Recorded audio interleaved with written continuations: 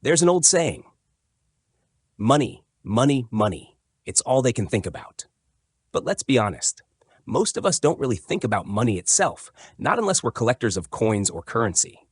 What we think about, what we chase, is what money can do for us.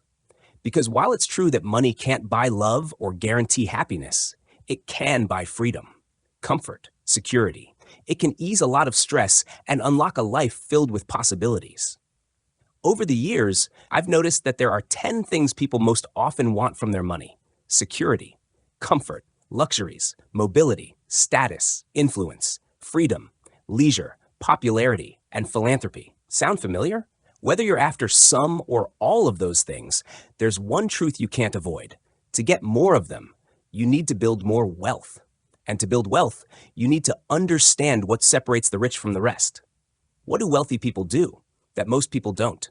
In this book, we break it down. Not rocket science, not magic, just simple, clear rules, backed by years of observing how wealth really works. Most of these rules are followed by almost every rich person I've studied.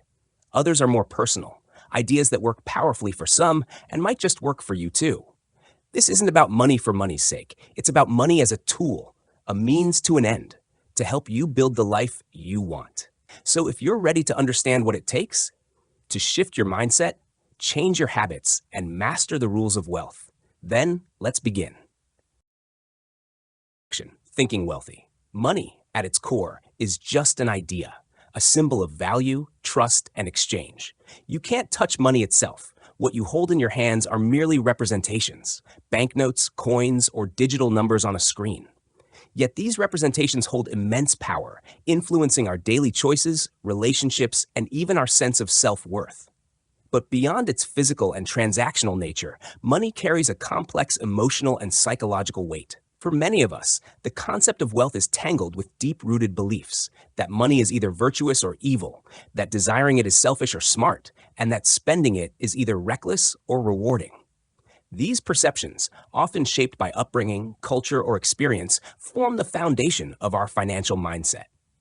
In Thinking Wealthy, we explore the idea that our attitudes and subconscious beliefs about wealth might be the very things holding us back from achieving it. If deep down we associate wealth with negativity, guilt, or fear, we may unconsciously sabotage our own potential to attain it. True wealth building requires clarity, effort, and intentionality. Much like honing a skill or training for a sport, financial success demands dedication, focus, and discipline. You must know precisely what you want, why you want it, how you plan to get it, and what purpose it will serve in your life. Becoming wealthy isn't a passive pursuit. It's a mindset, a way of thinking that shapes our actions and ultimately, our outcomes. Moral: your mindset about money can shape your financial reality. Negative beliefs about wealth can subconsciously limit your success. Wealth requires effort. Like any skill, it must be practiced and pursued. Clarity in your financial goals is essential to achieving them. Thinking wealthy is the first step to becoming wealthy. The story of Alex and the golden opportunity. In a small town nestled between rolling green hills, there lived a young man named Alex. He came from a modest family, where money was always tight and dreams of wealth seemed like distant illusions. He often heard people say, "Only the lucky ones become rich," or "You need to be born into money to have money." Alex, too, believed in these words, until one day, a wise old merchant changed his perspective forever. The merchant's lesson. One afternoon, Alex found himself in the bustling marketplace, watching as traders exchanged goods, haggled over prices, and counted their earnings with joy. Among them was an elderly merchant named Mr. Sharma, known for his vast wealth and sharp business acumen. Curious, Alex approached him and asked, "Sir, how did you become so wealthy? Were you born rich?" The old merchant chuckled and shook his head.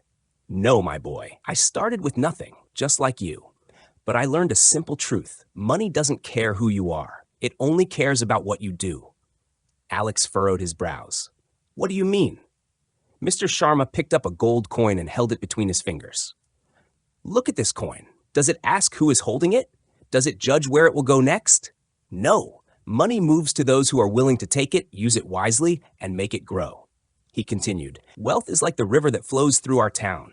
Anyone can take water from it, but only those who bring buckets instead of spoons will collect enough to last. The turning point. That night, Alex reflected on the merchant's words. He realized that while he had always dreamed of being rich, he had never truly applied himself. He had spent years making excuses, believing that wealth was reserved for others. Determined to change his future, Alex started small. He worked harder, saved diligently, and invested wisely. He learned the secrets of money, how to earn it, how to grow it, and most importantly, how to change his mindset about it. Years passed, and Alex became a successful entrepreneur. People marveled at his transformation and asked him the same question he once asked the old merchant. "Were you born rich?" With a smile, he replied, "No, but I learned that anybody can be wealthy. You just need to apply yourself." Moral of the story. 1. Money doesn't discriminate. It flows to those who understand and use it wisely. 2. Your mindset determines your wealth. If you believe you can, you will. If you believe you can't, you won't. 3. Opportunities are everywhere. The question is, are you willing to seize them? 4. Hard work and application matter. Simply wishing for wealth isn't enough. Action is key.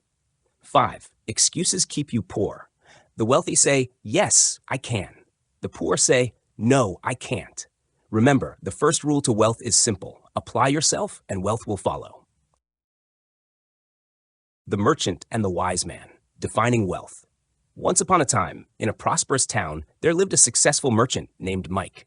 He owned a large fleet of trading ships, warehouses filled with exotic goods, and a grand mansion that stood as a testament to his wealth. Yet, despite his affluence, Mike often found himself restless and anxious. He constantly worried about his expanding empire, fearing losses, market crashes, and unforeseen calamities. One day, while traveling through a small village, Mike met an old wise man sitting under a banyan tree. The man had no riches, no grand possessions, yet he seemed peaceful and content.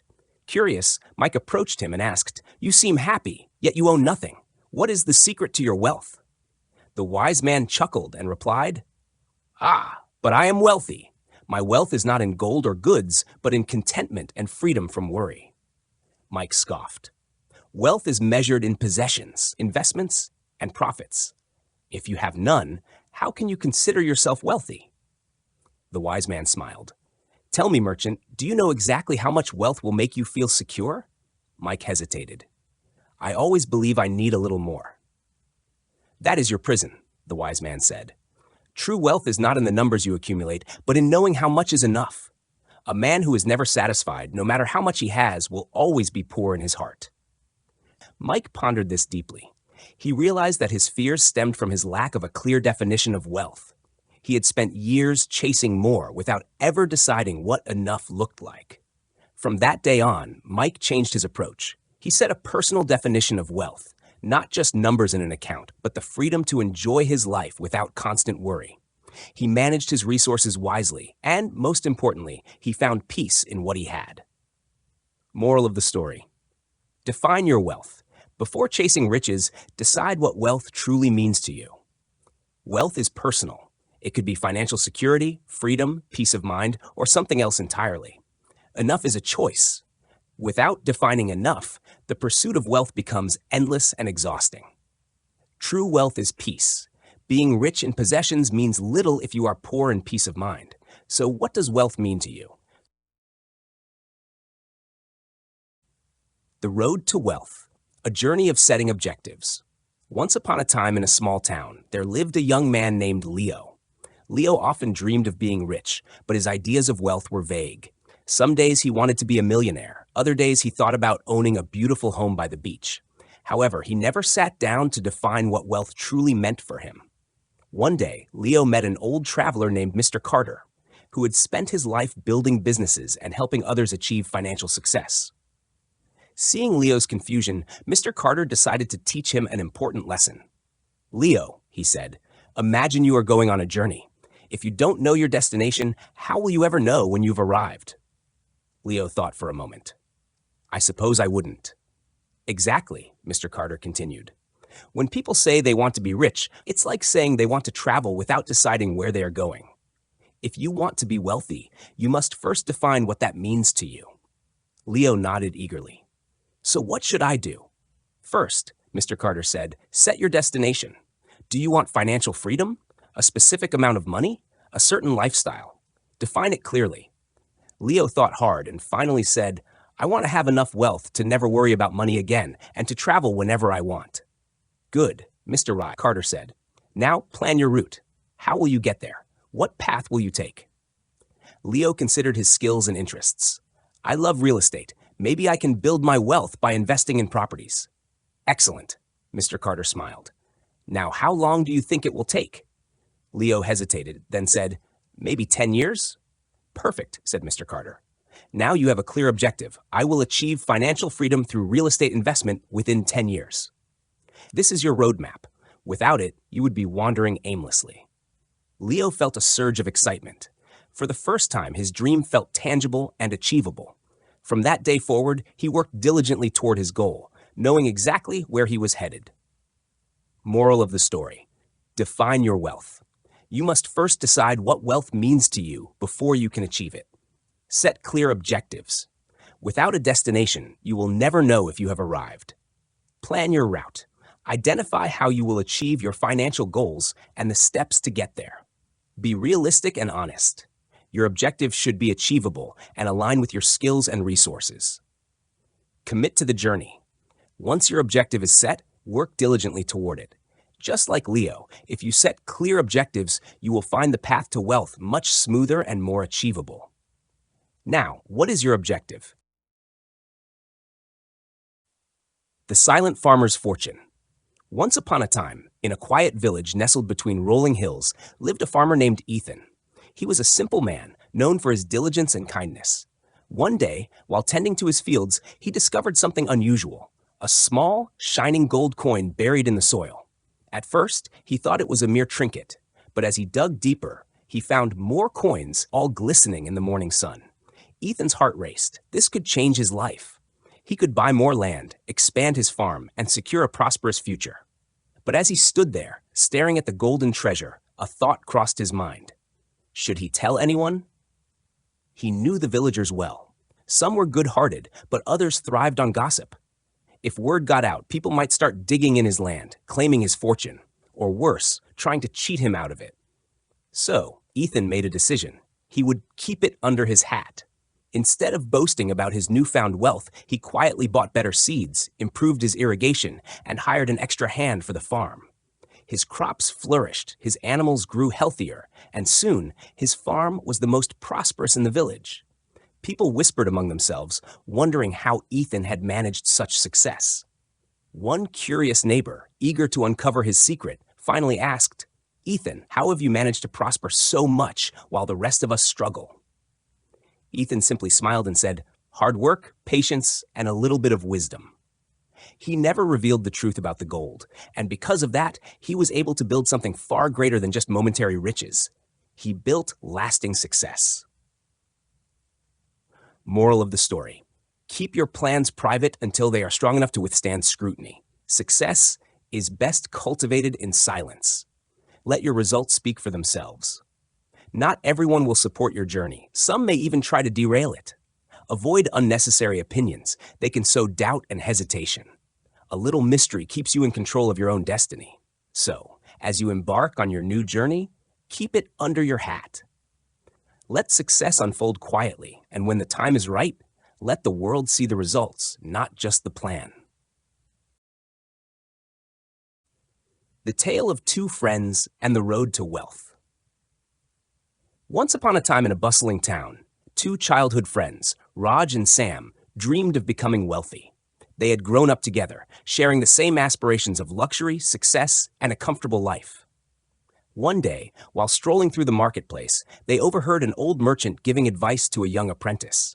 "Wealth does not fall from the sky. It is earned by those who chase it relentlessly," he said. The words struck a chord with both friends, but their reactions were very different. Sam's Dreamer's Path. Sam was thrilled by the idea of wealth, but didn't want to put in the effort. He believed that one day, fate would smile upon him. He spent his days buying lottery tickets, entering contests, and waiting for an inheritance from a distant relative he had never met. He would wake up late, watch television for hours, and talk endlessly about what he would do once he became rich. But he never took action. Years passed, but fortune never came knocking. Sam grew bitter, blaming luck, the government, and even the wealthy for hoarding all the money. Raj, on the other hand, took the merchant's words to heart. He knew wealth wasn't about luck. It was about effort. He woke up early, learned new skills, worked hard at his job, and saved every penny he could. When others were resting, he was studying investments, starting small side businesses, and networking with successful people. While his friends were out partying every weekend, Raj was building his future. He failed many times, but each time he learned something new. Years later, Raj owned multiple businesses, had financial security, and lived the life he had always dreamed of. When he met Sam again, Sam couldn't believe how wealthy Raj had become. "You're so lucky, Raj," Sam said with envy. Raj chuckled. "Luck had nothing to do with it. While you were waiting for wealth, I was chasing it. And that's the difference." Moral of the story. 1. Wealth is earned, not wished for. Most people want to be rich, but few are willing to put in the work. 2. Hard work and persistence beat luck every time. Luck may favor some, but effort favors all. 3. Success is a habit, not an event. The wealthy didn't get there by accident. They worked their socks off. 4. If you want to be rich, act like it. Study, invest, work hard, and make smart choices every day. 5. Don't be like Sam. Be like Raj. The reality check. There was once a man named Tom who lived in a small town. Tom always dreamed of becoming rich, traveling the world, and living a comfortable life. But instead, he spent his evenings at the local pub complaining about how unfair life was. "I work hard," he would say, "yet I never seem to have enough money. The bills pile up, and there's never anything left for fun." His friend, Jake, listened quietly for a while and then said, "Tom, have you ever actually looked at your expenses, your income? Do you have a plan?" Tom waved him off. "I don't need a plan. I just need more money." Jake shook his head. "Tom, money doesn't just fall from the sky. You have to take charge of your finances. Let's do a little exercise. How much do you want to save in the next 5 years?" Tom thought for a moment and said, £20,000. "All right," Jake said, pulling out his phone. "That's about £333 a month. How much are you saving now?" Tom scratched his head. I put away about £10 when I remember." Jake laughed. "At that rate, you'll have about £600 in 5 years. Not even close. You need to either save more or change your goal." Tom frowned. "But I can't save more. I don't have enough left at the end of the month." Jake nodded. "Then maybe you need to spend less. How much do you spend on beer, gadgets, or random things each month?" Tom hesitated. "Well, I do like my Friday nights out and buying the latest stuff." Jake smiled. "Exactly. You're ignoring the obvious, my friend. If you really want that £20,000, you'll have to change your habits. Either cut down on your spending or find a way to earn more. Wishing won't make it happen." That night, Tom went home and thought deeply. He finally faced the truth. His financial struggles weren't just bad luck. They were a result of his choices. From that day forward, he made a budget, found a side job, and started saving properly. Years later, Tom looked at his bank balance and smiled. He had reached his goal, and it all started with one thing: a reality check. Moral of the story: nothing changes unless you do. Ignoring your financial problems won't make them disappear. Be realistic about your goals and actions. If you want something, make a plan and take action. The Tale of Young Oliver and the Money Myths. Once upon a time, in a small town nestled between rolling hills and flowing rivers, lived a boy named Oliver. Oliver was curious, bright, and always eager to learn. He often sat by the fireplace listening to his mother and father talk about money. His mother, a wise but cautious woman, would often say, "A penny saved is a penny found." His father, on the other hand, would sigh and remark, "Money is the root of all evil."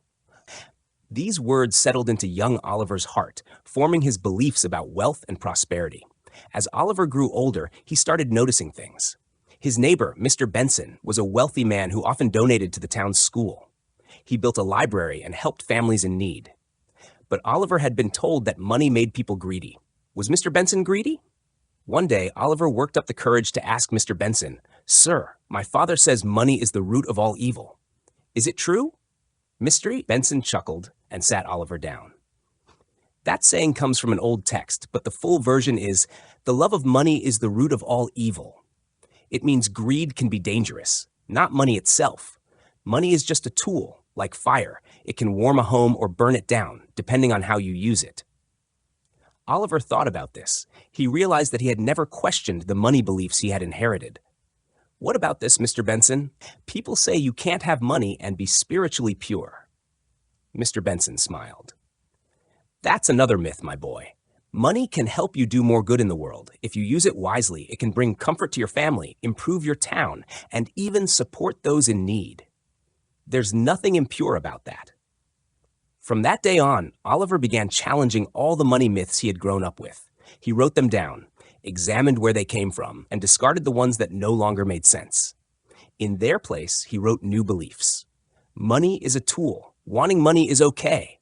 I am capable of earning wealth honestly. Money can help me improve my life and others' lives. I will work hard and build a prosperous future. Years later, Oliver became a successful businessman. He used his wealth to open schools, help the poor, and create opportunities for others. The myths about money no longer controlled him. He had written his own story. Moral of the story: question your beliefs about money. Understand where they come from. Discard the ones that hold you back. Adopt new, empowering beliefs. Money is a tool. How you use it defines its value. And so Oliver proved that wealth, when used wisely, is not the root of evil, but a key to creating a better world.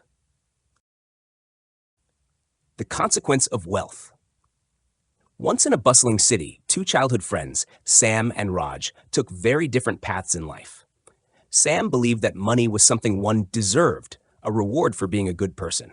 He worked diligently at a small office job, never asking for more than what was given. He waited for promotions, hoping that his effort would be noticed. Raj, on the other hand, saw money differently.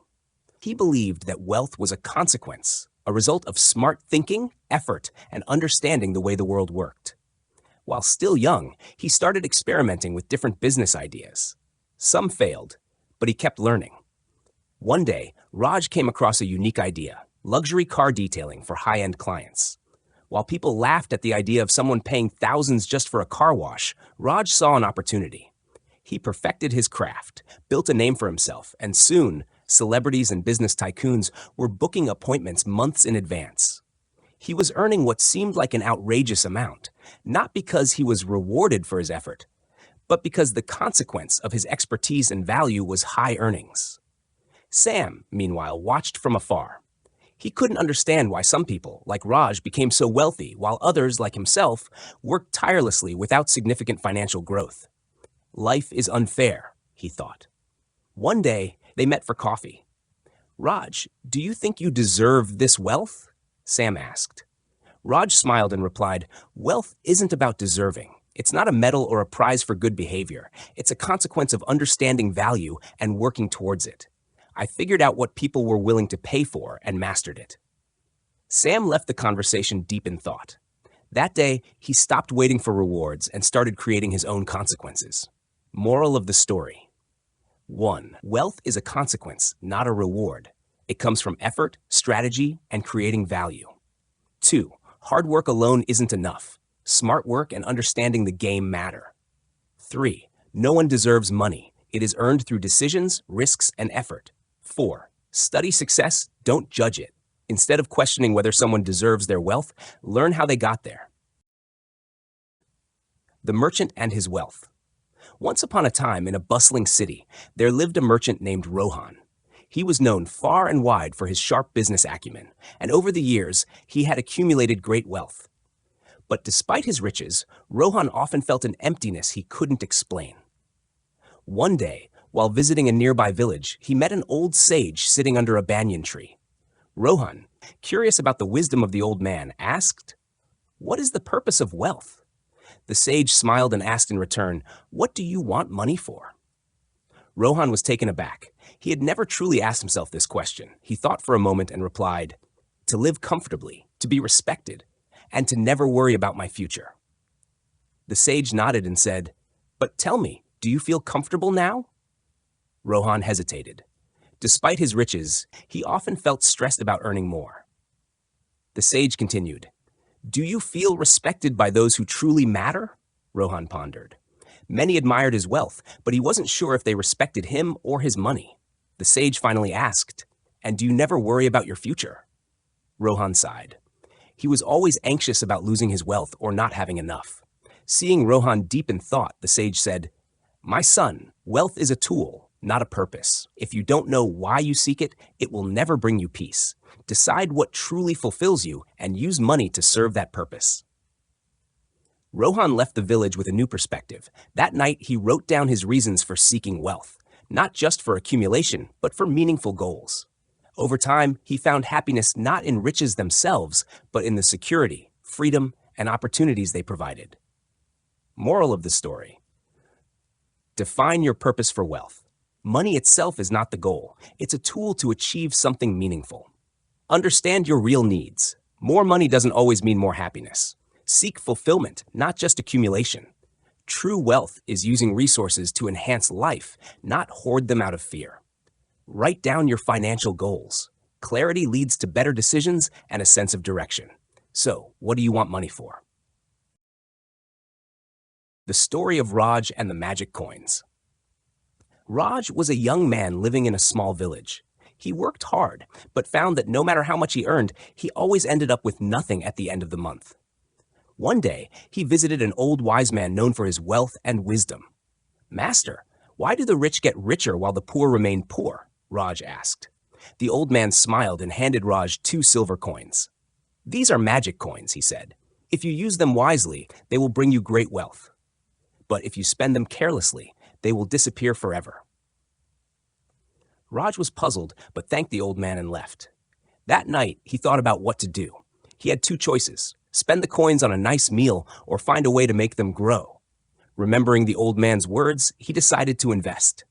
Raj bought a few seeds and planted a small vegetable garden. After some time, he sold the vegetables and made 4 coins.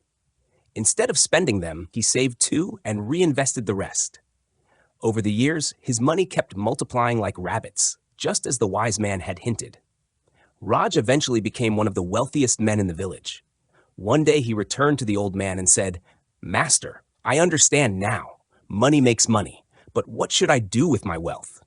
The old man replied, You now have a choice. You can hoard it, or you can use some of it to help others start their own magic coin journey. The wise know that money is a tool, not a treasure. Raj smiled, for he had already started teaching others how to plant their own seeds. Moral of the story: 1. Money begets money. Wealth grows when used wisely. 2. Understand compound interest. Let your money multiply over time. 3. Save and invest before spending. Secure your future first. 4. Reinvest to build wealth. Keep your money working for you. 5. Use wealth wisely. Helping others can create a cycle of prosperity. The hidden truth of net return. Mark had always dreamed of early retirement. A cozy villa by the beach, endless holidays, and the freedom to finally pursue his passion for painting. He had been diligent, saving, investing, and keeping an eye on financial opportunities. But one mistake kept slowing him down. He had been calculating his returns, just not his real returns. One day he saw a savings account offering a 3% return. Not bad, he thought, but his financially savvy friend Sarah raised an eyebrow. Mark, have you accounted for tax? She asked. Mark hesitated. Well, I mean, it's 3 cents. That's what I'll earn, right? Sarah chuckled. Not quite. Since you're in the 40% tax bracket, your real net return isn't 3%. After tax, it's actually just 1.8 cents. Mark's excitement faded. He had been making decisions based on headline figures, not what he would actually take home. The property trap. Determined to be smarter, Mark then considered buying a rental property. He found one for £200,000 and expected to earn £10,000 a year in rent. 5% return. This sounds better, he told himself. But Sarah wasn't done teaching him lessons. What about mortgage costs? She asked. Mark frowned. Oh, right. And insurance, letting agent fees, vacant months, and of course, tax on your rental income, Mark sighed. Once he factored in all the real costs, that 5% return shrank considerably. He had almost fallen into the same trap again. The moral of the story. Before making any investment decision, always calculate the net return, the real return after all costs, fees, and taxes. Here's what to remember.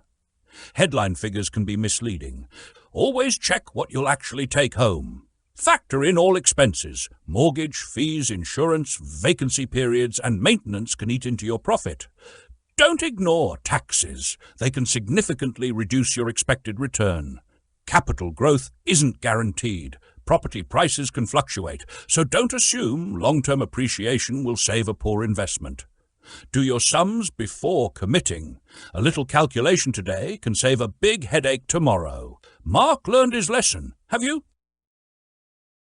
The illusion of money as a solution. There was once a man named Daniel who had spent his entire life chasing wealth. He believed that if he could just earn enough, all his problems would disappear. So he worked tirelessly, sacrificing time with loved ones, ignoring his health, and pushing aside personal happiness, all in pursuit of a number in his bank account. One day, Daniel finally achieved what he had dreamed of: millions in the bank, a luxurious home, and a lifestyle that many envied. But something felt off. His relationships were strained, his family had grown distant, his friends seemed more interested in what he could give than who he was, and deep down he felt emptier than ever. Then, one day, he received devastating news. He had a severe heart condition. But I have all this money, he thought. Surely I can fix this.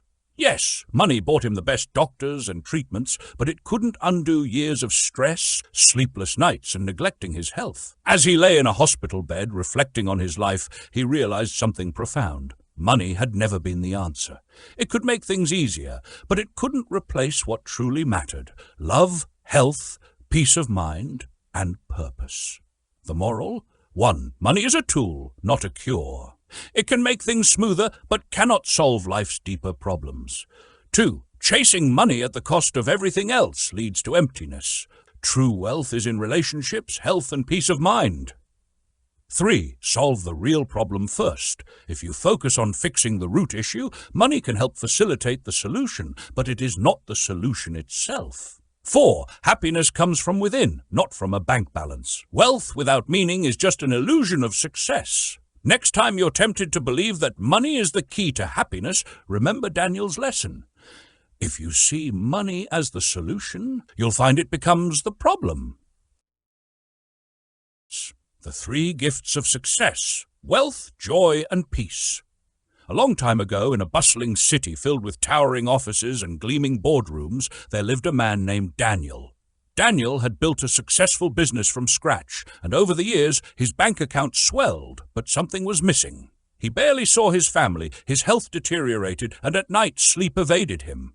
One evening, he visited his old mentor, Mr. Ellis, a man known for his wisdom and effortless success. Mr. Ellis welcomed Daniel with a warm smile and a cup of tea. "You look exhausted," the old man observed. Daniel sighed. "I make a lot of money, but I never sleep well. My job feels like a burden." Mr. Ellis chuckled. "That's because you've bought into a dangerous myth. Many people believe success comes at the cost of morality, happiness, or health. They think wealth is only for the ruthless, that you must sacrifice joy for financial security. But that's not true." He took a sip of tea and continued, "I've seen plenty of good, kind, honest people make more money than they know what to do with, without losing their peace of mind." Daniel leaned in. "So what's the secret?" "The secret," Mr. Ellis said, "is balance. Money is abundant. You don't have to sell your soul for it. The real question is, how much are you willing to compromise? If your wealth costs you your joy or your sleep, you're doing it wrong." Daniel pondered this, remembering the sleepless nights and the moments he had missed with his children. "So what should I do?" "Decide right now that you will be wealthy, that you will love what you do, and that you will sleep peacefully at night. Hold on to all 3. If you ever lose one, pause and correct your course.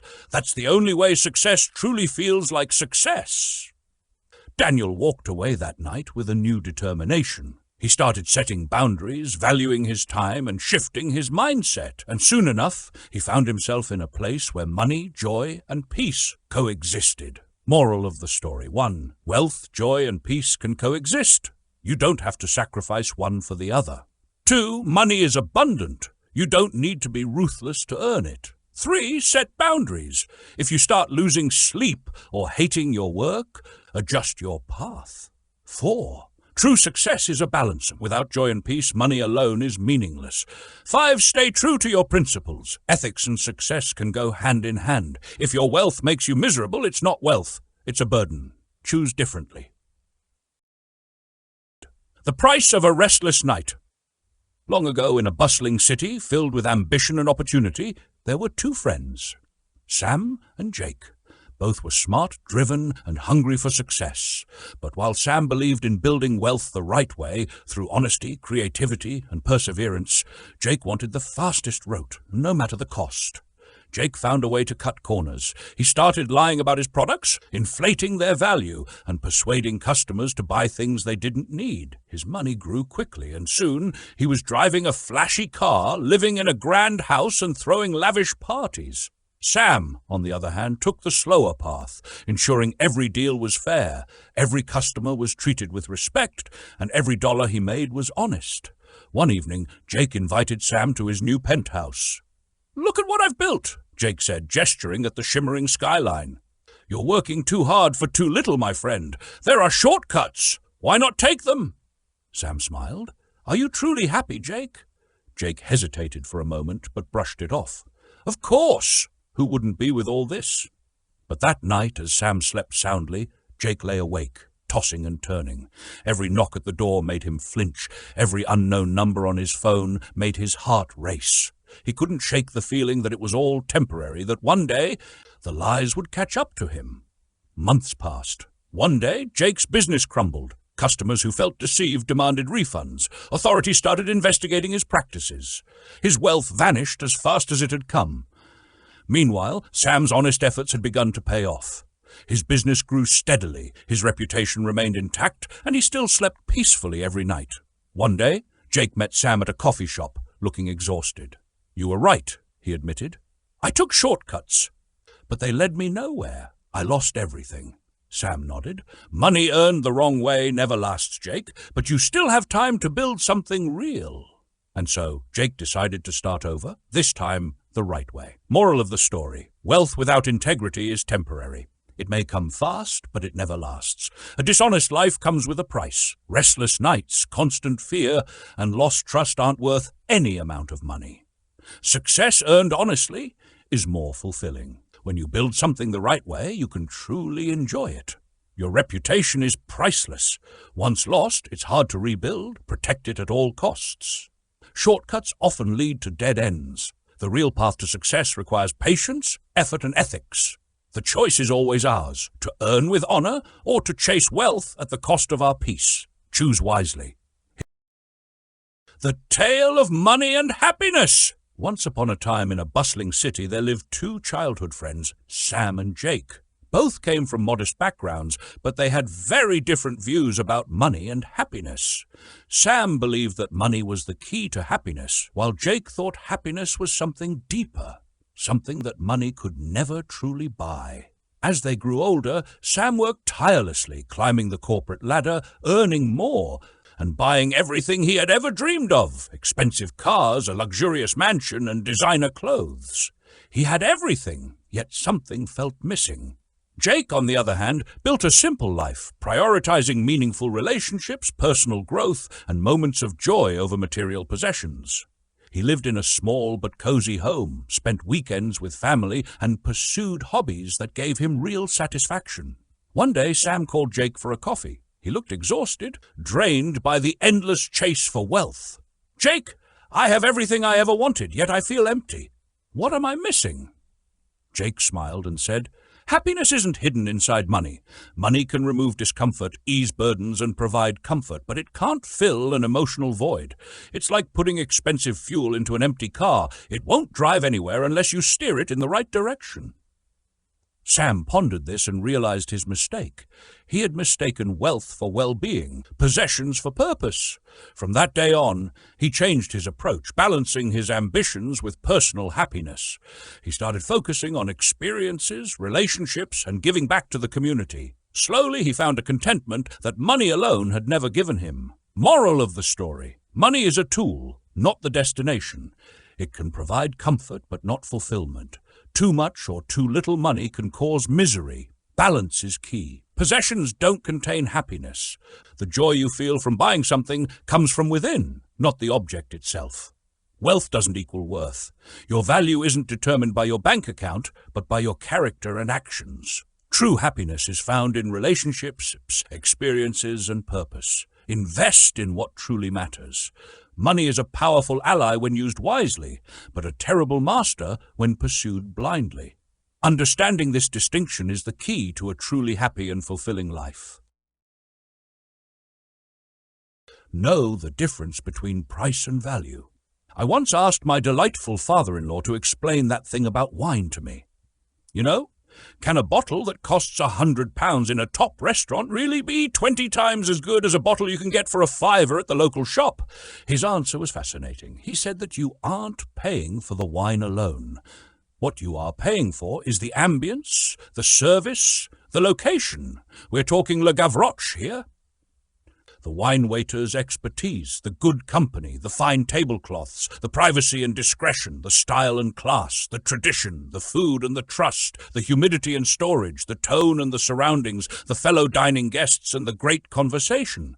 The wine itself, almost an irrelevance. That's the point. We think we know the price of something, but its value can extend far beyond just the number on the tag. I have an old Mercedes. I like Mercs. But I'm far too pragmatic to buy a new one and watch its value depreciate the moment I drive it off the lot. I didn't pay much for it. People shy away from older luxury cars, fearing high repair costs. But here's the thing, because they are built better, they rarely go wrong. A friend of mine came to visit driving a brand new modern hatchback, sleek, compact, and futuristic. He took one look at my mud-streaked, well-worn Mercedes and exclaimed, "Blimey, you must be doing well!" I laughed and tried to explain. He had likely paid 5 times what I had for his brand new car, but he wouldn't hear it. To him, the Mercedes symbolized status, prestige, and quality. In his mind, its value was far greater than its actual price. That day, I learned a crucial lesson. Price does not always equate to perceived value. Another key lesson? Something is only worth what others are willing to pay for it. A catalogue may list a painting at £500, but if no buyer sees that value, then its price is meaningless. Likewise, an old family heirloom may be worth little on the market, but hold immense sentimental value to its owner. If you aspire to build wealth, and I hope you do, understanding the difference between price and value is essential. Moral of the story, price is what you pay, value is what you get. The true worth of something often extends beyond its cost. Perception influences value. What something means to someone is just as important as its monetary cost. Wealth building requires recognizing when price and value align and when they don't. Just because something is expensive doesn't mean it's valuable, and just because something is cheap doesn't mean it lacks worth. Know how the wealthy think. It was a quiet Sunday morning, and James found himself in his favourite cafe, a steaming cup of coffee in hand. He loved this time of the week, when the world seemed to slow down and he could indulge in reading the newspaper. As he flipped through the pages, an old mentor, Mr. Harrison, happened to walk by and noticed his reading habits. "James," Mr. Harrison said with a knowing smile, "may I see which sections you're reading?" James hesitated but handed over the paper. Mr. Harrison took a glance and chuckled. The entertainment section first, then sports, and finally a bit of business. Interesting. Have you ever considered how the truly wealthy read the newspaper? James raised an eyebrow, intrigued. What do you mean? Well, Mr. Harrison continued, I can tell a lot about a person's financial future just by observing how they read the news. Those who deliberately become wealthy don't read like the average person. They have a different focus. Let me explain. How the wealthy approach information. Mr. Harrison outlined the key habits of the wealthy when it came to reading and consuming information. Choice of newspaper. They choose serious and credible publications that focus on business, finance, and world affairs. Selection of sections. The business and financial news sections are their priority. What they discard, they skim or ignore the frivolous gossip and entertainment columns. Order of reading. Money matters come first, followed by strategic news that impacts markets and investments. It's a small but powerful habit, Mr. Harrison said, because what we feed our minds shapes our thinking. And thinking like the wealthy is the first step to becoming one of them. The wealth. If you truly want financial success, James, you must study wealth the way a doctor studies medicine or an athlete studies their sport. Wealth isn't an accident. It's a skill set, a knowledge base, and a mindset. James nodded, considering his mentor's words. So, where do I start? Mr. Harrison smiled. Read books about wealth creation, biographies of successful people, and financial newspapers like the Financial Times or the Wall Street Journal. Talk to successful individuals, ask insightful questions, and most importantly, develop a curiosity for how money works.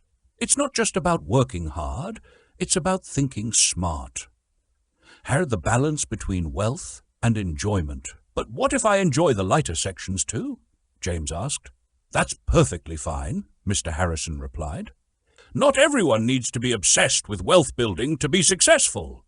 You can still be wealthy while enjoying life. The key is balance. Be informed about money, but also enjoy the journey. Wealth isn't just about numbers. It's about the freedom and choices it provides. Moral, key takeaways on thinking like the wealthy. Feed your mind wisely. Read financial and business news first. Wealth building starts with knowledge. Study money to attract it. Understand how money works, where it flows, and how to make it work for you. Surround yourself with success. Talk to and learn from financially successful people. Choose books that teach wealth. Read biographies, financial literature, and market trends. Passion and persistence matter. Wealth isn't luck. It's a combination of knowledge, strategy, and consistent effort. Balance is key.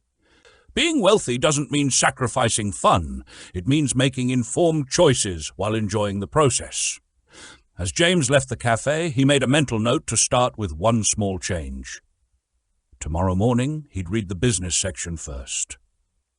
One step at a time, he would begin thinking like the wealthy. The Green-Eyed Trap and the Golden Key. Ravi had always been ambitious. He worked hard, dreamed big, and yet, every time he saw someone wealthier than him, a twinge of envy crept into his heart. His neighbor, Mr. Mehta, had built a flourishing business, and Ravi couldn't help but wonder, why not me? One evening, as Ravi sat on his balcony, lost in thoughts of what others had, Mr. Mehta joined him with 2 cups of tea. You seem troubled, Mr. Mehta observed. It's just that you have everything. A successful business, a beautiful home, financial freedom. I work hard too, but I don't have what you have, Ravi admitted. Mr. Mehta smiled. Let me tell you a story. The two travelers. 2 travelers once walked through a vast desert, both seeking treasure. One found an oasis, built a shelter, and dug deep to find water. The other, rather than digging, spent his days staring at the first traveler's fortune, envying his luck. Years passed. The first traveler had cultivated a thriving village, while the second remained thirsty, still wondering why he never found his treasure. Ravi listened carefully. You see, Ravi, Mr. Mehta continued, everyone has their own journey. I started from nothing. I worked long hours, failed multiple times, sacrificed comforts, and learned lessons the hard way. If you envy my results, but don't understand my process, you'll always feel empty. But how do I get there? Ravi asked. By replacing envy with curiosity. Instead of feeling bitter about someone else's success, study them. Learn their strategies, habits, and decisions. Let their journey inspire you rather than discourage you. From that day on, Ravi stopped wasting time envying others and started learning from them. He found a mentor, studied wealth-building strategies, and worked towards his own goals. Years later, as he sat in his own thriving business, he remembered Mr. Mehta's words. Envying them is pointless. Learning from them is invaluable. Moral of the story. 1.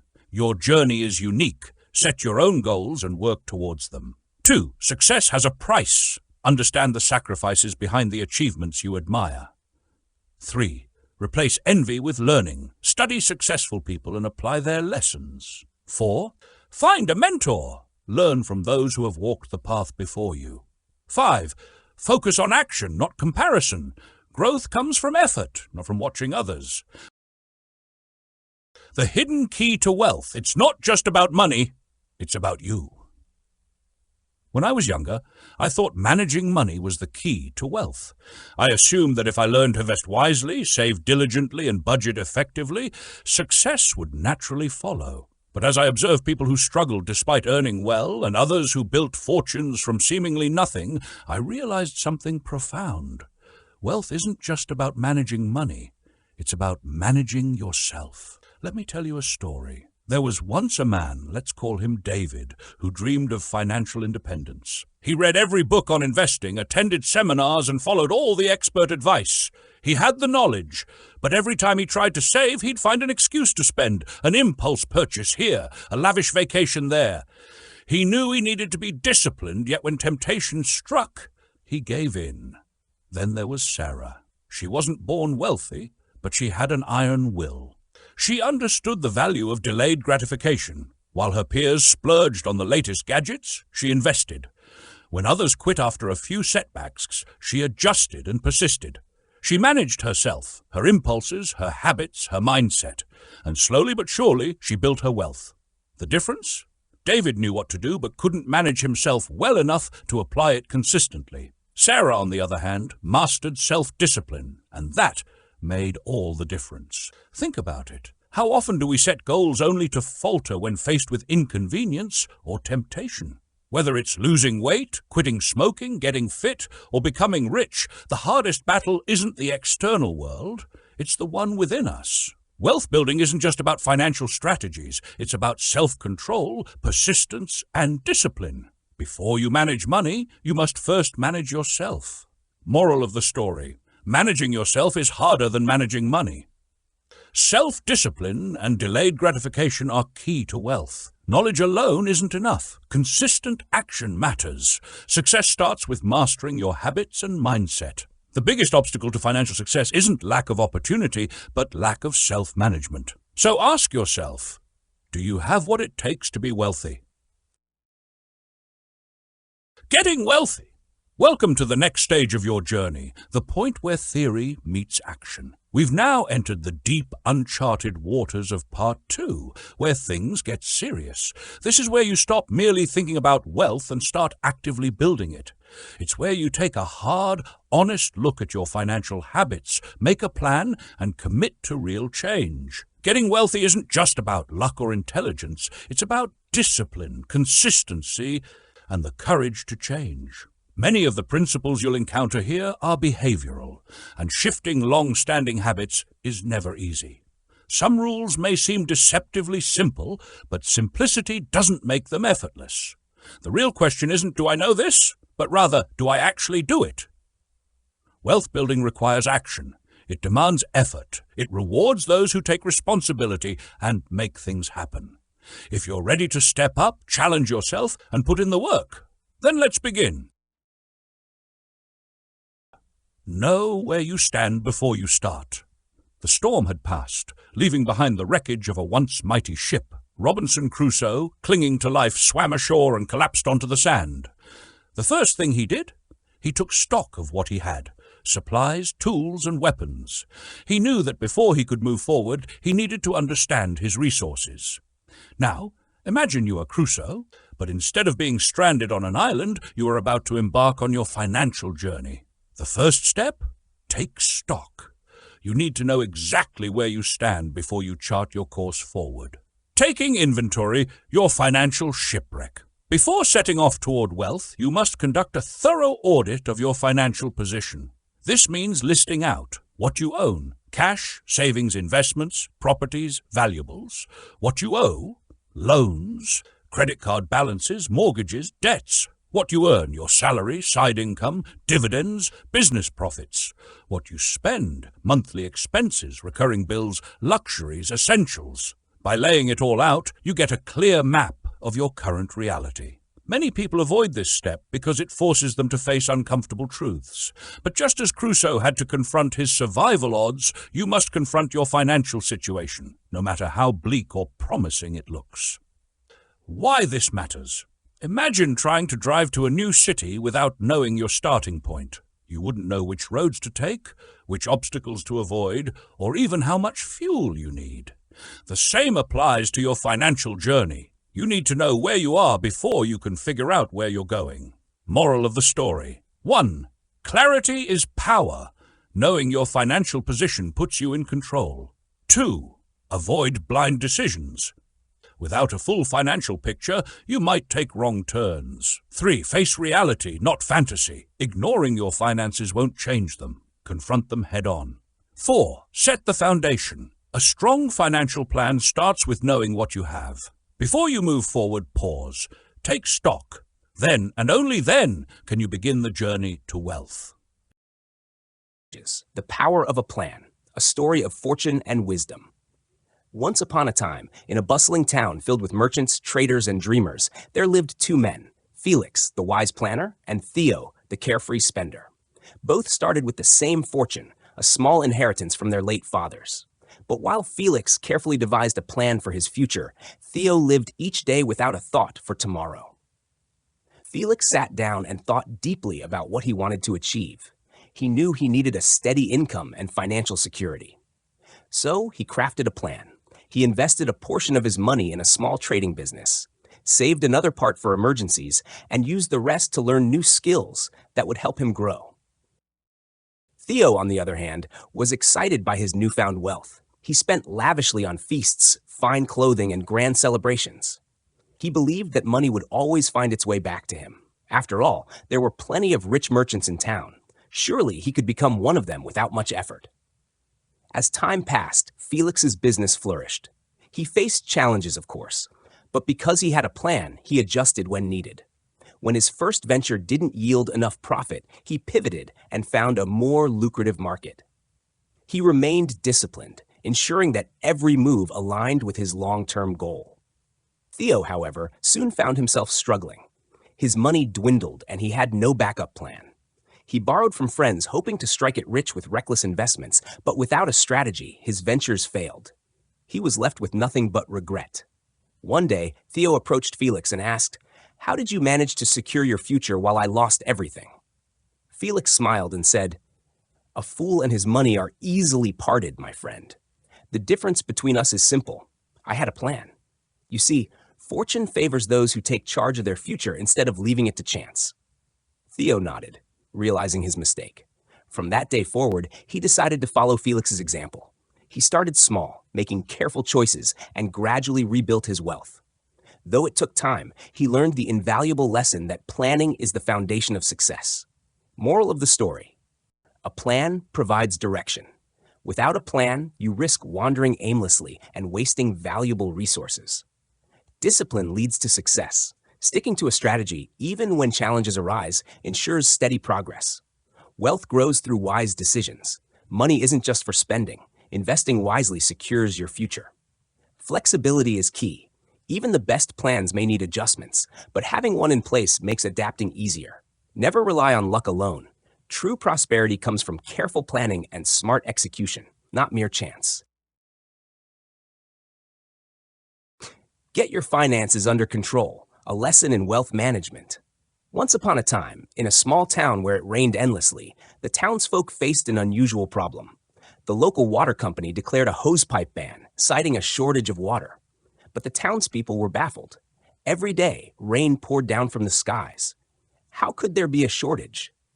Upon investigation, they discovered the real issue.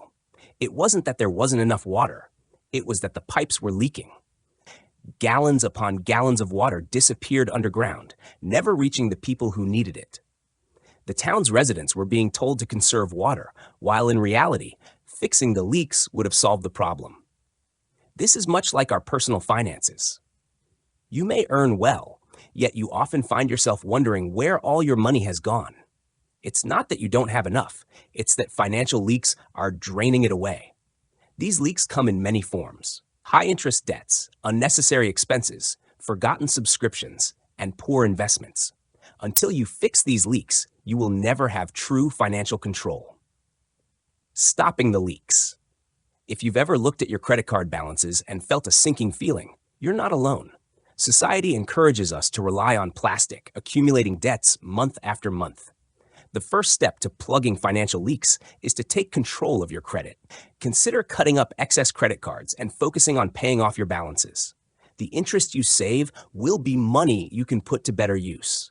Similarly, your mortgage might be costing you more than necessary. Many people unknowingly pay extra because they haven't reviewed their interest rates. If your fixed-rate mortgage has expired, it may be time to explore better deals. Tracking expenses. The key to wealth. One of the most powerful habits of the wealthy is knowing exactly where their money goes. For 1 week, write down every single expense, no matter how small. You might be shocked at the little things that add up over time. Subscriptions you forgot about, overpriced utilities, or indulgences that seem minor but accumulate significantly. When you track expenses, be on the lookout for hidden leaks. Are you paying for a gym membership you rarely use? Is a magazine subscription silently deducting from your account every month? The wealthy keep a keen eye on every penny. They ensure their money works for them, rather than slipping away unnoticed. Moral of the story: identify financial leaks. Before controlling your finances, stop unnecessary expenses. Eliminate high-interest debt. Credit cards and high-interest loans drain your wealth. Review recurring expenses. Cancel or adjust subscriptions and direct debits that don't serve you. Track every penny. Awareness is the first step to wealth. Be proactive, not reactive. Wealthy individuals take charge of their money rather than letting circumstances dictate their financial fate. Fix the leaks, take control, and watch your financial well-being flourish. The Tale of Tom and the Insurance Puzzle. Tom was a cautious man. He had insurance for everything: his car, his home, his pets, even his washing machine. Every month, he diligently paid his premiums, believing he was protecting himself from unexpected expenses. One evening, Tom's friend Sarah came over for tea. As they chatted, Sarah noticed a stack of insurance papers on Tom's table. "Wow, you have a lot of insurance," she remarked. Tom nodded. "I like to be prepared. You never know when something might go wrong." Sarah sipped her tea and leaned forward. "True, but have you ever thought about how insurance actually works?" Tom raised an eyebrow. "What do you mean?" "Well," Sarah began, "insurance companies don't run charities. They set premiums so that on balance they make money. If you're paying £100 a year for 10 years, that's £1,000 total. They've calculated that, on average, they'll pay out less than that per customer. Otherwise, they'd go out of business." Tom frowned. "So you're saying I'd be better off not having insurance?" "Not always," Sarah clarified. "There are cases where insurance makes sense, like when it's legally required, such as car insurance, or when you couldn't afford the cost of an emergency all at once. Imagine your pet needs an expensive surgery and you don't have the money saved. That's when insurance helps. But for things like your washing machine, the worst that can happen is that you'll need to buy a new one. If you can afford that, then insurance is just an extra cost." Tom sat back, thinking. "So what should I do?" Sarah smiled. "Here's a trick that savvy wealth builders use. Instead of paying insurance for things you can afford to replace, put that money into a savings account. Over time, it adds up. If an emergency happens, you'll have your own insurance fund, and anything left over is still yours instead of going to the insurance company." Curious, Tom grabbed a calculator and added up his monthly insurance payments. He was stunned to see how much he was spending. He decided to cancel unnecessary policies and start his own savings fund. Years later, Tom had a healthy emergency fund and realized he had saved thousands. He still had insurance for the essentials, but he felt more in control of his money. Thanks to Sarah's advice, he had built a safety net that worked in his favor. Moral of the story: insurance companies make money because most people pay more in premiums than they get back. Only insure what you can't afford to replace or what is legally required. Consider putting money into a savings account instead of insuring small items. Being financially savvy means knowing when insurance is necessary and when it's just an extra expense. Smart planning keeps your money working for you, not for the insurance company. The power of perception: looking wealthy to become wealthy. Once upon a time, I watched a man scanning a job vacancy board. His appearance told a silent story. Scruffy trainers, hood pulled up, unshaven face, hands buried in his pockets. His posture slouched, a reflection of his circumstances. As I observed him, a thought struck me. If he went to interviews looking like that, his chances of success would be slim. And when he didn't get the job, he'd blame the world, claiming unfairness, lamenting his bad luck, and cursing a system that never gave him a chance. Having conducted many interviews myself, I've seen this pattern repeatedly. People walk in without effort, clueless about the company, indifferent to the opportunity, and utterly unprepared. When asked, "Why do you want to work for us?" they shrug, responding with a casual, "Dunno." When asked what the company does, they blink and say, "Dunno." I'm not trying to be overly critical, but the truth is simple. Effort yields results. Those who appear poor often reinforce their own condition, not because they lack resources, but because they embrace a uniform that marks them out. Change that uniform, and you change how the world perceives you. We are not so different from the great apes. Our interactions are deeply influenced by appearance and body language. Confidence attracts power, and power demands respect. The strong walk tall, the successful exude assurance, and so should you. But what if you can't afford expensive clothes? That's the wrong question. Wealth isn't about the price tag, it's about how you carry yourself. The great apes don't wear suits, yet they still display dominance and status. It's about posture, attitude, and presentation. You need to look powerful and confident. That being said, attire does matter.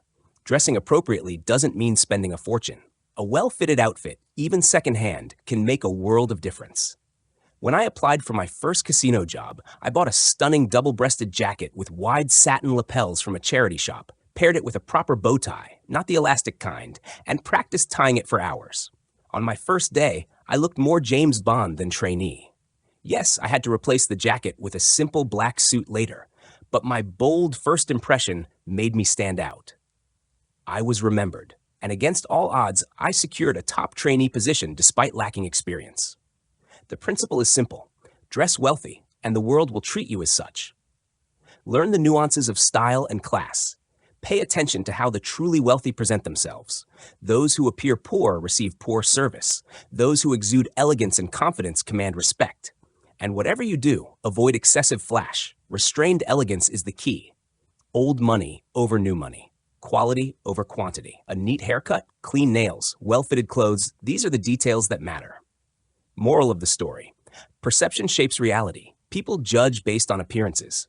Looking successful can open doors. Confidence is key. Walk, talk, and act with assurance to command respect. Effort matters. A little preparation and attention to detail can transform opportunities. Quality over flashiness. True wealth is understated. Focus on elegance, not extravagance. Dress for the life you want. Your attire influences how others perceive and treat you. The way you present yourself today shapes the opportunities you receive tomorrow. Speculate to accumulate, the real path to success. Let me tell you a story about a young actor named Jake. From the outside, Jake's rise to stardom seemed sudden. One day, he was just another aspiring actor, and the next, his face was on every billboard, starring in a blockbuster movie. People whispered about his luck. How fortunate he must be, they said. But let's rewind a bit. Jake's journey began long before his big break. As a child, he played the lead in every school play. He spent years studying at a prestigious drama school, refining his craft. He took on small roles in obscure television series and played an extra in major films, often going unnoticed. Every Christmas, he performed in pantomimes, sometimes playing roles as insignificant as a pumpkin. Yet, he never gave up. He invested his time, energy, and unwavering belief in himself. When his big opportunity finally arrived, he seized it, and suddenly, he was lucky. Success in wealth building follows the same path. You work diligently, you save, you invest in yourself, and then one day, the fruits of your labor become visible. People may call it luck, but you know better. You've put in years of effort, made sacrifices, and persevered through challenges. Speculation, the true meaning. Many misunderstand the phrase speculate to accumulate, associating it with gambling. But speculation is not about taking blind risks. The word itself has 4 key meanings. To discuss. Talk to others who have achieved success. Learn from their experiences, understand their strategies, and analyze their mistakes. To think deeply. Develop a clear understanding of wealth building. Research, study, and educate yourself on the best approaches. To invest, not just money, but also your time, effort, and dedication. The best investments come from consistent, well-planned actions. To believe in something not entirely certain. Success has no guarantees, but with the right approach, you can increase your chances significantly. Many believe wealth and success are reserved for the lucky few. But the truth is, luck favors the prepared. Every overnight success story has a long, untold history of hard work behind it. Moral of the story: success is a result of dedication and effort, not mere luck. Invest in yourself, your skills, knowledge, and persistence. Learn from others, study diligently, and take calculated steps. Believing in yourself and staying committed will significantly improve your odds. The more you put in, the more you get out. So, are you ready to speculate wisely? The path to success awaits those willing to invest in it. Decide your attitude to risk, a story of two friends. Once upon a time in a bustling town, two childhood friends, Alex and Ben, decided to embark on a journey toward financial success. They had grown up together, studied together, and now they both wanted to build wealth. However, their approaches to risk were vastly different. Alex was a natural risk taker. He loved the thrill of high-stakes investments and the possibility of big rewards. "Fortune favors the bold," he would often say. Ben, on the other hand, was more cautious. He believed in steady growth, careful planning, and minimizing uncertainty. "Slow and steady wins the race," he would remind Alex. One day, they both received an opportunity to invest in a new business venture. Alex, eager for quick returns, poured a large portion of his savings into the venture without much research. Ben, however, took a step back. He evaluated his financial position, considered how much he could afford to risk, and diversified his investments. He placed only a small portion into the new venture while securing the rest in stable assets. As time went on, the business faced a downturn. Alex, having invested everything, suffered a major financial setback. He was devastated and took a long time to recover. Ben, on the other hand, had minimized his losses. Although he took a hit, his diversified investments allowed him to stay afloat and even grow his wealth in other areas. Alex learned a valuable lesson that day. He realized that while risk can bring high rewards, it must be managed wisely. He started balancing his risk-taking nature with careful planning, just as Ben had done. From that day forward, both friends approached financial decisions with a better understanding of their own risk appetites. Moral of the story: understand your own risk tolerance. Everyone has a different level of comfort with risk. Know yours. Assess the situation. Consider factors like age, family commitments, and financial position before taking risks. Never put all your eggs in one basket. Diversification helps protect you from unexpected losses. Prepare for the worst-case scenario. Ensure you can handle potential losses without major consequences. Risk doesn't mean failure. It simply means the outcome is uncertain. Be prepared and adapt accordingly. At the end of the day, whether you are a hare or a tortoise in financial matters, the choice is yours, but make sure it is made with wisdom and self-awareness. Think through the alternatives to taking a risk. Once upon a time, in a bustling town, there lived a young merchant named Aaron. He was known for his sharp business acumen, but he often found himself torn between taking risks and playing it safe. One day, Aaron heard of a golden opportunity, a distant land where traders were making fortunes by investing in rare spices. However, the journey was perilous, with treacherous seas and unpredictable markets. Aaron consulted his wise grandfather, an experienced trader who had seen the rise and fall of many fortunes. "Grandfather, should I invest in these rare spices? The profits could be immense," Aaron exclaimed eagerly. His grandfather smiled and asked, "And what if you do not take this risk? What are your alternatives?" Aaron thought for a moment. "I could keep my money safe in the town's vault, where it will earn a small but steady interest. Or I could invest in local trade, where the profits are lower but more predictable." His grandfather nodded. "That is a wise assessment. A great risk may bring great rewards, but not all risks are worth taking. You must compare the alternatives. If the vault offers a high interest rate, your risky venture may not be necessary. But if the return is minimal, your investment in spices might be the better choice." Aaron pondered over his grandfather's words. He decided to carefully compare his options. After thorough research, he found that the local vault's interest rate was exceptionally low, while the spice trade, though risky, had a potential return far greater than any safe alternative. Confident in his decision, he prepared for the journey, but took measured steps to mitigate his risk, such as diversifying his investments and ensuring secure transport. Years later, Aaron returned as a successful trader. His balanced approach to risk-taking had paid off, and he was grateful for the wisdom he had received. Moral of the story: always evaluate your alternatives before taking a risk. A high-risk option is only valuable if the safe alternative offers little return. Wise decision-making involves careful research and measured steps. Risks should be calculated, not impulsive. The right choice depends on the balance between potential reward and the safety of alternatives.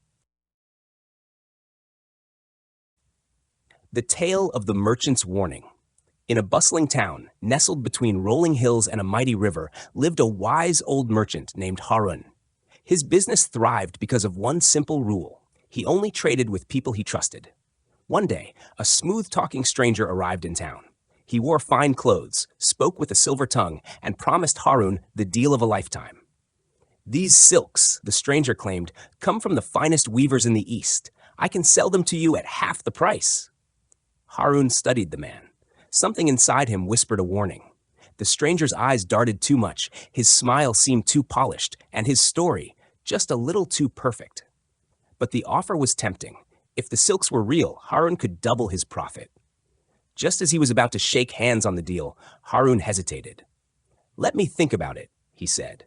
That night, he spoke to an old friend, another merchant, who laughed knowingly. "That man?" the friend said. "He came through my town last year, selling the same story. But the goods? Worthless. He vanished before anyone could catch him." The next morning, Harun searched for the stranger, but he had already left town. A few weeks later, he heard of another merchant who had been tricked. The lesson was clear. Harun's instincts had saved him from disaster. From that day forward, whenever Harun felt uncertain about a deal, he listened to his gut. He reminded his apprentices, if you don't trust someone, don't do business with them. A good deal with a bad person is always a bad deal. Moral of the story: 1. Trust your instincts. Your inner voice often senses danger before your mind does. 2. Seek advice. A second opinion can save you from costly mistakes. 3. If something feels wrong, walk away. It's better to miss an opportunity than fall into a trap.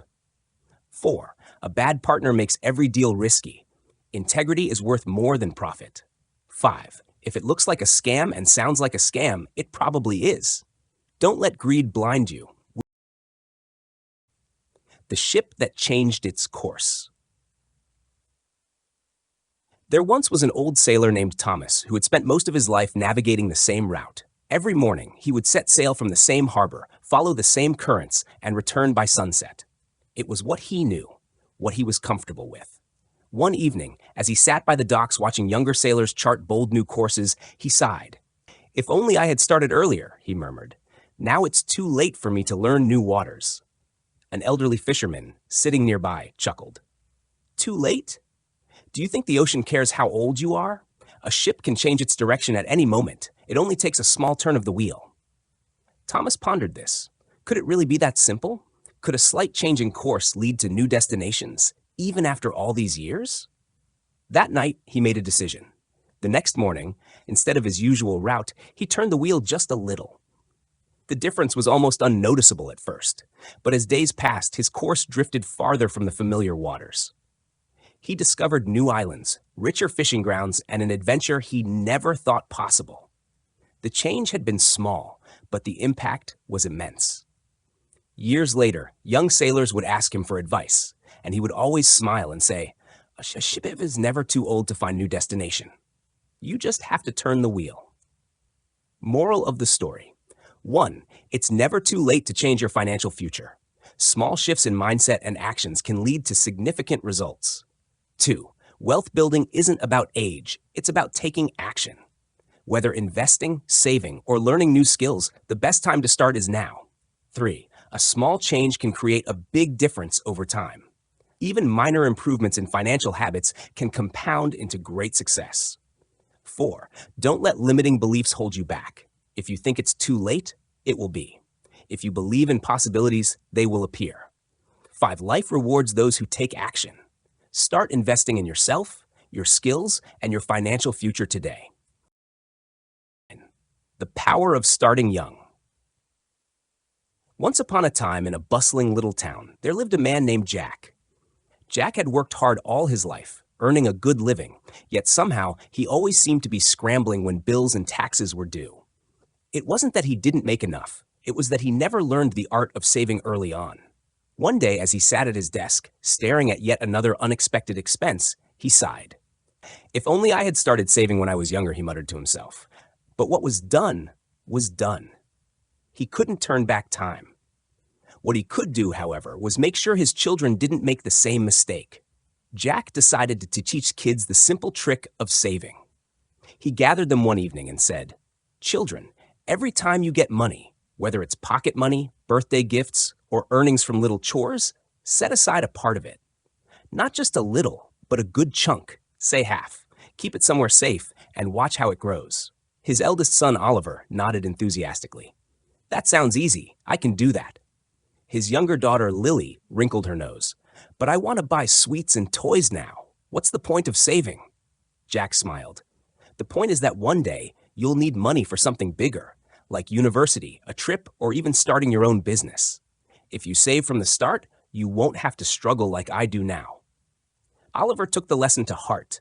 Every time he received money, he tucked half of it away. Over time, his little stash grew into something significant. When he needed a new bike, he had enough to buy one without borrowing from his parents. Lily, however, spent every coin she got. When she wanted something expensive, she found herself empty-handed. Watching Oliver buy his bike with his own money made her pause. Maybe there was something to this saving thing after all. Jack knew that not every child would learn at the same pace. Some were natural savers, while others needed a little more encouragement. But the key was to instill the habit early so that when they grew up, saving would be second nature to them. And so he kept reminding them, leading by example, and ensuring that they had the tools they needed to be financially secure in the future. Because in the end, saving isn't about deprivation. It's about creating freedom and choices. Moral of the story: start saving young. The earlier you begin, the easier it becomes. Make saving a habit. A simple percentage rule, like saving half, makes it effortless. Lead by example. Children learn best by watching their parents. Saving brings freedom. It's not about sacrificing fun. It's about securing opportunities. It's never too late. Even if you didn't start young, you can always begin today and teach the next generation. The changing seasons of wealth, a journey through life's financial stages. Once upon a time, in a bustling town, there lived a man named Ravi. He was known for his wisdom and understanding of life's different phases. One day, a young man, Andrew, approached him with a question. "Ravi, I want to be wealthy. Tell me, what is the secret?" Ravi smiled and said, "Wealth is like a river, constantly changing with the seasons of life. Come, let me tell you a story. Spring, the season of learning, 0 to 20 years. In the early years, life is about growth and discovery," Ravi began. "Children are carefree, learning from their experiences and gaining knowledge. This is the time to invest in education, skills, and personal development. Money may not be the focus, but the wealth of knowledge gathered here lays the foundation for future success." Andrew nodded, thinking about how he had spent his teenage years studying and making mistakes, just as Ravi described.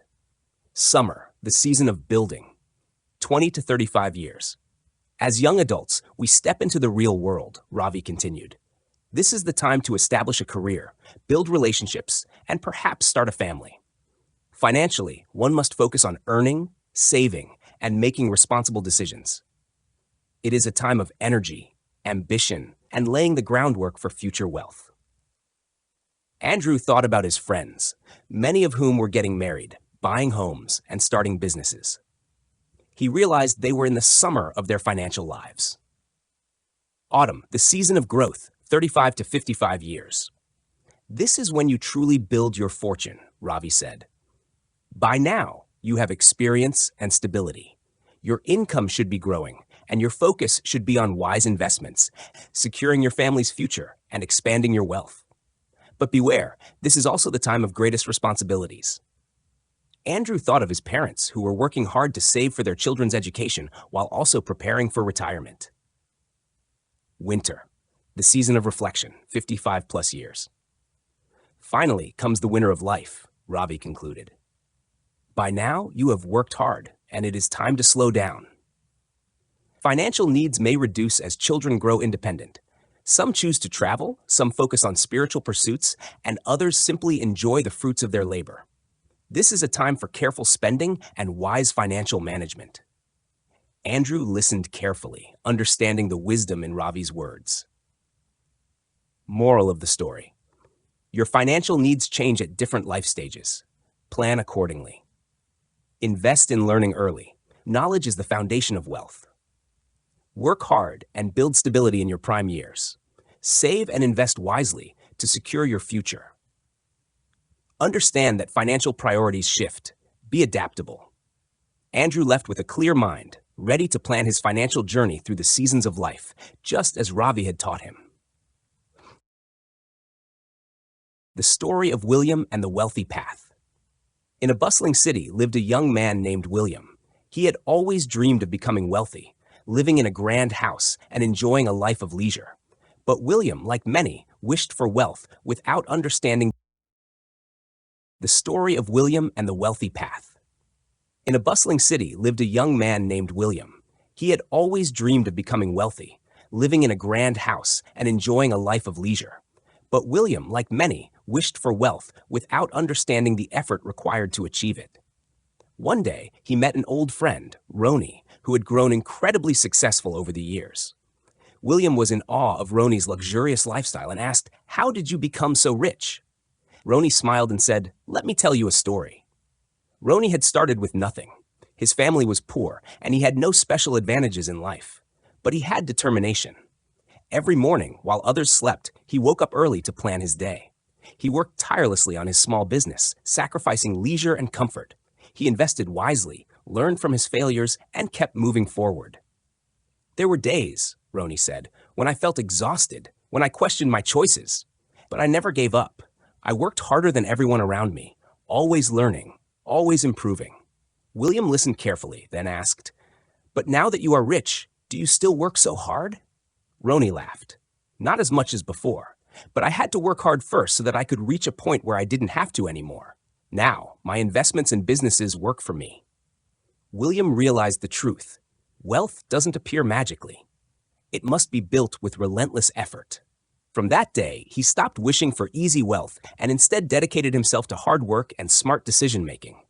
Moral of the story: hard work is the foundation of wealth. Success doesn't come from luck, but from persistent effort and dedication. Smart work matters. Working hard at the right things is crucial. Not all effort leads to success. Strategic action does. Sacrifice is necessary. Wealth requires giving up distractions and focusing on long-term goals. Wealth provides freedom. Once achieved, it allows you to work less, but only after the initial struggle. Enjoy the process. If you love what you do, hard work won't feel like a burden, but rather a stepping stone to success. William walked away with a newfound resolve. He was ready to work hard, not just for the sake of it, but to build a future where he wouldn't have to anymore. The Art of Deal-Making, a story of trading up. Once upon a time in a small town, there lived a young man named Ryan. He was ambitious, but had no money to start a business or invest in anything big. One day, he heard about the story of Kyle McDonald, the man who traded a red paperclip for a house. Inspired by this incredible journey, Ryan decided to embark on his own deal-making adventure. Ryan looked around his house for something to trade and found an old, unused book on business strategies. He thought, someone might find value in this. He posted online, offering the book in exchange for anything useful. Soon, a college student traded him a stylish leather wallet for the book. Realizing the wallet was in excellent condition, Ryan approached a boutique store and exchanged it for a small set of handcrafted candles. Next, he traded these candles with a restaurant owner who wanted unique decor, receiving in return a $50 dining voucher. With this voucher, Ryan approached a local entrepreneur, offering to trade it for a 1-hour business consultation. The entrepreneur, who loved fine dining, agreed. Ryan then traded the consultation session to a young startup founder in exchange for a second-hand but functional laptop. Over the next few months, Ryan continued his strategic trades. The laptop turned into a high-quality camera, which he then traded for a professional photography gig. Through this gig, he networked with influential people and eventually landed a contract to manage social media for a growing brand. Before he knew it, Ryan had built a successful business from scratch, all by leveraging the power of deal-making. Moral of the story: never underestimate what you have. Even something small can lead to big opportunities. Be open to possibilities. You never know where a trade might take you. Adapt and be flexible. Adjust your strategy as new opportunities arise. Set a goal. Clear direction helps in making smarter trades. Work diligently. Success comes from persistence and effort. Network effectively. The right connections can accelerate your journey. Create win-win situations. Deals work best when both parties benefit. So, what do you have that others might want? Think beyond material possessions. Your skills, knowledge, and time are valuable. The art of deal-making is about seeing possibilities and making them work for you. The art of negotiation, a story of partnership. Roby was a young entrepreneur who had just started his business of selling handcrafted jewelry. His designs were exquisite, but he struggled with pricing and making deals. One day, he met an experienced businessman named Mr. Jakey at a local trade fair. Mr. Jakey watched as Roby tried to sell a necklace to a customer. The customer hesitated, bargaining aggressively, and Roby, feeling unsure, agreed to a price lower than he had planned. Later, Jakey approached Roby and said, "Son, if you want to succeed in business, you must learn the art of negotiation." Curious, Roby asked, "Sir, how do I negotiate without losing a customer or my profit?" Jakey smiled and shared his wisdom. Negotiation is not about winning or losing. It's about making both sides feel like they have gained something valuable. A successful deal is one where both parties walk away satisfied. He continued, "Let me tell you a little secret. I never just sell and walk away. I build partnerships. When I sell my goods, I make sure my buyers can also profit. This way, they return to me for more business, and I earn a good reputation." Roby listened carefully and decided to implement Jakey's advice. The next time a customer bargained, Roby confidently explained the value of his jewelry, why the price was fair, and how they were getting a unique, high-quality product. Instead of immediately lowering his price, he offered a small discount on a future purchase, creating an incentive for the customer to return. The customer agreed, and Roby made his first smart deal. Over time, Roby mastered negotiation. He understood that knowing his bottom line, aiming for a win-win situation, and being flexible were key elements of success. His business flourished, and he built lasting relationships with his customers. Moral of the story: learn the art of negotiation. It helps in business, relationships, and life. Always aim for a win-win. Make sure both sides feel satisfied. Know your bottom line. Set limits and stick to them. Be prepared and informed. Knowledge is power in any deal. Build long-term partnerships, not just one-time sales. Reputation and trust matter more than a single profit. Never assume. Communicate openly. Clear discussions prevent misunderstandings. Roby's journey taught him that negotiation is not about tricking the other party, but about creating value for both sides. With this mindset, he not only built a successful business, but also a strong network of happy customers and partners.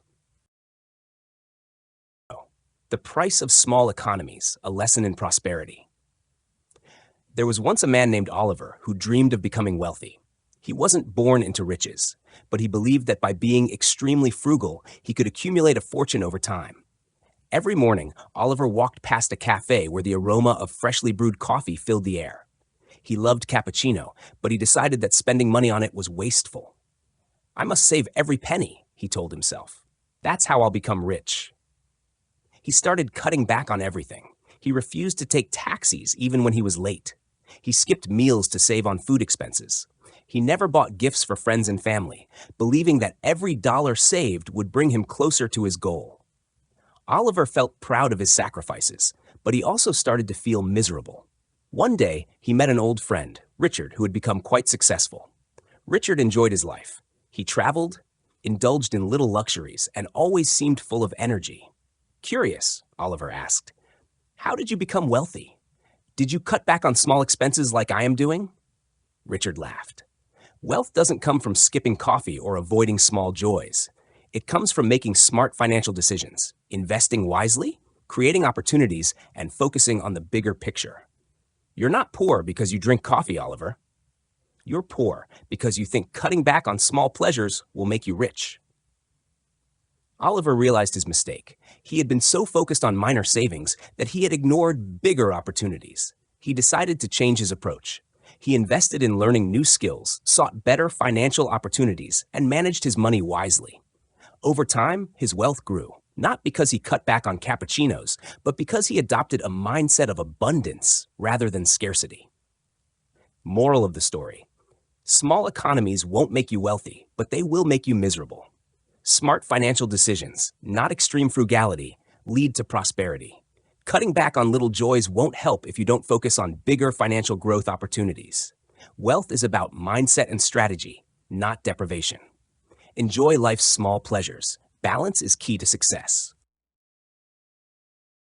The Merchant's Secret. Once upon a time, in a bustling kingdom filled with merchants, craftsmen, and scholars, lived a young man named Rafik. He was a brilliant scholar, well-versed in law and medicine. His family had always told him that education and a respected profession were the keys to wealth. So, Rafik became a lawyer, earning a comfortable living advising nobles and merchants. One day, while working on a land dispute case, Rafik met an old merchant named Bahram. Unlike Rafik, Bahram had never been to school, nor had he any prestigious title. Yet his clothes were fine, his house grand, and his wealth abundant. Curious, Rafik asked, how did you become so rich without years of study and work? Bahram chuckled. My young friend, wealth doesn't come from fees. It comes from deals. I buy land when others fear it, sell when they desire it, and always look for an opportunity to trade. Rafik pondered over Bahram's words. For years, he had charged clients by the hour, working endlessly to earn a steady income. Yet, no matter how high his fees, he realized he would always be bound by the hours in a day. Meanwhile, Bahram made more in a single trade than Rafik did in months of labor.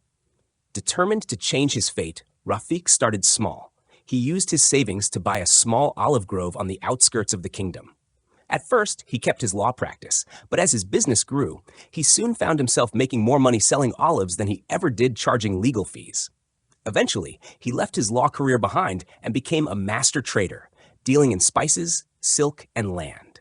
Years later, as Rafik stood on the balcony of his grand estate, he remembered Bahram's words and smiled. The secret to real wealth was not in working harder, but in trading smarter. Moral of the story: 1. Fees limit you. Deals free you. Working for a salary or charging fees ties your income to time, but deals allow limitless growth. 2. Wealth flows to those who buy and sell. The richest people in history made their fortunes through trade and deals, not wages. 3. Working smart beats working hard. Hard work is important, but financial success requires smart decision-making and risk-taking. 4. Step into business if you seek real wealth. To achieve financial independence, one must eventually transition from earning wages to making deals. The two paths to prosperity. In a bustling town, there lived two childhood friends, Arnold and Dane. Both were ambitious and dreamed of a prosperous life. However, they chose different paths to achieve their goals. Arnold believed that true wealth could only come from working for oneself. He quit his job and started a small business selling handcrafted furniture. He was excited by the freedom and potential for higher earnings. However, running a business was not as easy as he had imagined. There were months when he made great profits, but there were also months when he barely made enough to cover expenses. The pressure of managing inventory, handling customer complaints, and keeping up with market trends often kept him up at night. On the other hand, Dane took a different approach. He worked in a large financial firm, steadily climbing the corporate ladder. His company offered him lucrative bonuses, incentives, and a stable salary. Over time, he invested wisely in stocks and real estate, gradually building his wealth. While he did not have the same level of freedom as Arnold, he enjoyed stability and peace of mind. One evening, the two friends met for dinner. Arnold, exhausted from a long day, sighed and said, "Dane, I envy your stability. Running my own business has its rewards, but the uncertainty is overwhelming." Dane smiled and replied, "And I admire your courage. Being your own boss is not easy, but you're pursuing your passion. However, wealth isn't just about taking risks. It's about making smart choices. Some people thrive as entrepreneurs, while others do better in employment. What matters is how well we manage our opportunities." Arnold reflected on Dane's words and realized that both paths had their own advantages and challenges. The key was not whether one was employed or self-employed, but how wisely one handled money and opportunities. Moral of the story: wealth can be built through employment or self-employment. There is no single path to prosperity. Stability in employment can be valuable, but it doesn't mean you can't create additional income streams. Entrepreneurship offers higher earning potential, but also comes with risks and uncertainties. The key to financial success is not assumptions, but smart decision-making and open-mindedness. Whatever path you choose, the goal should be financial growth, stability, and personal fulfillment. The swift decision, a lesson in financial wisdom. Once upon a time, in a bustling coastal town, there lived a fisherman named Hero. He had spent his entire life braving the open sea, learning its moods, and understanding the nature of the tides. One day, as he set out for his usual fishing expedition, the sky darkened ominously. The wind picked up, and the sea began to churn violently. Hero had a choice. He could press on, hoping that the storm would pass, or he could make for the nearest harbor.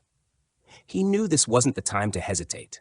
Without overthinking, he turned his boat around and sailed straight for the sheltering embrace of the harbor. Moments later, the storm struck with full fury. The fishermen who had delayed their decision, debating which harbor had better facilities, found themselves at the mercy of the raging sea. Hero, safe in the harbor, watched the storm unfold, grateful for his swift action. A few days later, Hero found himself at a marketplace, where he spotted an old merchant selling a rare, beautifully crafted pearl necklace for an astonishingly low price. Hero had always been interested in trading and knew the value of such a piece. Yet, he saw many potential buyers hesitating, wondering if they should purchase it, debating whether they should wait for a better deal elsewhere. Remembering his lesson at sea, Hero acted without delay. He purchased the necklace immediately and later sold it for 5 times the price, turning a handsome profit. Hero's ability to make quick, informed decisions not only saved his life, but also helped him prosper financially. He had no hesitation, no doubt, no fear, just like the legendary samurai. Moral of the story: procrastination leads to missed opportunities. Delaying financial decisions can mean lost potential and wasted resources. Act with knowledge and confidence. Just like a samurai or a skilled fisherman, preparation is key. When the time comes, act decisively. Even small gains are valuable. It's better to take a sure profit today than to wait indefinitely for a perfect opportunity that may never come. A firm decision is better than inaction. Whether you choose to move forward or stay put, make it a conscious, well-reasoned choice. Time waits for no one, especially when it comes to making money. Be swift, be wise, and take action when the moment is right. The secret to true success. Once upon a time in a bustling city, there was a young man named David. He worked in a corporate office, crunching numbers all day. David had a steady job, a decent paycheck, and the security many dream of, yet he felt a deep void within him. He counted the hours until the workday ended and dreaded Mondays. One day, while sipping coffee at a local cafe, he met an old friend, Michael, who looked radiant and full of life. They hadn't seen each other in years, and David was curious about what had changed. "Michael, you look so happy. What's your secret?" David asked. Michael smiled and leaned back in his chair. "I stopped working just for the paycheck," he said. "I started doing what I love." David was puzzled. "But we all work because we need money, right?" Michael nodded. "Yes, but the difference is how you work. When you work as if you don't need the money, you regain control. People who work only for a paycheck give away their power. But those who work because they love what they do become unstoppable." David listened carefully as Michael continued. I used to work in a job I hated, just like you. I felt trapped, but my real passion was photography. I took pictures in my free time, and at first no one noticed. Then, slowly, I built a name for myself. Now, I do it full time, not because I have to, but because I want to. It makes me rich, not just in money, but in joy, confidence, and freedom. David went home that evening and thought deeply. He had always loved writing, but never pursued it seriously. Inspired by Michael's words, he started writing daily, not for money, but because he loved it. Eventually, his work got noticed and opportunities came pouring in. He realized that the moment he started working as if he didn't need the money, people respected him more. He had passion, purpose, and, most importantly, power over his own life. Moral of the story: passion gives you power. When you work for love, not just money, no one can control you. Work as if you don't need the money. It shifts the balance of power in your favor. Find your true calling. Happiness and success come when your heart is in what you do. Emulate success. Observe passionate, successful people and mirror their mindset. Money follows passion. When you do what you love, wealth, both financial and personal, naturally flows to you. The Tale of Ashton and the Overflowing Jar. Once upon a time, in a bustling village, there lived a young man named Ashton. He was hardworking and kind-hearted, but he had one flaw. He spent every coin he earned. His pockets were always empty by the end of the month, and he often borrowed money just to get by. One day, an old wise man named Guruji visited the village. He was known for his wisdom in managing wealth and guiding people to prosperity. Ashton, eager to change his ways, approached Guruji and asked, "Master, why do I always struggle with money, no matter how much I earn?" Guruji smiled and handed Ashton a small clay jar. "Fill this jar with water each day, but be mindful of how much you take out. Come back to me in a month." Ashton followed the instructions diligently. Each day, he poured water into the jar, but he also took some out whenever he felt thirsty. At first, it seemed fine, but as days passed, he noticed that the jar was never full. The more he took out, the harder it was to maintain the level. By the end of the month, he found the jar nearly empty. Disappointed, he returned to Guruji. "Master, I did as you asked, but I couldn't keep the jar full. What did I do wrong?" Guruji chuckled. "The jar is like your earnings, Ashton. If you take out too much without control, you will always run dry. To build wealth, you must spend less than you earn and save a portion to grow. If you had taken only what you truly needed and allowed the rest to accumulate, your jar would have been overflowing by now." Realizing his mistake, Ashton changed his ways. He started tracking his earnings and expenses, cutting down unnecessary spending, and saving a little each month. Over time, he invested wisely and created multiple streams of income. No longer struggling, Ashton lived a comfortable life, free from debt and financial stress. Moral of the story: spend less than you earn. Living within your means is the foundation of financial stability. Save and invest wisely. Accumulating savings allows you to generate more income over time. Be aware of your finances. Keeping track of earnings and expenses helps prevent financial struggles. Control your desires. Enjoy life, but don't let extravagance drain your wealth. Plan for the future. Anticipating future expenses ensures you're prepared for uncertainties. And so, Ashton's story reminds us all that true prosperity comes not from how much we earn, but from how wisely we manage what we have. The Tale of Two Entrepreneurs, a Lesson in Borrowing. Once upon a time, in the bustling town of Prosperity, two friends, Jack and Leo, dreamt of starting their own businesses. Jack, a meticulous planner, believed in building slowly but steadily.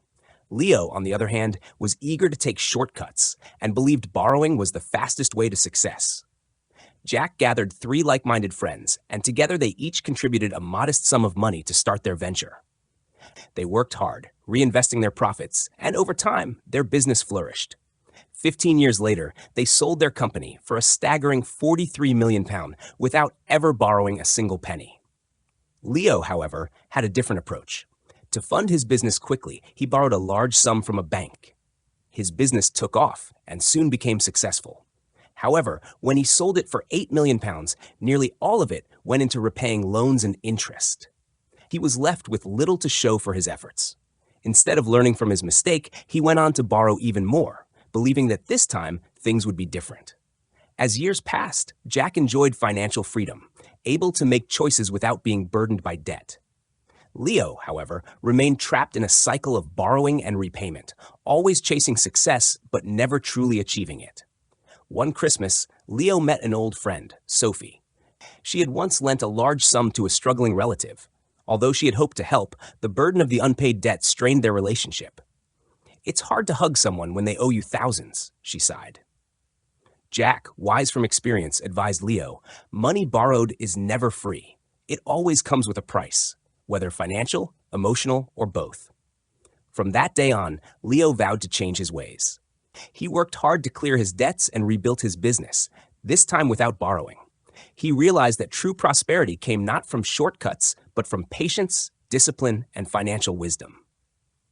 Moral of the story: avoid borrowing money unless absolutely necessary. Debt can be a heavy burden that limits true financial success. Loans come with a price. Interest and emotional strain can make borrowing far more costly than it seems. Financial independence is key.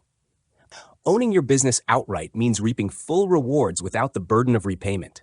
Success built on patience and discipline lasts longer. Quick fixes and shortcuts often lead to long-term struggles. Money and relationships don't mix well. Borrowing from friends or family can strain relationships and create awkward situations. Be like Jack. Build wisely, grow steadily, and prosper without debt. The story of debt and the path to freedom. Once upon a time, in the bustling town of Silverbrook, there was a man named Oliver. Oliver was a hard-working individual, but like many, he had fallen into the web of debt. It started with a small credit card purchase, just a little something he thought he could pay off quickly. But then, one card turned into two. An overdraft followed, and soon he found himself juggling multiple loans, each one demanding its own share of interest. The burden grew heavier each month, and Oliver realized he was barely making a dent in what he owed.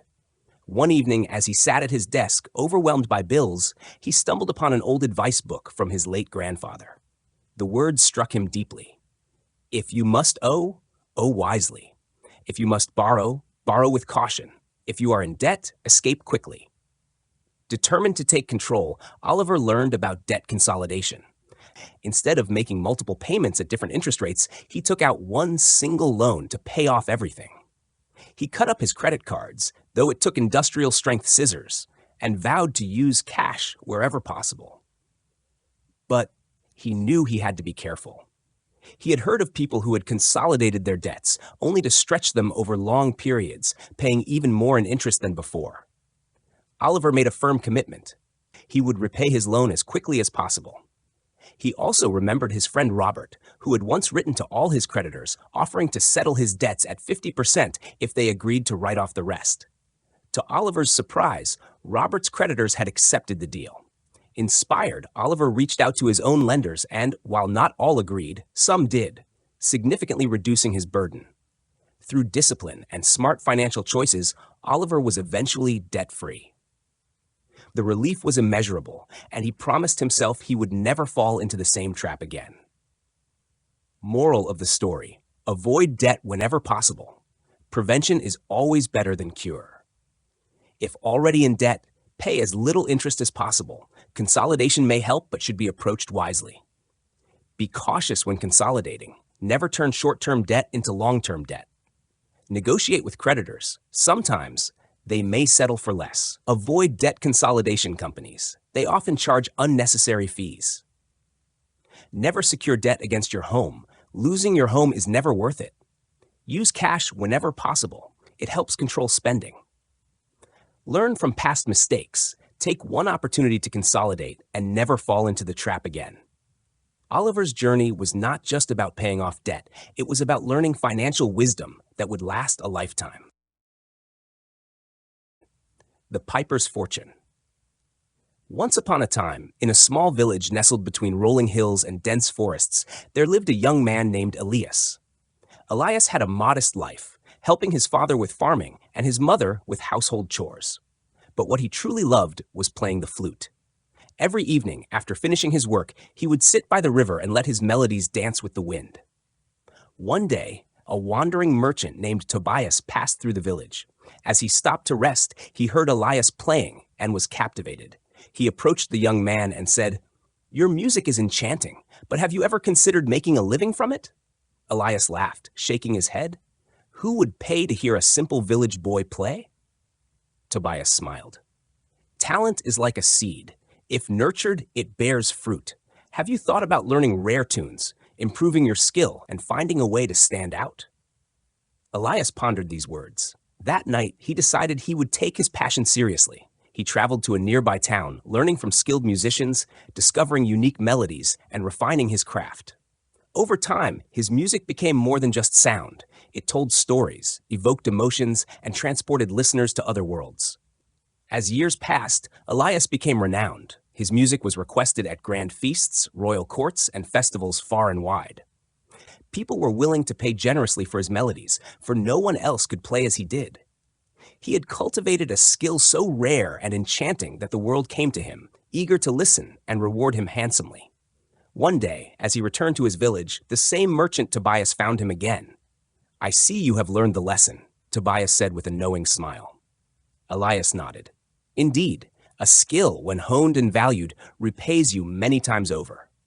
Moral of the story: a rare and well-developed skill can open doors to fortune and success. Passion, when cultivated, becomes a source of wealth and fulfillment. Hard work and dedication transform an ordinary talent into an extraordinary asset. If you can offer something unique, you can determine your worth. Success comes to those who take the initiative to refine and showcase their abilities. Opportunities come to those who prepare for them. So wake up and get started. The Wise Merchant and the Weight of Debt. In the bustling town of Silverbrook, there was a merchant named Elias. He was known for his fine silk and spices, but despite his thriving business, he often found himself struggling financially. Elias had fallen into the habit of borrowing gold to expand his trade, thinking he could repay it later with his profits. However, as time passed, the weight of his debts grew heavier, and the interest he paid drained away much of his earnings. One day, an old and wealthy trader named Master Horace visited Elias's shop. He observed Elias's worried expression and asked, "Why do you look so troubled, my friend?"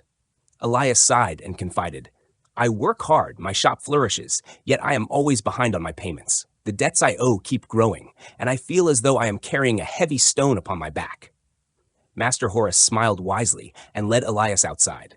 He picked up 2 sacks, one filled with gold and the other with stones. "Which would you prefer to carry?" he asked. "The gold, of course," Elias replied without hesitation. "Then why," Master Horace said, "do you choose to carry the burden of debt instead of the wealth of freedom?" Elias looked puzzled, so Master Horace continued, "Each coin you borrow adds weight to your life, just like these stones. Instead of saving and growing your wealth, you are trapped, paying interest that benefits others but drains you. The first step to true prosperity is to free yourself from this burden." Elias understood the wisdom in these words. That very evening, he sat down and devised a plan to clear his debts. He started by repaying the loans with the highest interest first, cutting unnecessary expenses, and resisting the temptation to borrow more. It was a difficult journey, but over time, he saw the weight lifting from his shoulders. Years later, Elias had not only freed himself from debt, but had also built a fortune of his own. He became a mentor to young traders, always advising them, "Pay off your loans as a priority, for wealth is not measured by what you own, but by what you are free from." Moral of the story: debt is a burden that holds you back. Paying interest drains your resources, making it harder to progress financially. Prioritize repaying high-interest loans first. This minimizes the total amount you have to repay over time. Avoid unnecessary borrowing, live within your means, and resist the temptation of easy credit. Being debt-free brings financial freedom. True wealth is not just about earning, but also about being free from obligations. Short-term sacrifices lead to long-term gains. Discipline today ensures a prosperous tomorrow. Like Elias, choose to carry the wealth of freedom rather than the weight of debt. The Man Who Worked Too Hard. Once upon a time, in a bustling town, there lived a man named Henry. Henry was a hardworking individual who believed that the key to a good life was securing a stable job and working tirelessly to earn a living. He woke up early, commuted to his office, and spent long hours at his desk, ensuring that he met every deadline and exceeded every expectation. He was so engrossed in his work that he barely had time to think about anything else. Years passed, and Henry remained in the same routine. He earned a decent salary, but he never really thought about increasing his wealth. His job was comfortable, and he convinced himself that he was doing well. However, deep down, he often felt exhausted and unfulfilled. One evening, Henry met an old friend, Thomas, who had once worked in the same office. Thomas, however, had left the company years ago to start his own business. He now lived in a beautiful house, traveled frequently, and had more free time to spend with his family. Curious, Henry asked, "Thomas, how did you manage to become so successful? We started in the same place, yet your life looks so different from mine." Thomas smiled and said, "Henry, while you were busy working hard, I was working smart. I took time to step back and think about how I could grow my wealth beyond my paycheck. I invested, built multiple income streams, and took calculated risks. I wasn't just earning a living, I was making money." Henry pondered over Thomas's words. He realized that he had been so consumed with his daily job that he had never taken the time to strategize his financial future. He had allowed years to pass without considering ways to improve his wealth. That night, Henry made a decision. He would change his perspective and take control of his financial destiny. He began by educating himself about investments, entrepreneurship, and passive income. Slowly, he started applying his learnings, making small but meaningful changes. Over time, Henry's financial situation improved. He no longer depended solely on his paycheck, and most importantly, he felt fulfilled and in control of his life. Moral of the story: don't be so busy earning a living that you forget to make real money. Take time to step back, plan, and create multiple income streams. Hard work is important, but smart work leads to true financial success. Opportunities exist all around us. We just need to lift our heads and seize them. If you love what you do, ensure you have a strategy to build wealth from it. If you dislike your job and feel underpaid, make a plan to transition into something better. Life is too short to wake up years later regretting missed opportunities. Act now. Save in big chunks, or should you? Jack and Tom were old friends with very different ideas about saving money. Jack believed in the power of the big chunk, waiting for a large sum to come his way and then setting a portion aside. Tom, on the other hand, was a fan of the slow and steady approach, saving a little every month without fail. One day, over a cup of coffee, they had a friendly argument.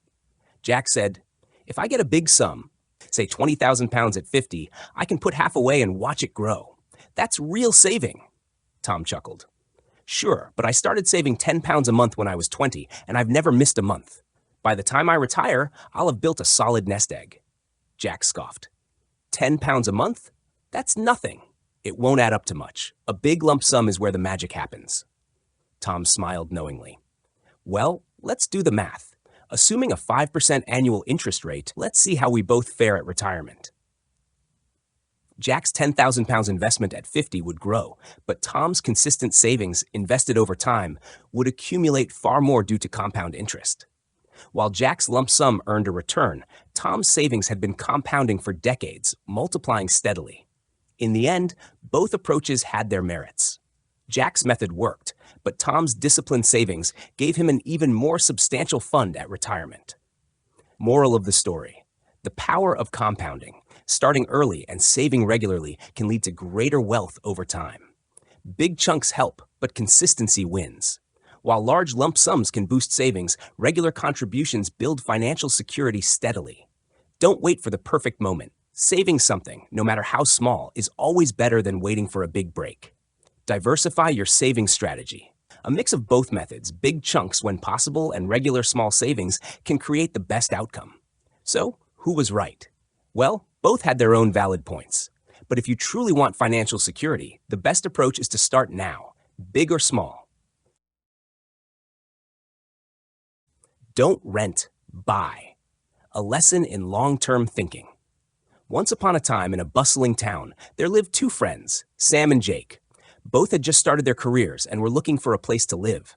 Sam chose to rent a cozy apartment, while Jake decided to buy a small house with the help of a mortgage. Their journey through life would soon reveal a crucial lesson about wealth and investment. The story of Sam and Jake. Sam loved the flexibility of renting.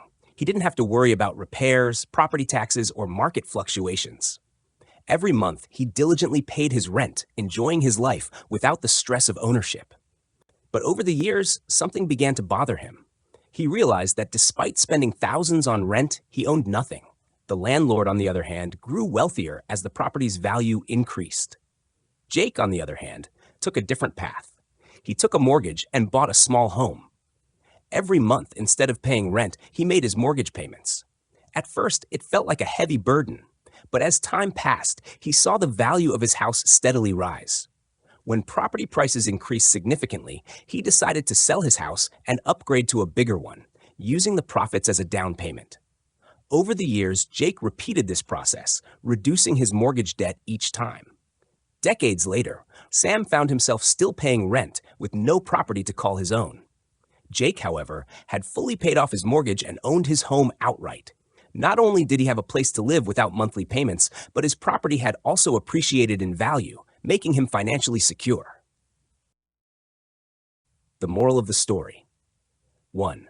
Renting is a short-term convenience, but buying is a long-term investment. Rent payments disappear while mortgage payments build equity. 2. A mortgage can be a form of investment, not just a loan.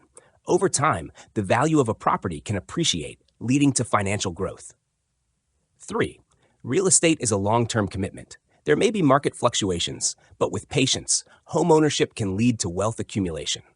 4. Smart home ownership can lead to financial freedom. By upgrading wisely and reducing mortgage burdens, one can eventually own property outright.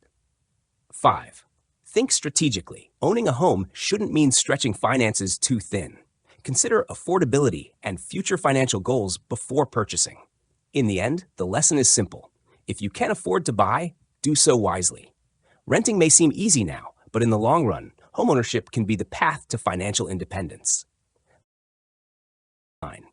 The tale of wise old Henry and young Jack. Understanding investment. Once upon a time in the bustling town of Greendale, there lived a wise old man named Henry.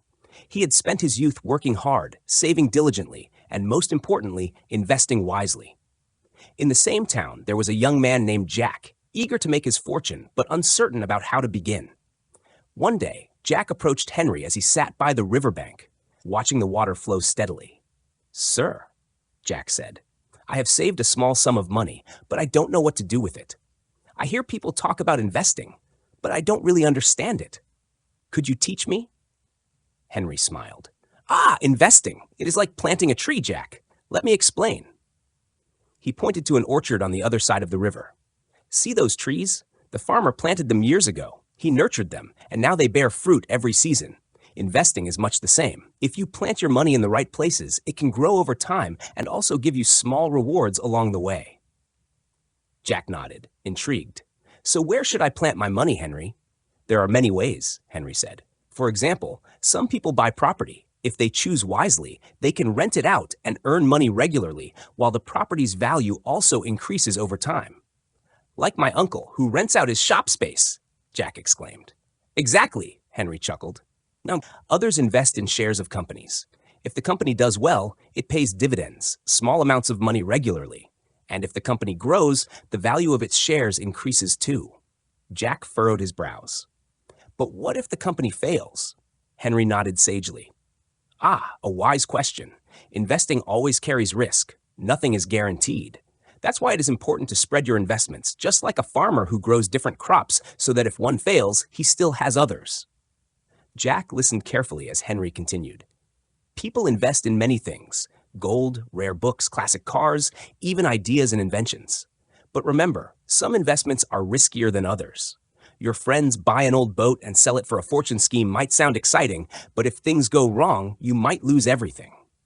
Jack gasped. "So investing is also a gamble?" Henry nodded. "Yes, to some extent. Every investment is a bet on the future. However, unlike wild gambling, wise investors study their choices, spread their risks, and make informed decisions." Jack thought for a moment. So I should invest in different things, be careful, and not expect guaranteed success? Henry smiled. Exactly, my boy. And remember, patience and knowledge are your greatest allies in investing. Jack left that day with a new understanding. He started investing wisely, learning more about each opportunity, and ensuring he didn't put all his money in one place. Years later, just like the farmer's orchard, Jack's investments bore fruit and he became a successful man. Moral of the story: 1. Investing is like planting a tree. With time and care, it can grow and bear fruit. 2. Spread your risks. Don't put all your money in one place. 3. Investments can generate income and increase in value. Understand both aspects. 4. Every investment carries risk. Be prepared for ups and downs. 5. Knowledge and patience are key. Learn before you invest. 6. Investing is a calculated gamble. Approach it wisely, not recklessly. The empty hat and the wise investment. Once upon a time, in a small village nestled between rolling green hills, lived a young man named Arun. Arun was hardworking but struggled to save money. He earned a decent wage as a carpenter, but as soon as he received his pay, he spent it on things that brought him immediate joy: festivals, fine clothes, and grand feasts with friends. One day, Arun met an old merchant named Rajan, who was known far and wide for his wisdom and wealth. Rajan watched Arun's carefree spending habits and decided to share a story with him. "My boy," Rajan began, "when I was young, I was much like you. I spent everything I earned because I thought I deserved to enjoy life. But then one day, I met a beggar playing a flute on the street. He had an empty hat placed before him, hoping for some coins from passers-by. But do you know what? No one put anything into his hat." Arun looked puzzled. "Why not?" Rajan smiled. "Because people hesitate to give to an empty hat. But then I saw something interesting. The beggar took a single coin from his own pocket and dropped it into his hat. Suddenly, as if by magic, people started putting their own coins in too. Soon, his hat was full." Arun listened carefully, still unsure how this related to him. "Wealth works the same way," Rajan continued. "If you want money to grow, you must start by putting something in. You must build a small sum and invest it wisely. Money attracts money, just like that first coin in the beggar's hat encouraged others to contribute." Arun thought about this deeply. From that day forward, he made a commitment. Instead of spending all his wages, he saved a portion every week. At first, it seemed small, but soon his savings grew. When he had a modest amount, he invested in a small workshop, bought better tools, and later hired an apprentice.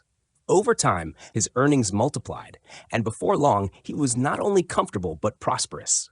Years later, Arun met another young man who lived as he once had, spending every coin as soon as he earned it. Smiling, Arun told him the story of the beggar's hat and how a small step towards saving and investing had changed his life forever. Moral of the story: 1. Build a foundation first. Just like the beggar placed a coin in his hat, start by setting aside a small portion of your earnings. 2. Invest wisely. Rather than spending everything on immediate pleasures, use your savings to create wealth-generating opportunities. 3. Money attracts money. When you put money to work for you, it grows over time, leading to prosperity. 4. Patience leads to greater rewards. Delayed gratification can result in larger benefits in the long run. Remember, no one will put anything into an empty hat, but if you start with something, prosperity will follow. The Tale of the Investor's Dilemma. Once upon a time in a bustling city, there lived two friends, James and Oliver. Both had saved a tidy sum of money and were eager to invest wisely for their future. However, they had different views on where to put their money. James, who had witnessed the painful downfall of share prices after the dot-com crash of 2000, was wary of investing in the stock market. He had seen people lose everything, and he vowed never to take such a risk. Instead, he turned his attention to property. Land and houses will always have value, he reasoned. People need homes, and rents will keep coming in. Oliver, on the other hand, had a different perspective. While he acknowledged the risks, he believed in the long-term potential of companies. Businesses grow, adapt, and innovate, he said. Over time, they generate more profits and share that success with their investors. James purchased a small apartment in a popular rental area and started earning rental income. At first, things were great. His property value increased, and his tenants paid rent on time. Encouraged by his early success, he bought another property. However, over time, the rental market became saturated.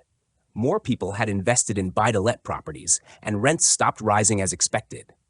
In some months, James struggled to find tenants, and unexpected repair costs ate into his profits. Although his properties held their value, the returns were not as high as he had hoped.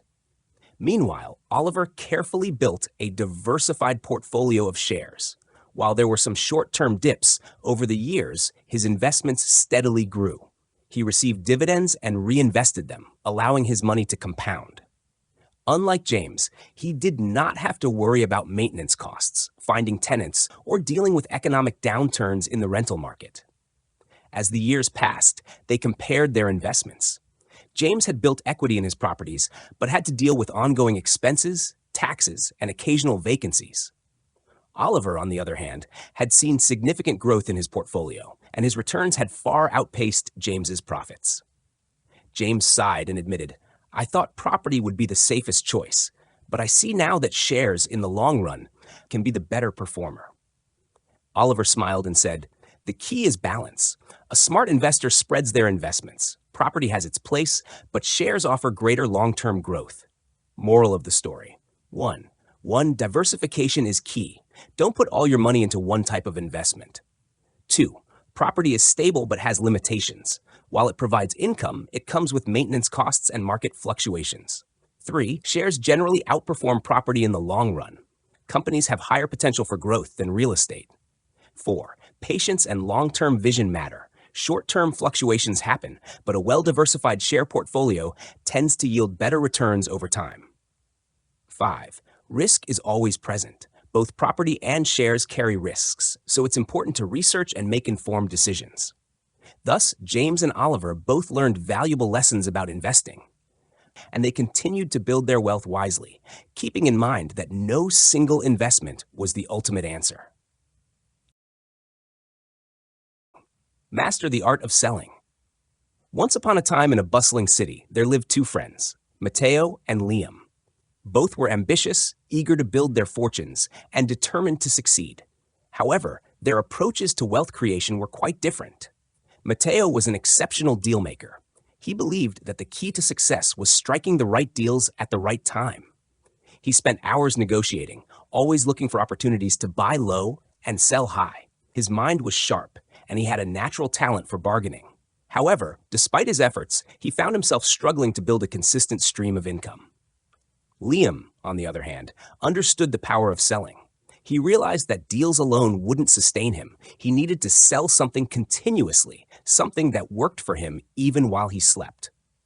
He learned how to market himself, his ideas, and his products. Unlike Matteo, he wasn't just looking for occasional big wins, but was focused on building a strong foundation of selling, ensuring a constant flow of income. One day, Matteo came across a great business opportunity. He managed to buy a large stock of high-end watches at a great price. He was excited, convinced that this deal would make him rich. But as he soon discovered, the real challenge wasn't in acquiring the watches. It was in selling them. He struggled to find buyers, and as time passed, the value of the watches depreciated. His great deal was turning into a financial burden. Meanwhile, Liam started a simple yet effective business. He created an online store where he sold affordable yet stylish accessories. He learned how to market his products, reach people across the world, and most importantly, he built a system where his store generated revenue 24/7. He sold while he slept, while he traveled, and even in countries he had never visited. One evening, Matteo visited Liam, feeling frustrated and defeated. "I don't understand," he said. "I always find great deals, yet I'm struggling to make real money." Liam smiled and handed Matteo a book about the principles of selling. "The secret," he said, "isn't just in making deals, but in mastering the art of selling. Every successful person sells, whether it's their skills, their products, or their ideas. Selling is the bedrock upon which every fortune is built." Matteo took the advice to heart. He studied selling techniques, learned how to position his products, and started focusing on selling rather than just making deals. Over time, he built a successful business and never looked back. Moral of the story: 1. Selling is the foundation of wealth. Every successful person understands that money flows where sales happen. 2. You must sell yourself first. Your skills, abilities, and personal brand determine your success. 3. Sell beyond boundaries. Find ways to sell even in places you've never been to and while you sleep. 4. A good deal means nothing without a good sales strategy. Acquiring something at a low price is not enough. You must know how to move it. 5. Selling is not just for salespeople. Every entrepreneur, professional, and leader needs to master selling. 6. Innovation in selling leads to prosperity. Creative selling techniques like Alex Tu's $1 Million Homepage can turn simple ideas into massive success. No matter what industry you are in, mastering the art of selling will determine your level of success. Like Liam, those who understand this truth will always be ahead in the game of life. See yourself as others do. Once upon a time in a bustling town, there lived a man named Daniel.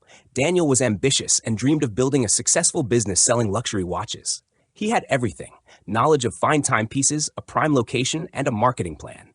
Yet weeks passed and not a single watch was sold. Perplexed, Daniel confided in his friend Sophia, a successful entrepreneur.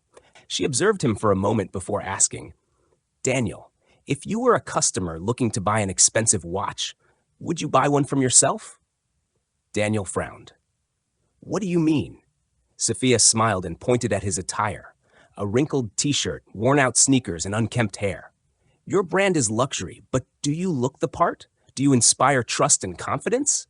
Do you behave like someone who sells sophistication and elegance?" Daniel had never thought about it that way. The next day, he took a hard look at how he presented himself. He polished his appearance, dressed professionally, and worked on his communication skills. He refined his shop's ambiance, ensuring it radiated exclusivity and class. He listened to customer feedback and adjusted his approach accordingly. Soon, he saw a change. Customers engaged with him more, trusted him, and sales started to soar. The lesson? Success is not just about what you sell.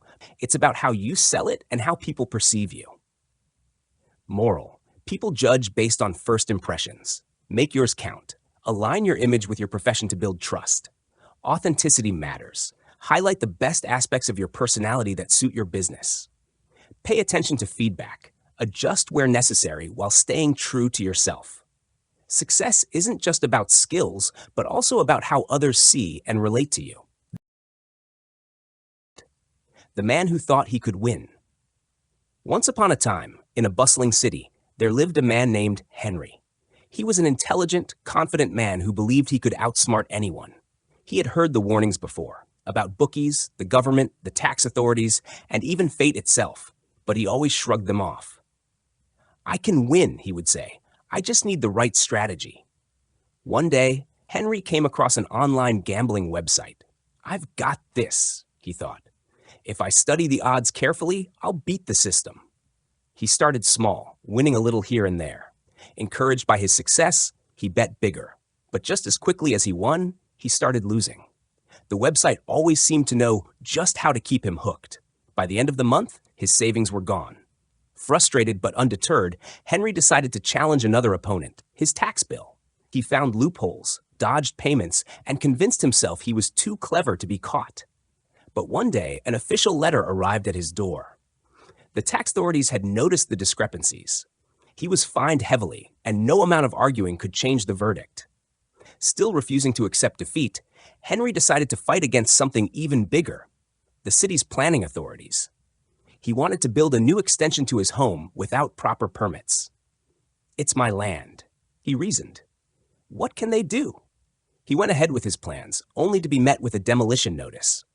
His extension had to be torn down, costing him more than if he had followed the rules in the first place. And just when Henry thought he had learned his lesson, he tried to outmaneuver one more unstoppable force: his own mother. He had promised to visit her, but decided to lie about being too busy. She found out. The disappointment in her voice was worse than any fine or lawsuit. "Henry," she said, "you can outplay many things in life, but you can never outplay truth, consequences, or the people who truly know you." Defeated at last, Henry sat in his empty house, reflecting on his choices. He had believed he could always win. He had believed that rules, odds, and wisdom did not apply to him. But now he realized some forces in life are beyond control, and fighting them only leads to loss. Moral of the story: you can't always win. There are forces greater than you: odds, laws, fate, and experience. Some people and systems are designed to win against you. Bookies, tax authorities, and legal experts exist because they have knowledge and power you don't. Be cautious instead of overconfident. Thinking you can beat everything is a recipe for failure. Accept reality and play smart. Instead of fighting unwinnable battles, learn to work with the system and make wise choices. There are sharks out there. Don't bleed. Recognize dangers before they trap you and avoid unnecessary risks. From gamble to growth: how Alex learned the secrets of smart investing. Once upon a time, in the bustling city of Marketville, there lived a young man named Alex. Alex was ambitious, eager to grow his wealth, and fascinated by the stories of people making fortunes in the stock market. Every day, he would hear news about stocks skyrocketing and people doubling their money overnight. Excited by the possibility of quick riches, he decided he would invest in stocks too. One evening, Alex walked into a cafe where he overheard two men discussing their investments. One of them, an elderly gentleman named Mr. Howard, had a notebook filled with charts, numbers, and notes. The other, a younger man named Jake, was confidently talking about his new investments without any records or strategy. Curious, Alex approached them and asked, "Excuse me, sirs. I'm new to the stock market, and I want to invest. What should I do first?" Jake, the younger investor, chuckled and said, "Just pick a company you like and put your money in. Stocks always go up eventually." Mr. Howard, however, shook his head. "That's not wise, my boy. The stock market is not a game of luck, but a test of patience and knowledge." He opened his notebook and showed Alex pages filled with records of imaginary investments he had been tracking for years. "Before I invested a single dollar, I made hundreds of dummy runs. I tracked stocks, noted my predictions, and analyzed whether my choices would have made a profit or a loss. This way, I learned from mistakes without losing real money." Alex was intrigued and asked, "But won't I learn better if I just invest and see what happens?" Mr. Howard smiled. "That's like jumping into a river without knowing how to swim. You may make it across, or you may drown. Instead, you should practice in shallow waters first." Taking Mr. Howard's advice, Alex started tracking stocks on paper. He followed different companies, recorded his imaginary investments, and studied market trends. Over time, he realized that some of his choices would have led to huge losses, while others might have been profitable. He learned from each mistake, refining his strategy without losing any real money. A year later, Alex revisited the cafe and met Mr. Howard again. "I think I'm ready now," Alex said confidently, showing his well-kept records. "I have learned from my dummy runs, and I now understand how the market moves." Mr. Howard nodded approvingly. "Now you are prepared. Start small, invest wisely, and always keep learning." And so, Alex entered the stock market, not as a gambler, but as an informed investor. He understood the risks, made calculated decisions, and built his wealth steadily over time. Moral of the story: 1. Knowledge comes before action. Learn before you invest. Don't gamble with your money. 2. Practice without risk. Dummy runs help you understand the market without losing real money. 3. Keep records. Tracking your predictions and results ensures you learn from past mistakes. 4. Patience is key. The best investors study and wait before they act. 5. Start small. Even when you're ready, invest cautiously to avoid unnecessary risks. In the world of investing, wisdom trumps excitement. So before you dive in, make sure you know how to swim. The tale of wise investor and the market game. Once upon a time in the bustling city of Wealthington, there lived a young man named Sam. Sam had always dreamed of making it big, and one day he heard of a magical place called the stock market, a place where fortunes were made and lost in the blink of an eye. Excited, he rushed to the grand marketplace where traders were shouting, numbers were flashing, and the air buzzed with anticipation. Sam was eager to dive in, but just as he was about to make his first trade, he felt a gentle tap on his shoulder. Turning around, he saw an elderly man with wise eyes and a calm demeanor. "Young man," said the old investor, "I see that you're new here. Let me tell you a story before you step into this world. Curious, Sam nodded, and the wise investor began his tale. The stock market is like an ancient beauty contest, once held in the grand newspapers of London. Contestants didn't win by picking the fairest face, nor by choosing the one they personally liked. Instead, they won by guessing which contestant others would choose. That, my friend, is how speculation works here. People don't just buy what they believe is valuable, they buy what they think others will find valuable in the future. Sam listened intently as the old man continued. This is why stock prices rise and fall, not always based on the true worth of a company, but on people's perceptions and expectations. Many are drawn into this game of guessing and chasing trends, but beware, it is a dangerous path. Then how does one truly win? Sam asked. The wise investor smiled and leaned in. Do not chase the crowd. Instead, seek true value. Look beyond the noise, beyond the speculation. Find companies that are strong, with a future full of promise, but whose worth is not yet fully recognized by others. Buy them and hold on to them as they grow. That is the path to true wealth. Sam pondered these words. He watched as traders rushed to buy and sell at every whisper of news, but he decided to follow the wise man's advice. He spent his days studying companies, understanding their value, and making careful investments. Years later, while many who had chased quick riches had lost their fortunes, Sam's wealth had steadily grown. And so he smiled, remembering the lesson of the wise investor. He had learned not to follow the crowd, but to seek true value and patience. Moral of the story: 1. Understand the difference between value and speculation. Stocks rise and fall on perception, but true wealth is built on value. 2. Don't follow the crowd. Just because everyone is buying doesn't mean it's the right investment. 3. Be patient and invest for the long run. Wealth accumulates over time, not overnight. 4. Ignore short-term noise. Daily fluctuations are distractions. Focus on long-term growth. 5. Do your own research. Find companies with strong fundamentals and growth potential. And so the young man became wise and his fortune grew, not through luck, but through knowledge and patience. And that, dear reader, is the true secret of the stock market.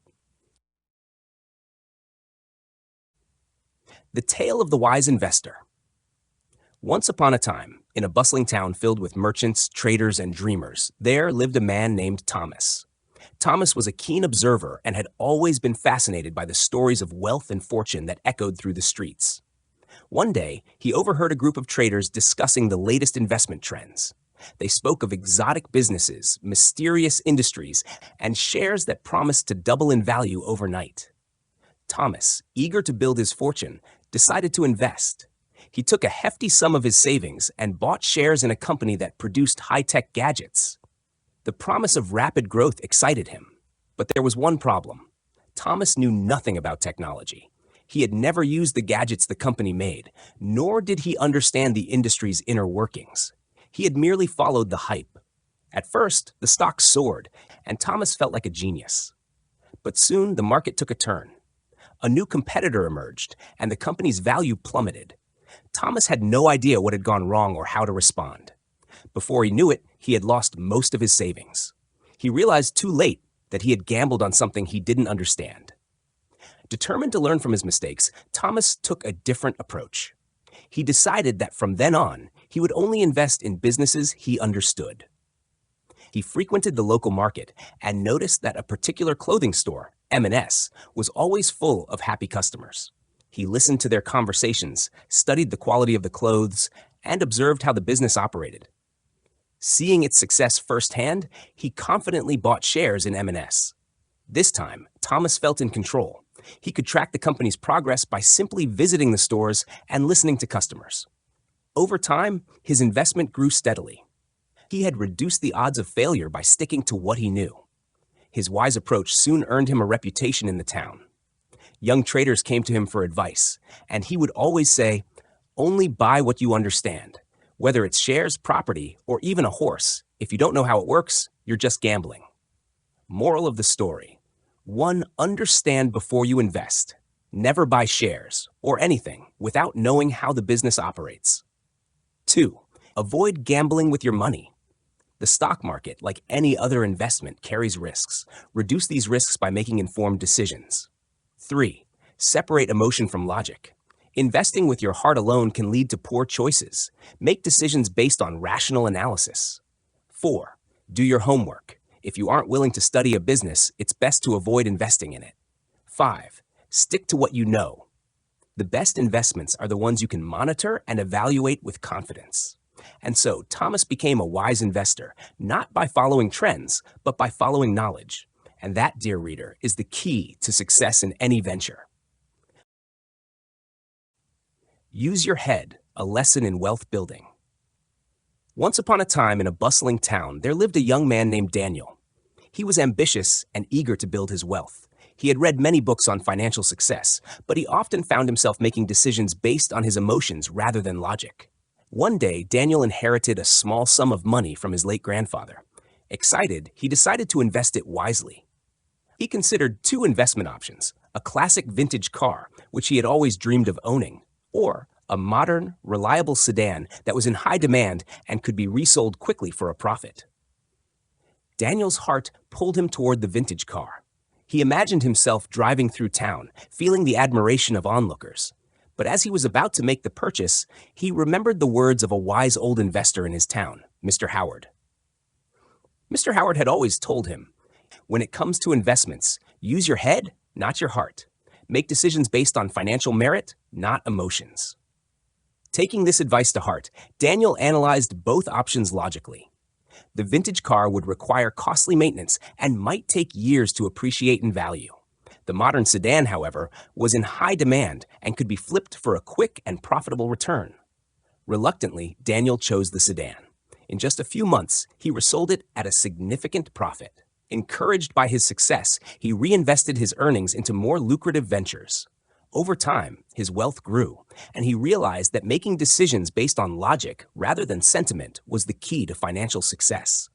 Years later, as a successful businessman, Daniel was able to afford the vintage car he once desired without it impacting his wealth. He smiled, knowing that his wise decision-making had brought him both financial security and personal fulfillment. Moral of the story: 1. Use your head, not your heart, when making financial decisions. 2. Investment choices should be based on financial merit, not personal preference. 3. Short-term sacrifices can lead to long-term rewards.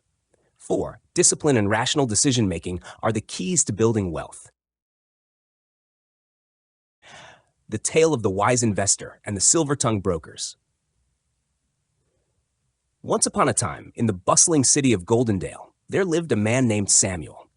Samuel was an ambitious young professional who had worked hard to save a small fortune. He dreamt of growing his wealth and securing his future, but he wasn't sure where to start. One day, while sipping coffee at a cafe, he overheard a smooth-talking investment advisor named Mr. Benson convincing a customer. "Trust us," Mr. Benson said confidently. "We have the best strategies, the smartest minds, and a track record that beats the market. Just look at these charts." Samuel was intrigued. The idea of handing his money to professionals who could make it grow sounded perfect. But something in Mr. Benson's tone made Samuel pause. He decided to do some research before making any decisions. That evening, Samuel dived into books, articles, and past records of investment firms. He discovered a surprising truth.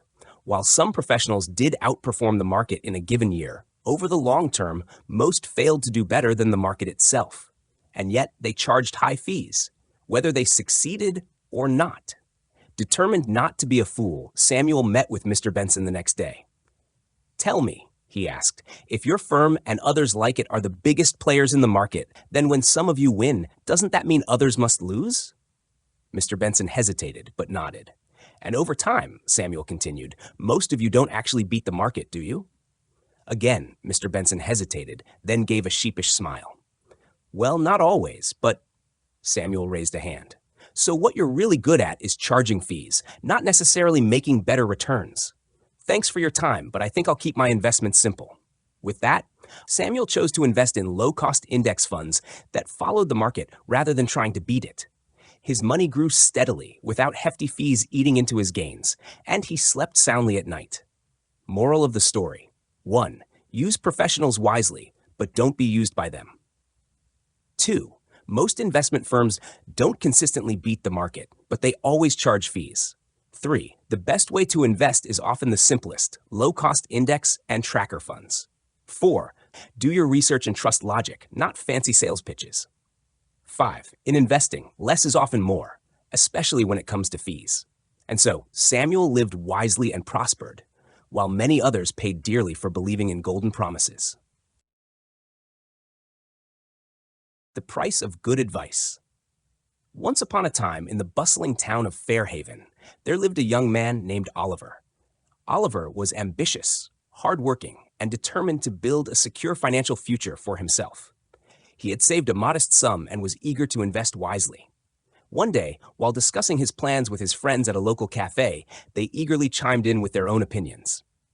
"Put it all in cryptocurrency," suggested James, who had once made a lucky bet on digital coins. "No, no, real estate is the way to go," exclaimed Lucy, whose uncle had struck gold in the property market. "Stock trading is where the real money is," added David, who had watched a few finance videos online. Oliver, overwhelmed by the flood of advice, decided to seek a second opinion. He turned to his Uncle George, who had a comfortable home and a steady pension. "Uncle, what should I do with my money?" His uncle chuckled. "Son, I did well enough to retire, but I am no financial expert. If you truly want to grow your wealth, you need to seek proper advice. Go to someone who knows the game well." Taking his uncle's words to heart, Oliver booked a meeting with a certified financial advisor. The advisor, Mr. Harris, patiently walked him through his options, considering Oliver's goals, risk tolerance, and long-term plans. He charged a fee, but he had years of experience, was backed by professional qualifications, and carried indemnity insurance. With his newfound knowledge, Oliver made informed choices, and over time, his wealth grew steadily. He later met an entrepreneur who had built a business empire from the ground up. The entrepreneur shared wisdom that could only come from experience. Oliver listened carefully, understanding that knowledge backed by success was worth its weight in gold. Meanwhile, his friends, who had followed random advice, suffered various financial setbacks. James lost his investment in a crypto crash. Lucy's real estate venture drained her savings due to hidden maintenance costs. David fell into emotional trading and saw his portfolio dwindle.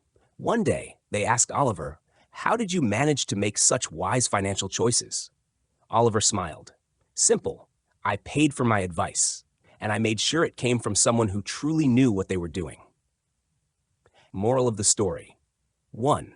Be careful who you take financial advice from. Well-meaning friends and family may not have the expertise to guide you correctly. 2. Seek advice from qualified professionals or those who have genuinely succeeded. They have the knowledge and experience necessary to guide you properly. 3. If advice is free, be cautious. True expertise often comes at a price, but it's a worthwhile investment. 4. Independent financial advisors are preferable. They tailor their guidance to your needs rather than pushing products for commissions. 5. Avoid financial pitfalls by making informed decisions. Rely on expertise, not hearsay or speculation. The story of Ethan and the investment plan. Ethan had always been a cautious man. He researched everything thoroughly before making a move, especially when it came to his finances.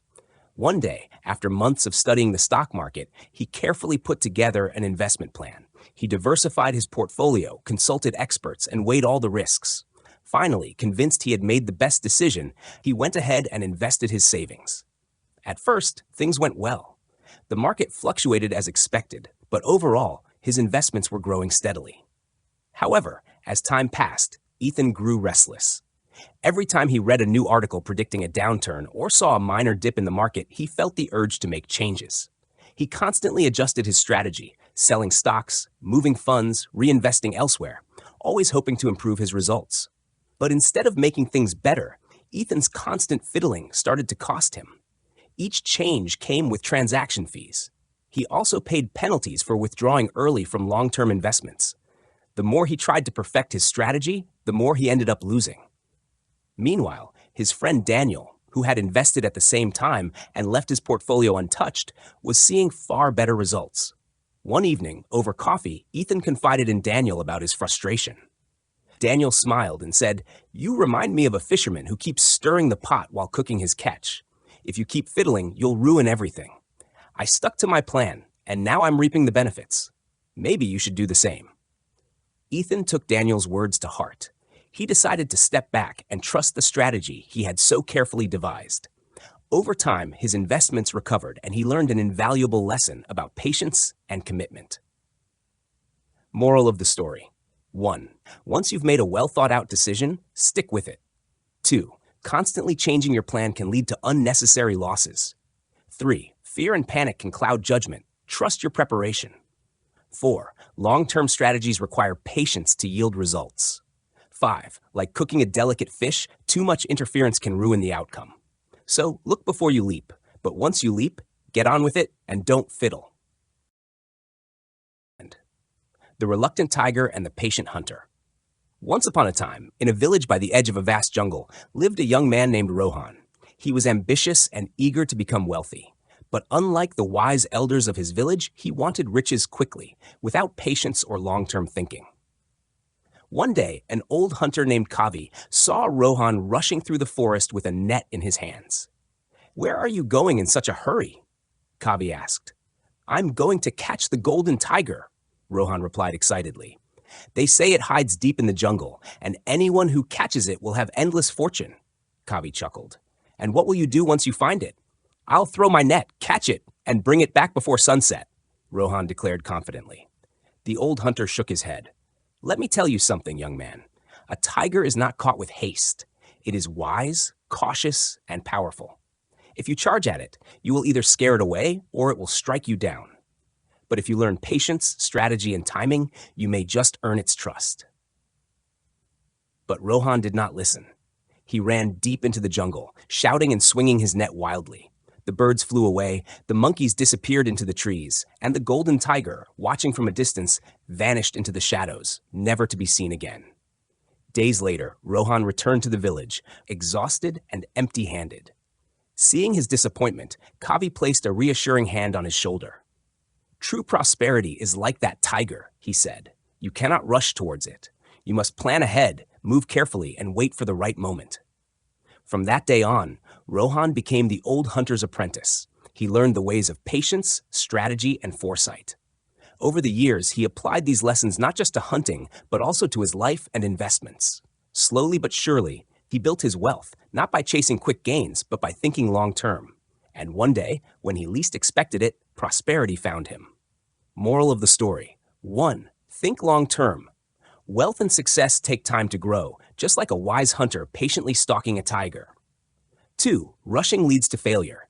If you move too fast without strategy, you may scare away opportunities. 3. Plan wisely. Have short, medium, and long-term goals, just like a skilled hunter preparing for the future. 4. Decisiveness comes after deep thinking. Act quickly only after careful consideration, like a samurai making a single perfect cut.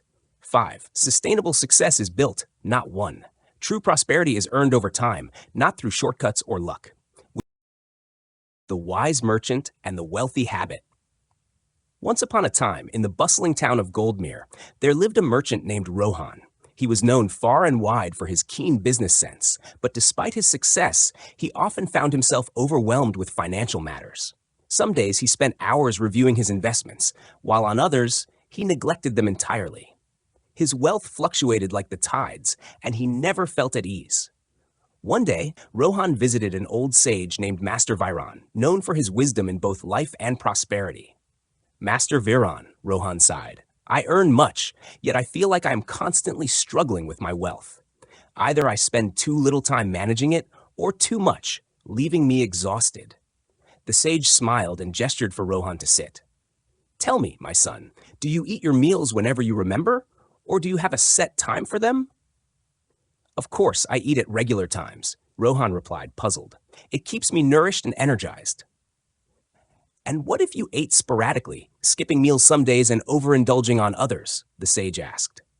"I would surely feel weak and unwell." Master Viran nodded. "Wealth, my son, is much like your health. If you do not manage it regularly, it withers. If you obsess over it, you drain yourself. The truly prosperous know that setting a dedicated time each day for wealth planning brings balance and steady growth." Taking this advice to heart, Rohan decided to set aside 30 minutes each morning after breakfast to review his finances. plan investments, and track his progress. He followed this habit diligently. Over time, his wealth not only grew but also became manageable. He no longer felt burdened by financial decisions, nor did he neglect them. More importantly, he had time to enjoy life, spending evenings with his family, traveling, and engaging in his favorite hobbies.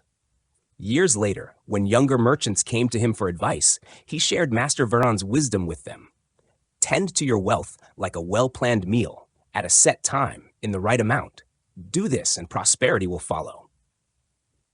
Moral of the story: 1. Set a dedicated time daily for wealth management. It ensures consistency and avoids neglect or overindulgence. 2. Avoid excessive tinkering.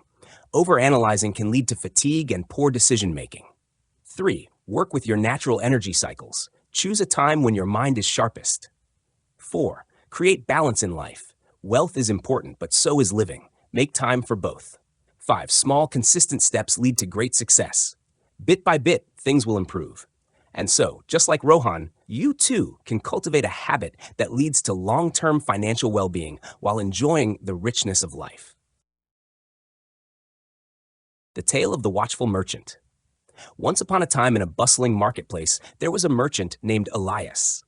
He was known far and wide for his exquisite fabrics and rare spices.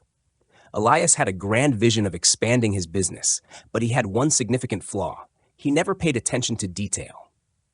Elias was a dreamer, always looking at the bigger picture while leaving the small things to chance. He didn't bother to check the fine print on contracts, forgot to tally his earnings, and often misplaced important documents. Despite his charm and talent, his business suffered losses. He would forget to pay his suppliers on time, incurring hefty penalties. Once, he signed a trade agreement without reading the terms carefully, only to realize later that he had agreed to pay double the usual tax. One day, Elias met an old and wise merchant named Master Armand. Armand had built an empire of commerce, not because he was the most talented trader, but because he paid attention to the smallest of details. "Elias," Armand said, "great dreams are built on small bricks.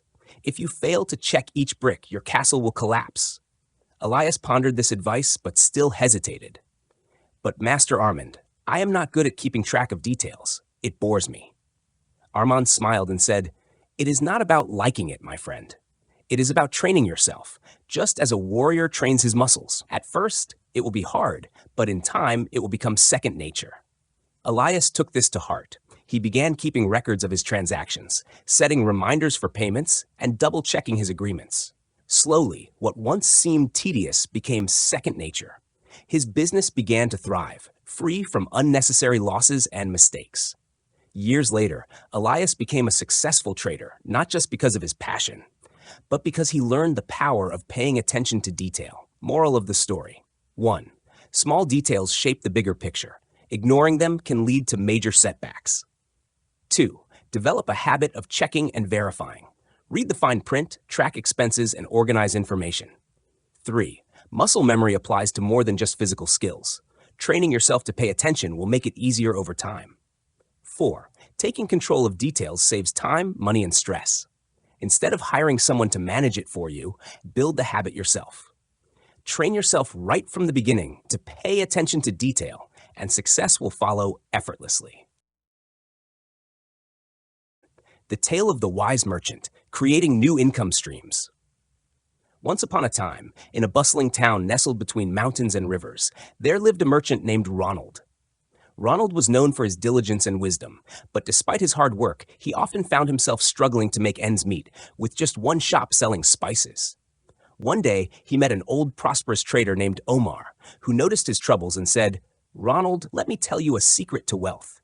Relying on a single source of income is like planting only one seed in a vast field. What if the seed doesn't grow? Diversify, and you shall prosper." Ronald pondered these words and decided to take action. Instead of solely focusing on his spice shop, he began to explore new opportunities. He realized that he had a keen eye for quality fabrics, so he started buying and selling fine textiles in his shop. Slowly, he saw his earnings grow. Encouraged by this success, he looked further. Noticing that travelers often struggled to find comfortable lodging in the town, he invested his savings in a small guest house. Soon, merchants and visitors began staying there, and another stream of income flowed into his purse. Still, he did not stop. Ronald understood that true wealth wasn't just about working hard, but making money work for him. He took a portion of his profits and invested in land, renting it to farmers who paid him a portion of their harvest. Now he had money coming in from multiple sources. Years passed, and Ronald became one of the wealthiest men in the region. People admired him and often sought his advice.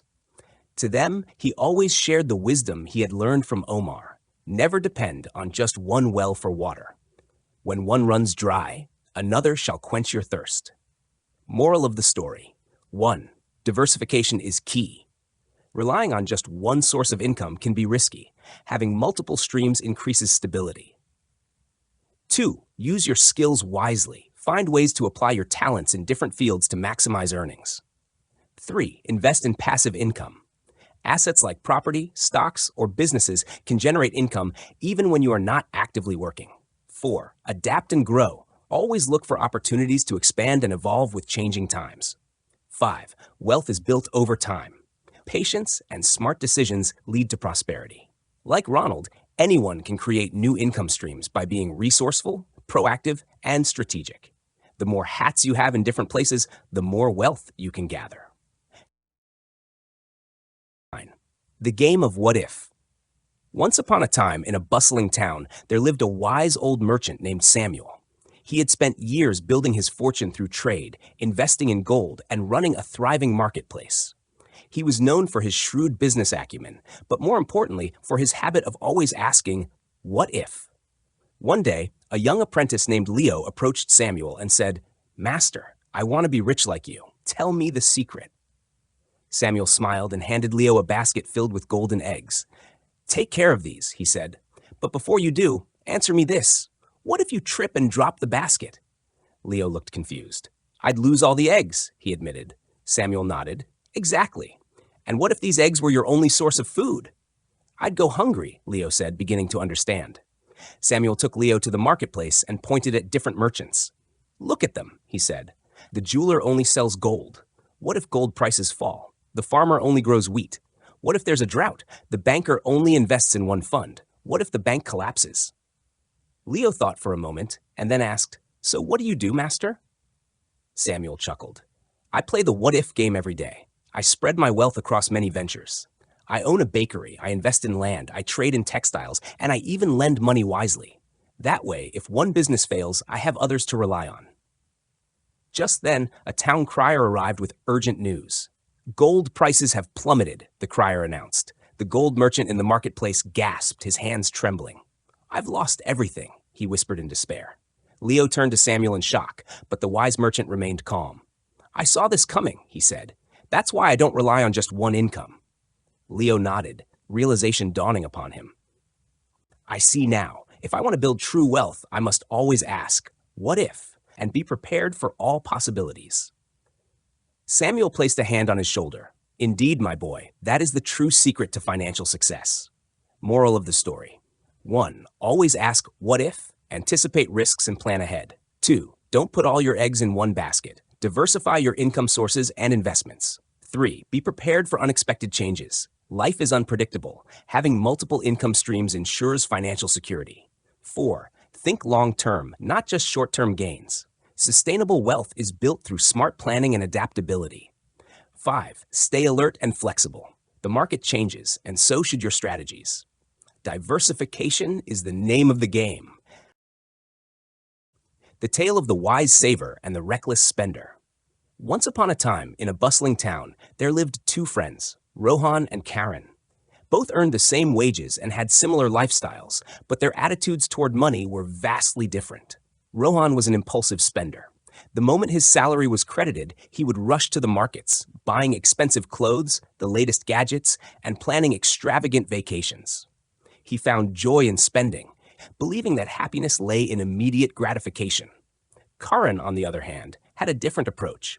He had once heard a wise elder say, "A moment of patience can save a lifetime of regret." He took this lesson to heart and decided to control his spending impulses. Every time he wanted to buy something unnecessary, he waited for a week. More often than not, He realized he didn't need it after all. Instead, he put a portion of his earnings into savings and investments, planning for a prosperous future. Years passed, and their financial choices shaped their destinies. Rohan, despite earning well, found himself constantly in debt, struggling to maintain his lifestyle. His once shiny car grew old, his fancy clothes faded, and his vacations were nothing but distant memories captured in photographs. With no savings to fall back on, he realized too late the consequences of his reckless spending. Meanwhile, Karan thrived. His disciplined approach bore fruit as his savings grew into a substantial fortune. He invested wisely, allowing his wealth to multiply. While Rohan struggled, Karan had the security to afford a comfortable life without worries. Eventually, he was able to retire early, travel the world on his terms, and help others in need. One day, a disheartened Rohan asked Karan, "How did you manage to secure such a comfortable life while I am still struggling?" Karan smiled and replied, "The rich are not those who earn the most, but those who spend the least on unnecessary things.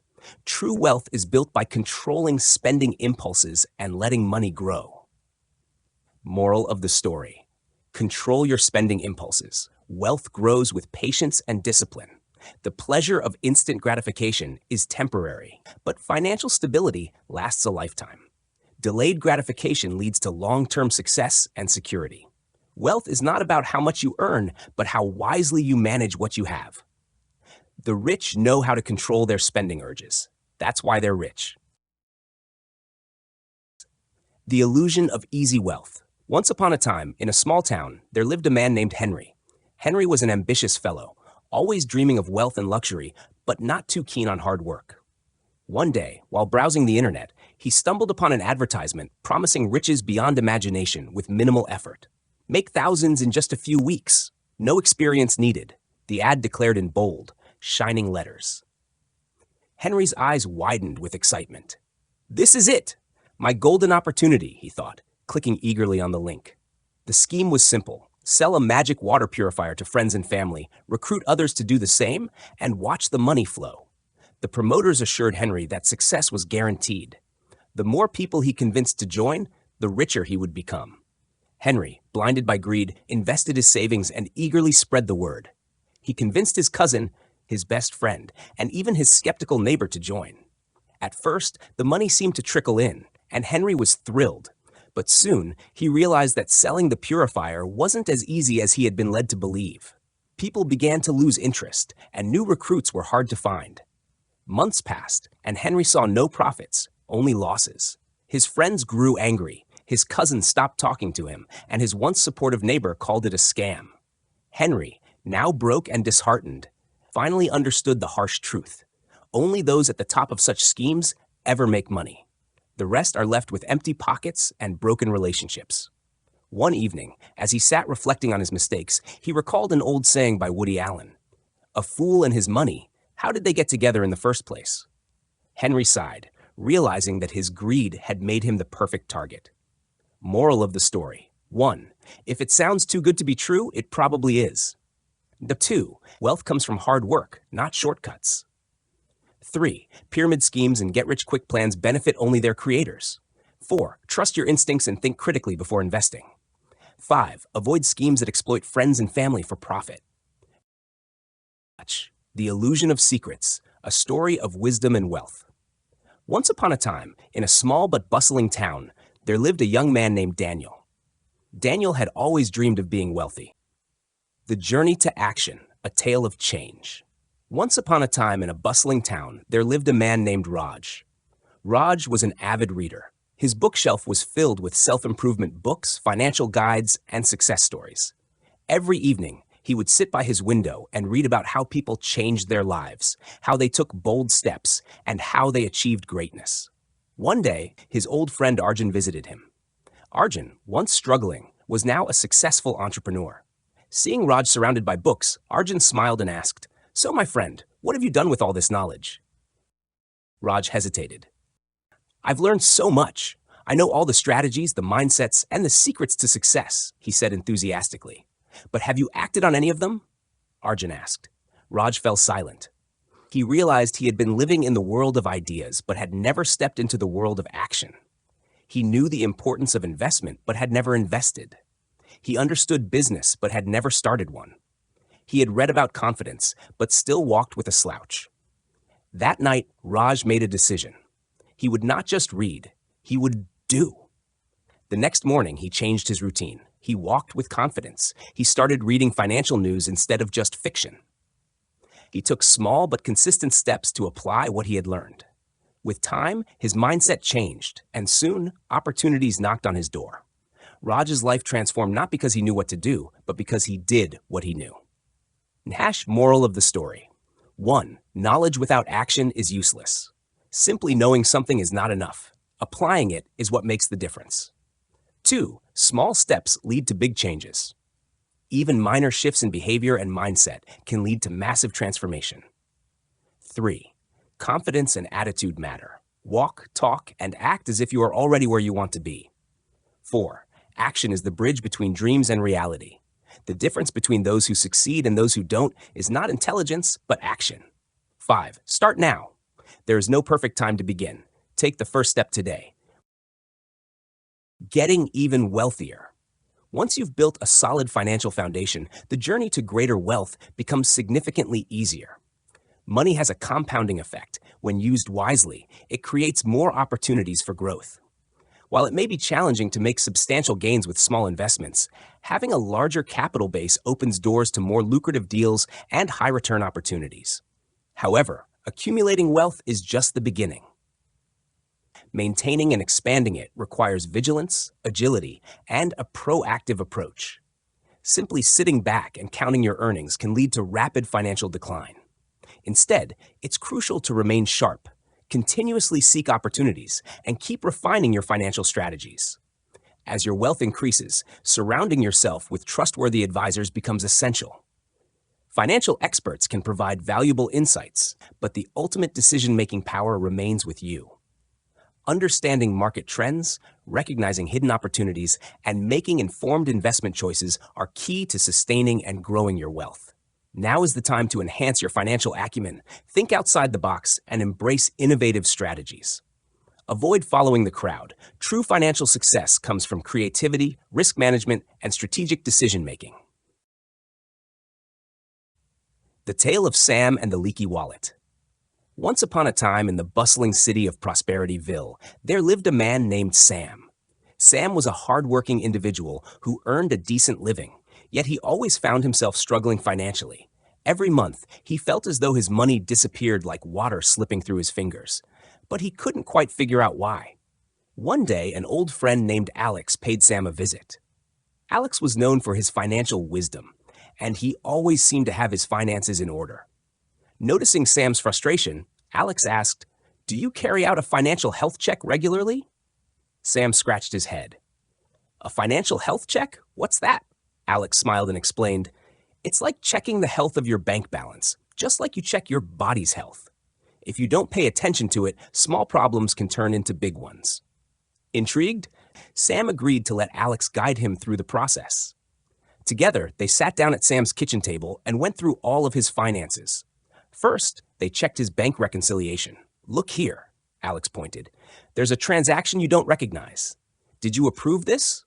Sam looked closer and realized it was an unnecessary subscription he had forgotten to cancel.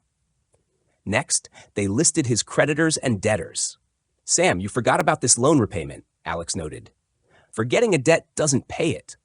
Sam sighed, realizing he had missed a payment and was now facing a penalty. One by one, they went through credit card balances, outstanding payments, and standing orders. Sam was shocked to see how much money was slipping away unnoticed. "No wonder I always feel broke," he exclaimed. Alex chuckled. "That's why financial discipline is key. You must check your money regularly, ideally once a week. If that's too much, at least do it monthly. But don't let it go too long, or things will spiral out of control." With Alex's guidance, Sam created a weekly financial routine. Every Monday morning, no matter the weather or his mood, he sat down and reviewed his finances. He monitored his earnings, upcoming expenses, investments, and even his tax obligations. He kept a close watch on his financial future, ensuring that he never let a forgotten debt catch him off guard again. Months passed, and Sam's financial situation improved dramatically. He no longer lived in uncertainty, and for the first time, he felt in control of his money.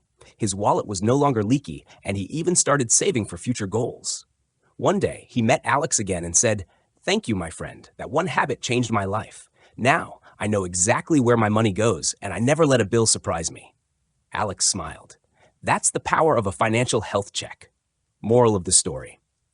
1. Regular financial health checks are essential, just like you check your physical health. 2. The more aware you are of your finances, the better decisions you can make. 3. Financial discipline and routine prevent money from slipping away unnoticed. 4. Ignoring debts doesn't make them disappear. Tracking them ensures you stay on top of them. 5. Watch your future expenses, especially tax bills, so they don't catch you off guard. 6. Financial success comes from small, consistent habits. The power of money mentors. Once upon a time, in a bustling city, there lived a young entrepreneur named Alex. Ambitious and eager, Alex dreamt of building a successful business empire. However, while creativity and determination fueled Alex's journey, financial wisdom remained a puzzle. Knowing the risks of ignorance, Alex sought guidance from experienced individuals who had already navigated the challenging world of finance.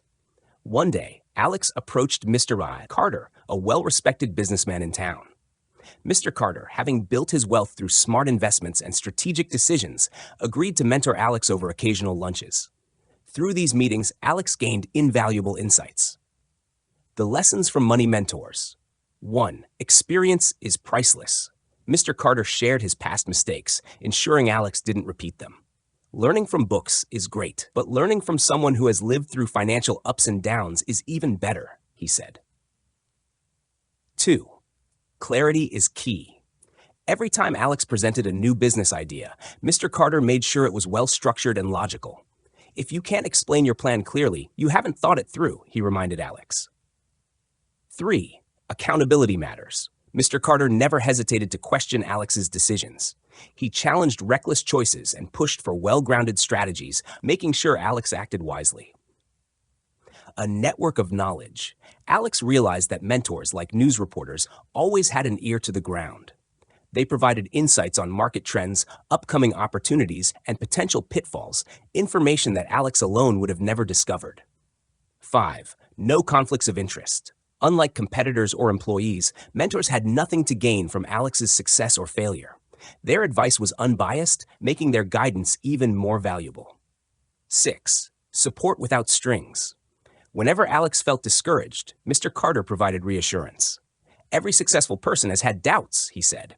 It's persistence and informed decisions that make the difference. Over time, Alex's business flourished. However, in a moment of overconfidence, Alex decided to ignore the mentor's advice on a risky investment. The result? A costly mistake that set the business back significantly. Humbled, Alex returned to Mr. Carter and admitted the error.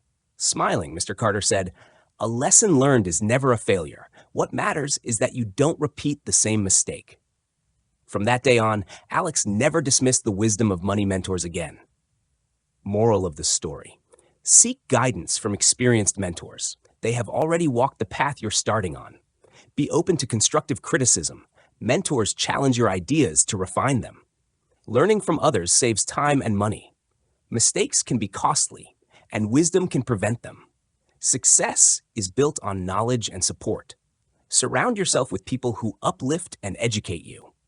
Ignoring sound advice can be expensive. Sometimes, the best decisions are those made with guidance. In the end, wise financial decisions come not just from our own understanding, but from the collective knowledge of those who have already succeeded. The power of a hunch. Once upon a time in a bustling town, there lived a young man named Alex. Alex had always been full of ideas, but he often hesitated to act on them. He feared failure, and the thought of people laughing at him kept him from taking risks. One evening, while strolling through the market, Alex noticed an old woman struggling to carry her heavy basket of fruit. As he helped her, she smiled warmly and said, "Always trust your heart, young man. It often knows the way before your mind does." That night, as Alex lay in bed, those words echoed in his mind. He recalled a business idea that had been nagging at him for weeks, a mobile app that could connect small vendors with customers in real time. He had a hunch it could work. But doubts crept in. What if it fails? What if no one is interested? The next morning, instead of dismissing his idea, Alex decided to take a logical approach. He followed a simple process. 1. Having the hunch. He acknowledged his intuition and allowed himself to explore the idea without fear. 2. Doing research. He studied the market, spoke to vendors, and realized there was indeed a gap that his app could fill. 3. Preparing a proposal. With data in hand, he crafted a solid plan and sketched out how the app would work. 4. Presenting to mentors. He sought guidance from experienced entrepreneurs and investors, presenting his well-thought-out proposal. 5. Listening and acting on advice. Some mentors suggested tweaks, and he incorporated their feedback to refine his idea further. It wasn't easy. There were days of doubt and obstacles, but Alex didn't give up. He worked tirelessly, refining his product, testing it, and marketing it strategically. A year later, his app became a massive success, connecting vendors and customers in ways no one had before. People called him lucky, but Alex knew better. It wasn't luck, it was intuition followed by hard work. Moral of the story: trust your instincts, but validate them with research. A hunch is the seed, but hard work is the water that makes it grow. Luck is often just preparation meeting opportunity. Great ideas need execution, not just inspiration. Success comes from believing in yourself and putting in the effort to make things happen. Don't sit back, the tale of the restless merchant. Once upon a time, in a bustling town, there lived a merchant named Rohan. He was known far and wide for his sharp business acumen and unyielding determination. For years, he toiled tirelessly, investing wisely and making shrewd decisions. Slowly but surely, his efforts bore fruit, and he amassed great wealth. One day, after a particularly successful venture, Rohan decided to take a break.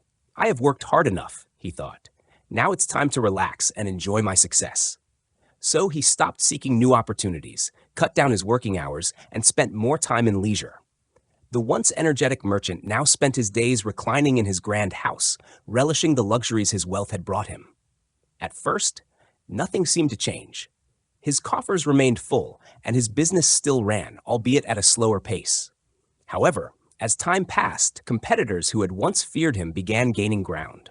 New merchants entered the market with innovative ideas, customers drifted away, and his investments, once thriving, started to decline.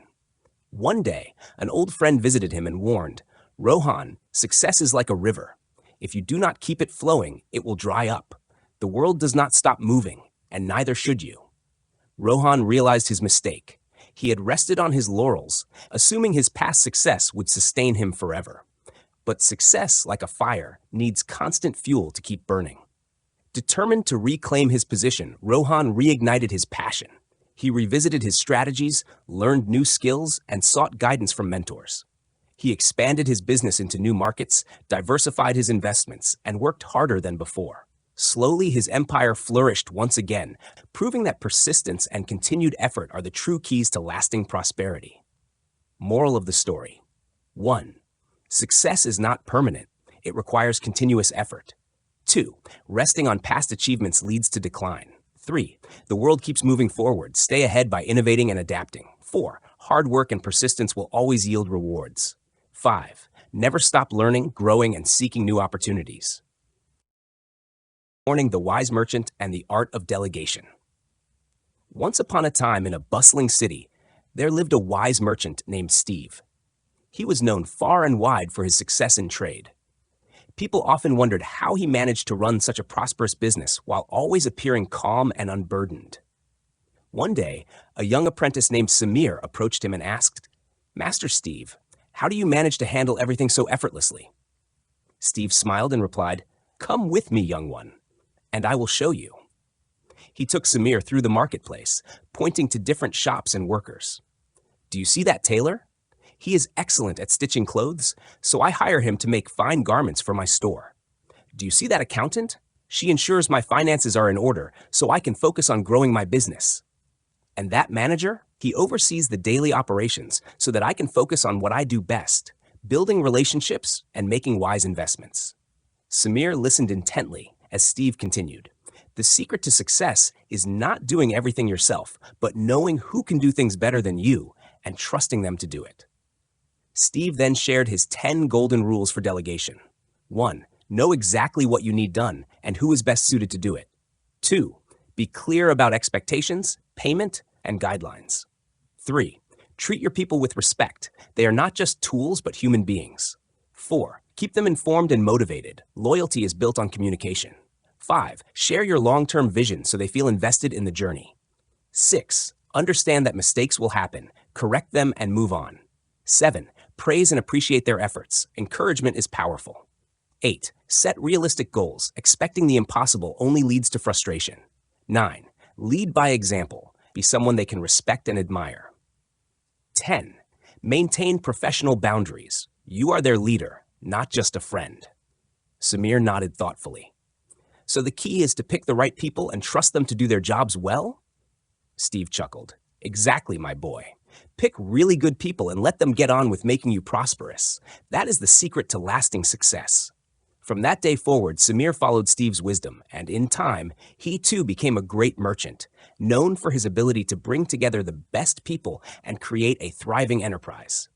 Moral of the story: do what you are good at and delegate the rest. Trust and empower skilled people to help you succeed. Clear communication and appreciation build loyalty and efficiency. Leadership is about guidance, not micromanagement. Success is not about doing everything alone, but knowing how to work with others. The journey of the three travelers. Once upon a time, in a bustling kingdom filled with merchants, traders, and dreamers, there were three ambitious individuals, Ethan, Sarah, and Leo, each determined to carve their own path to prosperity. Ethan was a lone wolf. He loved making decisions swiftly and confidently, never second-guessing himself. He enjoyed working alone, relying on his instincts to navigate challenges. He had a clear vision and never hesitated to take risks, but at times he struggled with the details and execution of his plans. Sarah, on the other hand, thrived in partnerships. She had a knack for strategy and could balance out someone else's strengths and weaknesses. She was cautious but insightful, ensuring that every step was calculated. However, she sometimes hesitated too much, needing someone to push her toward action. Leo was a team player through and through. He believed in the power of collaboration and felt energized when working with a group. He enjoyed brainstorming, problem-solving, and sharing responsibilities. Yet, when left alone, he found it difficult to make decisions and often doubted himself. One day, a wealthy merchant announced a grand competition, a chance to start a prosperous business with his funding. The three travelers, each eager to succeed, decided to participate. They were given the same challenge: to build a successful venture within a year. Ethan set off alone. He had the drive and the vision, but soon he found himself overwhelmed with the small but crucial aspects of the business, managing finances, marketing, and operations. He had underestimated the need for a second opinion, and despite his relentless effort, his venture struggled. Sarah teamed up with another skilled entrepreneur. They complemented each other well. She provided careful planning, and her partner brought quick decision-making. Together, they navigated challenges smoothly, balancing each other's strengths and weaknesses. Their business flourished steadily. Leo joined a group of enthusiastic individuals. They built an energetic team where everyone had a role to play. Their business grew rapidly, benefiting from collective brainstorming and execution. However, internal conflicts arose due to differing visions, and decision-making became slow and difficult. In the end, their progress was hindered by a lack of unity. At the end of the year, the merchant evaluated their results. Sarah and her partner emerged as the most successful. Ethan, despite his brilliance, had struggled alone. Leo's team, though promising, had been slowed by disagreements. Seeing their journeys, the merchant imparted wisdom. Success is not just about talent or effort. It is about knowing yourself. Are you best alone, in a duo, or in a team? Once you understand this, you can tailor your path accordingly and maximize your potential. Moral of the story: know yourself. Understand your strengths and weaknesses. Identify your working style. Are you best solo, in a duo, or in a team? Leverage your strengths. Use what you're good at to your advantage. Recognize your limitations. Seek help where you lack expertise. Choose wisely. Select opportunities that align with your working style. By understanding yourself, you can choose the right path to prosperity and achieve lasting success. The hidden treasure. Once upon a time, in a bustling village nestled between rolling hills, there lived a young man named Adi. Adi was hardworking, but no matter how much effort he put into his small shop, he struggled to make ends meet. He often sighed, wishing for a stroke of luck to change his fate. One day, an old traveler stopped by his shop and noticed Adi's worried face. He smiled and said, "Young man, do you know the proverb? The opportunities that God sends do not wake up those who are asleep." Adi looked puzzled. "What does that mean?" he asked. The traveler chuckled. "It means fortune favors the vigilant. Keep your eyes open, and you'll find hidden treasures where others see nothing." That night, Adi couldn't sleep. He kept thinking about what the old traveler had said. The next morning, as he walked to his shop, he observed everything more keenly. He noticed an abandoned plot of land behind his shop, overgrown, ignored, and filled with weeds. Unlike before, when he had dismissed it as useless, this time he saw it differently. "What if I clean this up and start a vegetable garden?" he thought. Excited, he put his plan into action. With effort and determination, he cleared the weeds and planted fresh vegetables. In just a few weeks, his garden was flourishing. People from the village started visiting not just for his shop, but also for the fresh produce. Soon, his income doubled. Word spread, and Adi expanded his business, selling not only vegetables, but also fresh juices and herbs. His once struggling shop became the busiest place in town. One day, as he stood proudly looking at his thriving business, he saw the old traveler again. The traveler smiled. "I see you found your hidden treasure." Adi bowed his head in gratitude. "It was always there. I just needed to open my eyes to see it." Moral of the story. 1. Opportunities are everywhere, but only the vigilant can see them. 2. Timing is crucial. Act too late, and you may miss your chance. 3. Persistence and creativity help uncover hidden assets.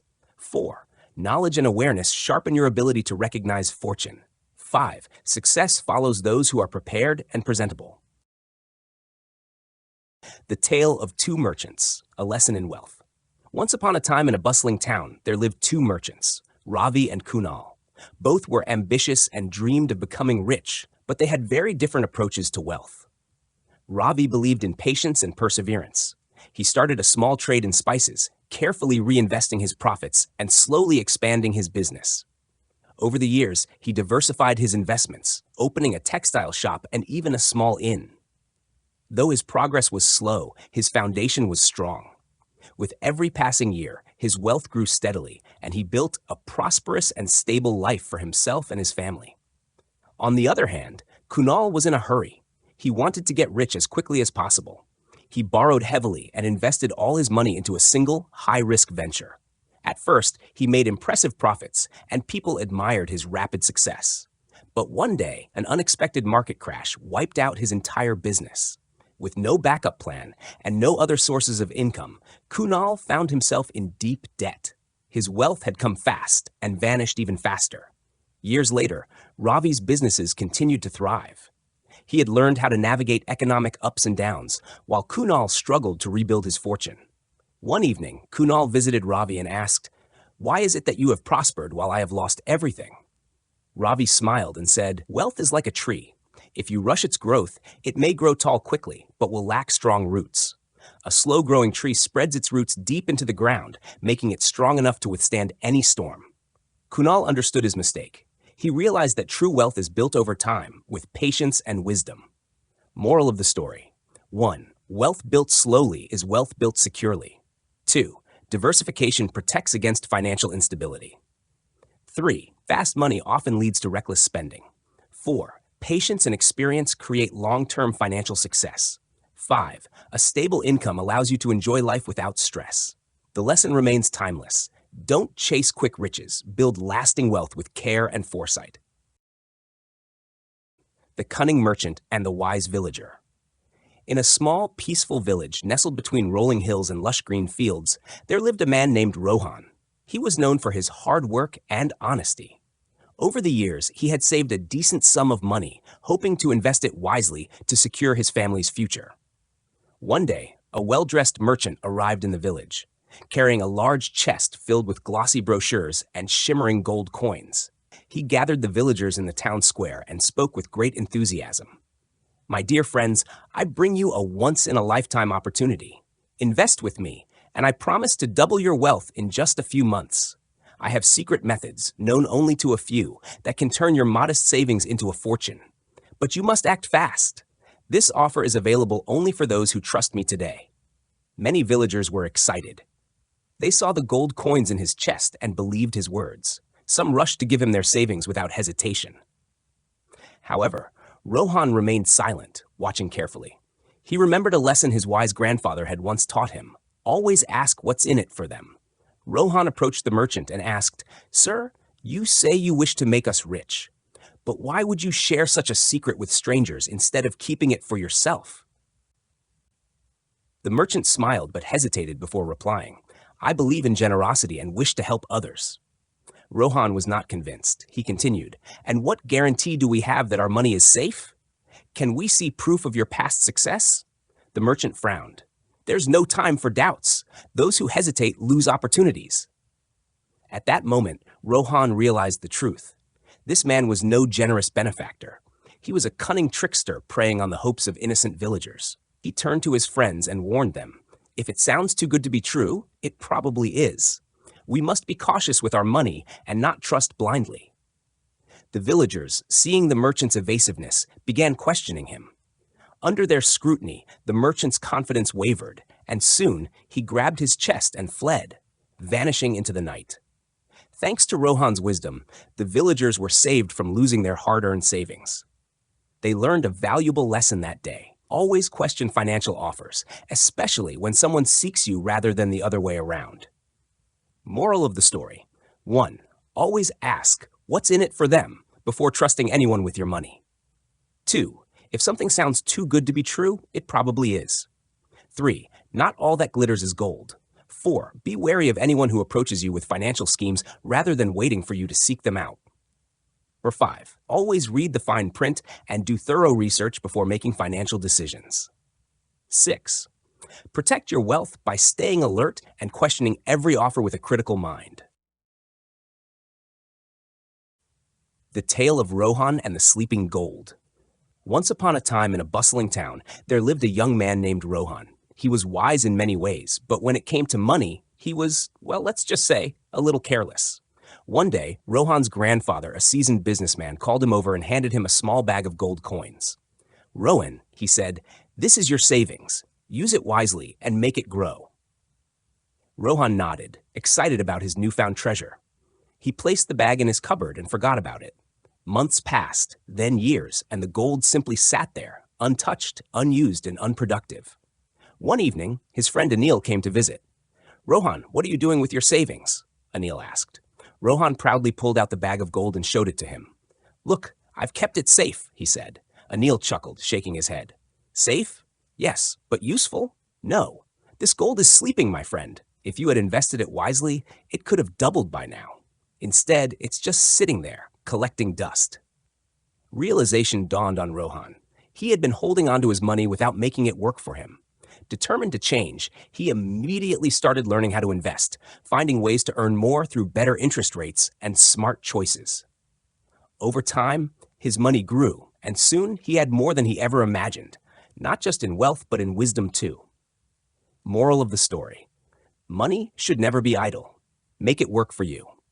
Invest wisely. Don't settle for low returns. Always seek better opportunities. Act now. Delaying financial decisions can cost you more than you think. Be proactive. Research, explore, and maximize your resources. Don't just save, grow your wealth. Smart money management leads to financial success. So, ask yourself, is your money working for you, or is it just sleeping like Rohan's gold? Knowing when to let go, a story of wise investments. Once upon a time in a bustling city, there lived a wise investor named Ronald. He had a keen eye for opportunities and always approached investments with a calculated mindset. Over the years, he had developed a simple yet powerful formula that helped him decide whether an investment was worth his time and money. One day, his young nephew Alex came to him, eager to learn the secrets of making money grow. Ronald smiled and decided to share his method. "Alex, investing is like planting a tree. You must choose the right seed, water it, and be patient. But if the tree does not grow or bears no fruit, you must know when to cut it down and plant something else. Let me teach you a simple rule.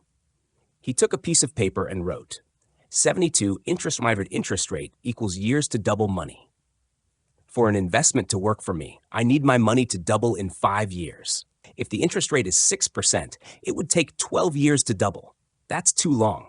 But if I find an investment with a return of 14.4%, my money will double in 5 years. This is my guide for making decisions. Alex was fascinated. So, does that mean you always hold on to an investment until it doubles? He asked. Ronald shook his head. No, my boy. Knowing when to let go is just as important as knowing when to invest. Here's how you can tell it's time to move on. He listed a few crucial signs. If you feel deep down that something is not right, if the market takes a downturn, if you read something that raises doubts, if you find a better opportunity elsewhere, if the investment has been sluggish for a while, if you have reached your profit goal, if you've lost interest or changed your financial strategy, if the investment is no longer relevant or fashionable, if you need to spread your risk in a volatile market, if you invested without enough knowledge and now see the risk, if holding on means throwing good money after bad. Alex nodded thoughtfully. So investing isn't just about making money, it's about making smart choices and knowing when to walk away. Ronald smiled. Exactly. Making money is one thing, but protecting and growing it wisely is the real game. Always invest with a plan and never be afraid to let go when the time is right. Moral of the story. 1. Understand your investment goals. Set clear expectations for returns and timeframes. 2. Use the rule of 72, a simple yet powerful calculation to assess an investment's potential.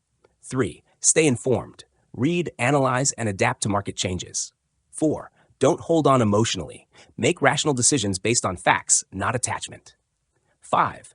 Cut your losses early. Know when to exit rather than throwing good money after bad. 6. Diversify wisely. Spread your risk to safeguard your wealth. By following these principles, Alex learned the art of investing wisely and built a future of financial success. And so can you. 9. Know your own style. Once upon a time, in the bustling town of Marketville, there lived 4 friends: Tom, Sarah, David, and Emily. Each had a different approach to investing, and each faced their own struggles and victories in the financial world. Tom was the competitive one. He was always eager to jump in, full of confidence, believing that his research and gut feeling would lead him to success. He had his share of big wins, but his downfall was chasing losses, refusing to accept that some battles were best left unfought. Sarah, on the other hand, was the cautious planner. She believed in long-term investments and always played it safe. She rarely made hasty decisions, but when she faced a losing streak, she found it difficult to let go, hoping things would turn around eventually. David was unsure about the whole investing game. He relied heavily on his financial advisor, spending months deciding before he finally put his money into anything. He never lost much, but he never gained big either, missing out on opportunities because of his hesitation. Then there was Emily, who followed trends and tips without proper research. She often put all her money into a single investment, hoping for a quick fortune. Unfortunately, when things went south, she held on too long, unwilling to cut her losses.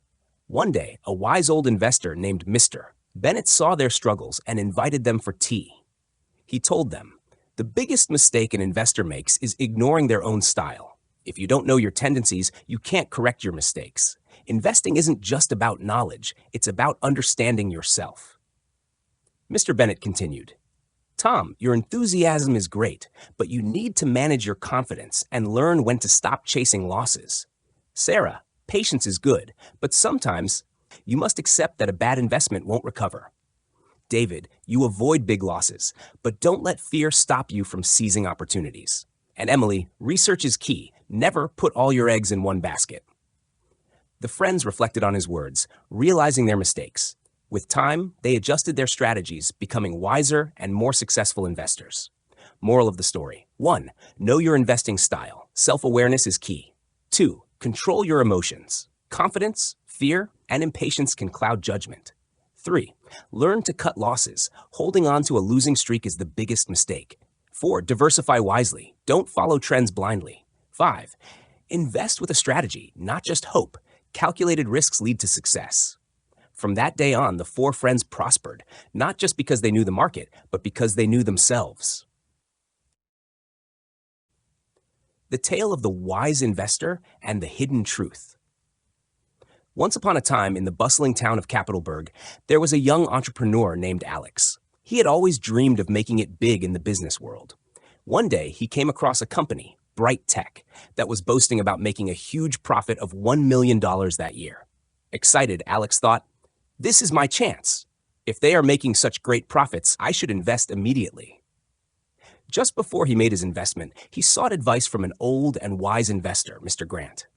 Mr. Grant smiled and said, "My dear Alex, never judge a company solely by its profit and loss statement. You must look at its balance sheet to see the full picture. Let me tell you why." He took out a dusty old ledger and wrote down some numbers. Imagine Bright Tech has earned $1 million in profit. Sounds good, right? But what if I told you they have a debt of $2 million? What if they owe a backlog of $4 million in taxes? Would you still think it's a great investment? Alex was startled. I had no idea.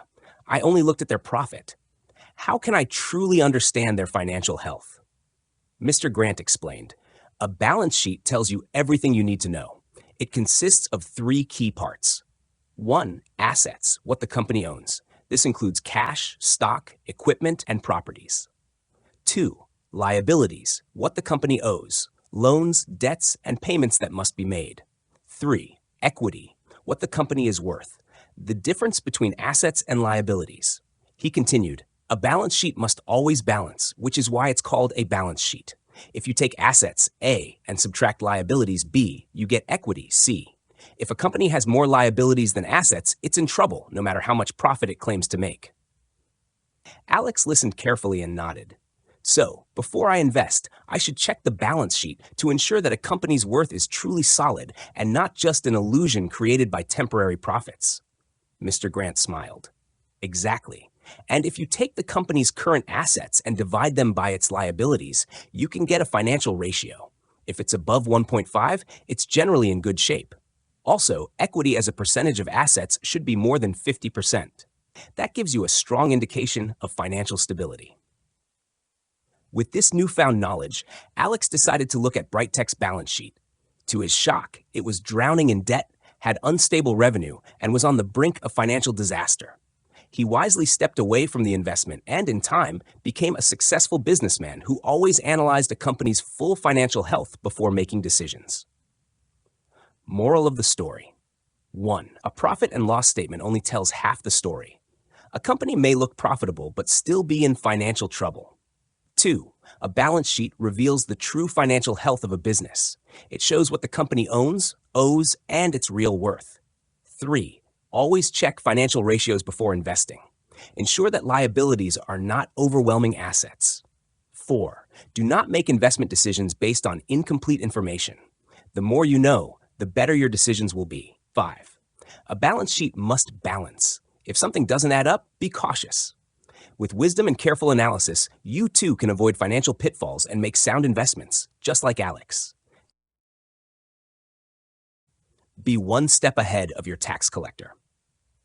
Once upon a time, in the bustling city of Commerceville, there lived a successful businessman named Henry. Henry had worked tirelessly to build his empire, and with success came a rather persistent visitor, the tax collector. Every year, the tax collector would knock on Henry's door, smiling politely, but always ready to take a substantial portion of his hard-earned wealth. Henry was an honest man. He knew that evading taxes was illegal and would land him in prison. However, he was also a wise man who understood that avoiding unnecessary taxes was not only legal, but also a mark of financial intelligence. He decided to educate himself on the art of tax avoidance, not to cheat, but to ensure he didn't pay a penny more than necessary. With the help of tax experts, Henry learned a few crucial lessons. First, he established a limited company, which offered him certain tax advantages not available to the self-employed. He also made full use of all available tax allowances, ensuring that no legal opportunity to save money went unused. Before making any purchase, he asked himself, "Is this tax deductible?" A habit that saved him a fortune over time. As Henry's wealth grew, he explored more sophisticated strategies. He considered moving to a tax-friendly country, though he knew he had to be quick, as governments were constantly closing such loopholes. He invested heavily in his pension fund, knowing it would grow tax-free, and learned about investments that minimized his tax liabilities. He even toyed with the idea of becoming a tax nomad, traveling the world while ensuring he didn't trigger tax obligations unnecessarily. However, Henry was also aware of an important truth. The tax collector was always adapting, just like a skilled chess opponent. Laws changed, loopholes closed, and new regulations emerged. Henry knew he had to stay informed and always be one step ahead. He paid for expert advice when necessary and never assumed that what worked yesterday would work tomorrow. One day, a young entrepreneur named Lisa sought Henry's wisdom. She was eager to grow her business but feared the burden of taxes. Henry smiled and shared his lessons. Pay your taxes honestly, but never blindly. Learn the rules, use them to your advantage, and always stay one step ahead. And so Lisa followed Henry's advice, prospered in her ventures, and ensured she never paid more tax than she had to. Meanwhile, the tax collector kept knocking, but Lisa, like Henry, had mastered the game of tax avoidance, playing smart and playing fair. Moral of the story: tax evasion is illegal and leads to severe consequences. Tax avoidance is smart and legal. Use every available tax allowance to minimize your tax burden. Consider setting up a company for potential tax advantages. Always check if an expense is tax deductible before making a purchase. Invest in tax-free or tax-efficient opportunities, such as pension funds. Stay updated on tax laws, as they change frequently. Seek expert advice and be willing to pay for quality guidance. Always be one step ahead in the game of taxes. Knowledge is your greatest asset. The Wise Merchant and His Idle Assets. Once upon a time in a bustling town, there lived a merchant named Rohan. He was a hard-working man, but despite his years of labor, he often found himself struggling to make ends meet. One evening, he visited his old friend and mentor, Master Dev, a wealthy and wise businessman. "Master Dev," Rohan said, "I work tirelessly, but I never seem to have enough money. What is the secret to growing wealth?" Master Dev smiled and handed Rohan a scroll. "Read this carefully," he said. The scroll contained a simple question: "Do you know what assets you have?" Perplexed but curious, Rohan went home and made a list. He noted down everything he owned: a small shop, a piece of land outside town, 2 bullock carts, a small sum of savings, some old furniture, a collection of rare books inherited from his grandfather. The next morning, he returned to Master Dev. "I have made my list, but I don't see how it can help me make more money." Master Dev chuckled. "Let me show you. Your shop sits empty in the evenings. Why not rent out part of it to another trader? Your land is unused. Consider leasing it to a farmer. Your bullock carts could be rented to traders who need transportation. Even your rare books might attract scholars willing to pay to read them." Rohan's eyes widened. "I never thought of that." Over the next few months, he followed Master Dev's advice. He rented out his shop space, leased his land, and lent his bullock carts for a small fee. He even started a small reading club where people paid to access his collection of rare books. Slowly, his income grew, and soon he was no longer struggling. His assets, once idle, were now working for him. One day, Rohan visited Master Dev again and thanked him. "I now see endless possibilities in every asset I own." Master Dev nodded. Remember, wealth is not just about working hard, it's about making what you already have work for you. Moral of the story: identify your assets. Know what you own, both fixed and current assets. Make every asset work. Don't let anything sit idle. Find creative ways to generate income from it. Cash should always be in motion. Money that sits idle loses value. Invest it wisely. Think beyond the obvious. Even the smallest possessions can become valuable with the right mindset. Wealth grows with smart decisions. It's not just about earning, but about using assets wisely to build more wealth. By understanding and utilizing what you already have, you can unlock endless opportunities for financial growth. The tale of Arjun and his worth. Once upon a time, in a bustling town, there lived a skilled craftsman named Arjun. He was known for his intricate woodwork and had worked for the same furniture company for over a decade. Arjun was a dedicated worker, arriving early, leaving late, and ensuring every piece of furniture met the highest standards. Despite his loyalty and hard work, his salary barely increased over the years.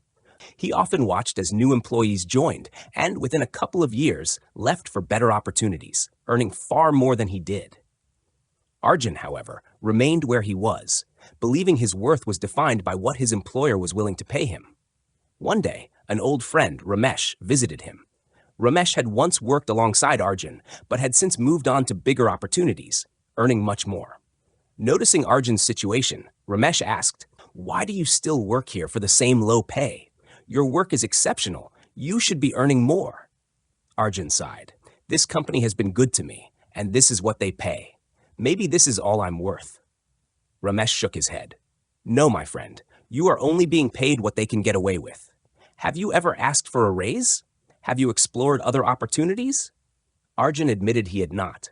He had never considered asking for more, assuming his worth was determined by his employer. Ramesh then shared a simple truth.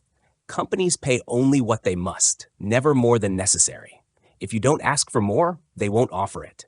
If you don't prove your value, they won't see it. Your worth is not defined by them. It's defined by what you demand for yourself. Taking his friend's advice to heart, Arjun gathered his courage. He approached his employer and detailed the value he brought to the company. His years of experience, the craftsmanship, the clients who returned because of his work. To his surprise, his employer hesitated, but ultimately agreed to a significant raise. For the first time, Arjun realized that he had been underestimating himself all along. Encouraged, he continued to push himself, even seeking opportunities beyond his current job. Before long, Arjun was running his own woodworking business, setting his own rates, and earning far more than he had ever imagined. Moral of the story: never believe you are only worth what an employer pays you. Those who frequently change jobs tend to earn more than those who stay without negotiating. Companies will not offer more unless you ask and demonstrate your value. Being proactive in asking for a raise or better opportunities is essential. Constantly believing in your worth makes you ambitious, while complacency makes you undervalued. Negotiation is key. Those who negotiate well always get more. If you believe you are worth more, act on it. Never settle for less than what you deserve. 9. The road less traveled. Once upon a time, in a bustling town filled with traders, workers, and dreamers, there was a young man named Ethan. Ethan was bright and ambitious, always curious about the world and eager to make his mark. Like many others in his town, he was drawn to the marketplace, where people traded goods, services, and stories. Ethan noticed that most traders followed the same path. They sold the same kind of goods, invested in the same opportunities, and took advice from the same sources. It was a comfortable life, but Ethan wondered, was there a better way? One day, he met an old man named Mr. Benson, a wealthy merchant who had once been in Ethan's shoes. Mr. Benson told him, "If you follow the same road as everyone else, you'll end up in the same place. Sometimes that's good, sometimes it's not. But if you want something different, you have to think differently." Ethan took this advice to heart. He started observing trends in the marketplace, not just following them. Instead of selling the same fruits and fabrics as everyone else, he noticed that travelers from distant lands always asked for spices, something that was rare in their town. While others ignored these requests, Ethan took a risk. He saved up and traveled to a distant port city, where he bought exotic spices at a low price. When he returned, he was met with skepticism. Why would anyone buy these strange powders? Some asked. But soon, word spread about the unique flavors and healing properties of the spices, and demand soared. Ethan's business flourished, while many others in the market struggled with competition and low profits. Years later, Ethan became one of the most successful traders in town. When young dreamers came to him for advice, he repeated the lesson he had learned. Don't follow the same route as everyone else. Think differently, be creative, and take calculated risks. That's how you truly succeed. Moral of the story: 1. Following the crowd may lead to a crowded destination. If everyone is doing the same thing, competition will be fierce and opportunities will be limited. 2. Creativity leads to success. Those who think outside the box often discover opportunities that others overlook. 3. Taking a different path requires courage. It's easy to stay in the comfort of the herd, but true success comes to those who dare to walk alone. 4. Risk should be calculated, not reckless. Smart investors and business people analyze trends and take well-thought-out risks instead of blindly following others. 5. Winners anticipate, not react. By staying ahead of trends and making independent decisions, you position yourself for long-term success. Ethan's story teaches us that success isn't about doing what everyone else is doing. It's about finding your own unique way forward. Staying wealthy, the art of preserving and protecting your fortune. Achieving wealth is a significant accomplishment, but the real challenge often lies in holding on to it. Once you've navigated the pitfalls and avoided scams, the next crucial step is preserving, protecting, and enjoying the fruits of your labor. You've worked hard to get where you are, so it's only natural to want to safeguard what you've built and make sure it continues to grow. But how do you keep it from slipping through your fingers? How do you avoid the traps that can cause even the most successful individuals to lose their wealth? In this section, we'll discuss how to maintain your wealth, enjoy the lifestyle it brings, and ensure it remains a steady foundation for your future. Moral: wealth isn't just about acquiring it. It's about knowing how to keep it. Don't fall for get-rich-quick schemes. They're often too good to be true. Hard work, focus, and dedication are the keys to long-term wealth retention. Be cautious about who you trust with your finances. Not everyone has your best interests at heart. The most valuable asset in maintaining wealth is knowledge. Stay informed and avoid shortcuts. Shop for quality. Once upon a time, I was a proud bargain hunter. If there was a deal to be found, I was there, scooping up 2-for-1 chickens and multi-packs of cheap t-shirts. I thought I was being smart with my money, stretching every dollar as far as it would go. Then, I met my lovely wife. From the start, she had a different approach. She bought less, but chose quality every time. While I was bringing home pale, flavorless chickens to pair with inexpensive white wine, she was preparing lobster and pouring champagne. The contrast was striking. You can see why I fell for her. It didn't stop at food. While I bought 5 bargain bin t-shirts, she picked out one well-made shirt that outlasted all of mine combined. Her choices lasted longer, washed better, looked better with age, kept its color, kept its shape, reflected her refined taste, required less maintenance. Meanwhile, my choices cost me in ways I hadn't considered. My cheap car was always breaking down, making me late and stressed, while her well-maintained vehicle got her everywhere on time, calm, and collected. It wasn't just about money. It was about peace of mind and quality of life. She showed me that, though I was spending less, I was actually wasting money. I had to replace my things more often, and worse, I looked the part, cheap, disorganized, and unreliable. It took time to unlearn the frugal habits I had absorbed as a child. Don't spend more than you need to. No one needs to look that expensive. Spending money on yourself is indulgent. A bargain is always better than buying quality. I learned that shopping for quality isn't about extravagance. It's a reflection of how you live and how others perceive you. It affects your personal and professional reputation. Most importantly, it saves you money in the long run, because cheap is often a false economy. Moral of the story: quality lasts longer and saves money over time. Investing in better items reduces stress and maintenance. The way you present yourself influences how others treat you. A false economy leads to waste, while quality leads to sustainability. Shopping for quality isn't about spending more, it's about spending wisely. Check the small print. Once upon a time in a bustling town, there lived a man named Edward. Edward was an ambitious entrepreneur, always looking for ways to expand his business. One day, he came across a fantastic deal on a set of brand new computers for his office. The salesman assured him it was a once-in-a-lifetime offer. Top-of-the-line machines, unbeatable price, guaranteed satisfaction. Edward was eager to seal the deal and sign the contract without reading the fine print. A week later, the computers arrived. Excitedly, Edward unboxed them, only to discover they were outdated models, slow and barely functional. Furious, he rushed back to the store, demanding a refund. The salesman pointed to the contract Edward had signed. Buried deep in the small print, it stated that the computers were refurbished models, sold as seen, non-refundable. Edward was devastated. He had spent a fortune on something he couldn't use and had no legal grounds to challenge the deal. Lesson learned: He vowed never again to overlook the small print. This scenario is not uncommon. How often do we click I agree without reading the terms? How often do we sign up for a service without checking the cancellation policy? Small print is everywhere, from store receipts to financial contracts, and its purpose is often to protect the seller, not the buyer. A classic tale of small print woes. Legends tell of a man who made a deal with the devil. The devil promised him wealth, wisdom, and power in exchange for just 5 years of his life.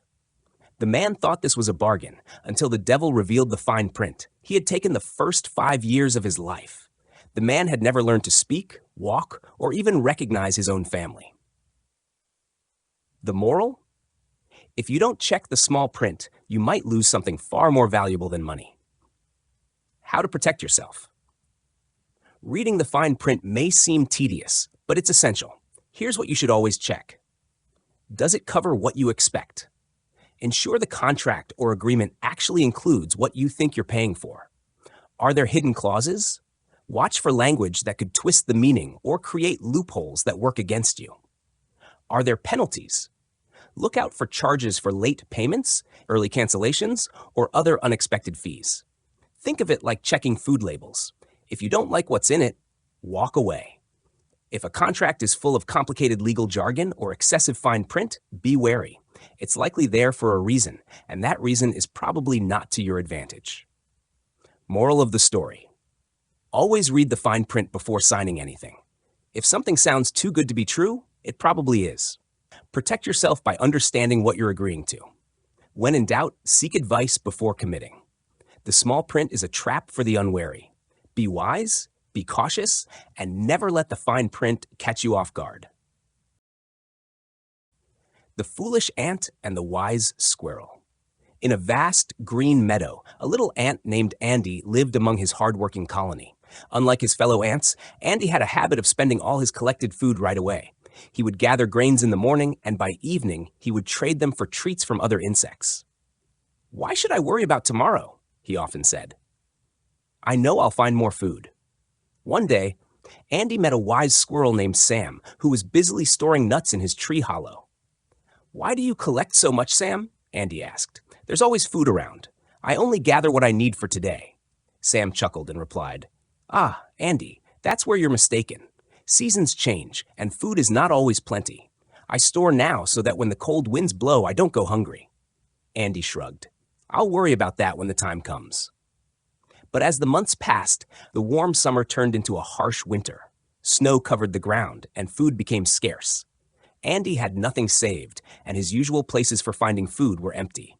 Desperate and shivering, he went to Sam's tree, hoping for help. Sam saw Andy's sad face and sighed. "You spent everything before you even had it. If you had saved wisely, you wouldn't be in trouble now." Sam shared some nuts with Andy, but it was a hard lesson learned. From that day on, Andy vowed to save for tomorrow and never spend what he didn't yet have. Moral of the story. 1. Don't count your chickens before they hatch. The future is uncertain, so don't rely on what hasn't arrived. 2. Save for tomorrow. What seems unnecessary today might be essential later. 3. Avoid debt traps. Borrowing against future income can lead to financial stress. 4. Think long-term. Short-term pleasures can cause long-term hardships. The future isn't real until it becomes today, so plan wisely. The Tale of Wise Old Henry. Once upon a time, in a bustling town filled with merchants, farmers, and craftsmen, there lived a man named Henry. Henry was a hard-working fellow, always on the move, always earning and always spending. He had a beautiful house, a fast horse, and a taste for fine clothes and rich feasts. Life was good, and he saw no reason to worry about the distant future. One day, Henry met an elderly man named Samuel sitting by the town square. Samuel was once a wealthy merchant, but now he relied on the kindness of strangers for food and shelter. Curious, Henry asked, "Samuel, you were once rich. What happened?" Samuel sighed and said, "I lived as though my fortune would last forever. I spent without saving, believing I would always be able to earn. But time is swift, Henry. My hands grew weak, my legs grew slow, and suddenly I could no longer work as I once did. Without savings, I lost control of my comfort, my freedom, and even my dignity." Henry pondered this and realized he had never thought about growing old. He had always assumed he would keep working, always earning, always spending. But what if he couldn't? Determined to learn from Samuel's mistake, Henry decided to make a change. He began setting aside a small portion of his earnings each month. He invested in land and property, knowing their value would grow. He prioritized his spending, choosing to secure his future rather than indulge in fleeting pleasures. As the years passed, Henry's savings grew, ensuring that he would never have to rely on the kindness of strangers. Years later, Henry sat in his comfortable home, watching the sun set over his vast fields. He smiled, knowing that he had secured his future. Unlike Samuel, he would never face old age and poverty. He had planned, he had saved, and he had ensured his dignity and comfort. And so, dear reader, learn from Henry's wisdom. The future comes faster than we think, and it is up to us to prepare for it. Moral of the story: prepare for the future while you can. Time moves swiftly, and you won't always have the energy or ability to earn as you do now. Financial independence is key to maintaining dignity. Without savings, you may have to rely on others, losing control over your life. Prioritize saving over unnecessary spending. Luxuries today are enjoyable, but a secure tomorrow is priceless. The earlier you start, the easier it will be. Small, consistent savings grow over time, ensuring a comfortable future. Invest wisely. Property, shares, or high-interest savings can provide security when you are no longer working. Downsize when the time is right. Adjusting your lifestyle as you age ensures that your resources last longer. The best time to start was yesterday. The second best time is today. The Wise Squirrel and the Foolish Rabbit. Once upon a time, in a lush green forest, there lived a wise squirrel named Theo and a carefree rabbit named Benny. Theo was known for his foresight and careful planning, while Benny lived for the moment, never worrying about what lay ahead. As the warm days of summer stretched on, Theo diligently gathered nuts, storing them safely in his tree hollow. He would often remind Benny, "You must prepare for the hard times, my friend. The forest is not always kind." Benny, however, would laugh and say, "Why worry? There's plenty of food now. I'll deal with problems when they come." One evening, a great storm swept through the forest, uprooting trees and flooding the burrows of many animals. Benny, caught unprepared, found himself hungry and without shelter. Desperate and cold, he made his way to Theo's tree, shivering in the rain. Seeing his friend in distress, Theo welcomed him inside and shared his carefully stored nuts. As Benny ate, he sighed, "I should have listened to you, Theo. If I had saved even a little, I wouldn't be in this position now." Theo smiled kindly and said, "It's never too late to learn. Life is full of unexpected storms. A wise creature always prepares for rainy days." Moral lessons. Always set aside something for emergencies. Life is unpredictable, and having a financial cushion can prevent distress during tough times. A contingency fund can save you in unexpected crises. Whether it's a medical emergency, sudden job loss, or economic downturn, savings provide stability. Think ahead, not just for today. Living for the moment is enjoyable, but planning for the future ensures long-term security. Learn from the wise. The habits of financially prudent individuals can teach us valuable lessons about money management. Difficult times test our preparedness. The true importance of savings is only realized when trouble strikes. Much like Theo's nuts in the tree hollow, your contingency fund is your shield against the unexpected. So be wise. Save today for a safer tomorrow. You paid what for it? The art of shopping smart. Once upon a time in a bustling city, there lived a man named James. James was a hardworking professional who had spent years building his career and amassing a comfortable fortune. He believed in enjoying the finer things in life, but he also prided himself on making smart financial decisions, or so he thought. One day, James decided it was time to upgrade his car. He had his eye on a sleek, high-end vehicle that would be the envy of his peers. Without much thought, he picked up his phone, called a local dealership, and ordered the car at the listed price. He was thrilled about his purchase and couldn't wait to drive it through the city streets.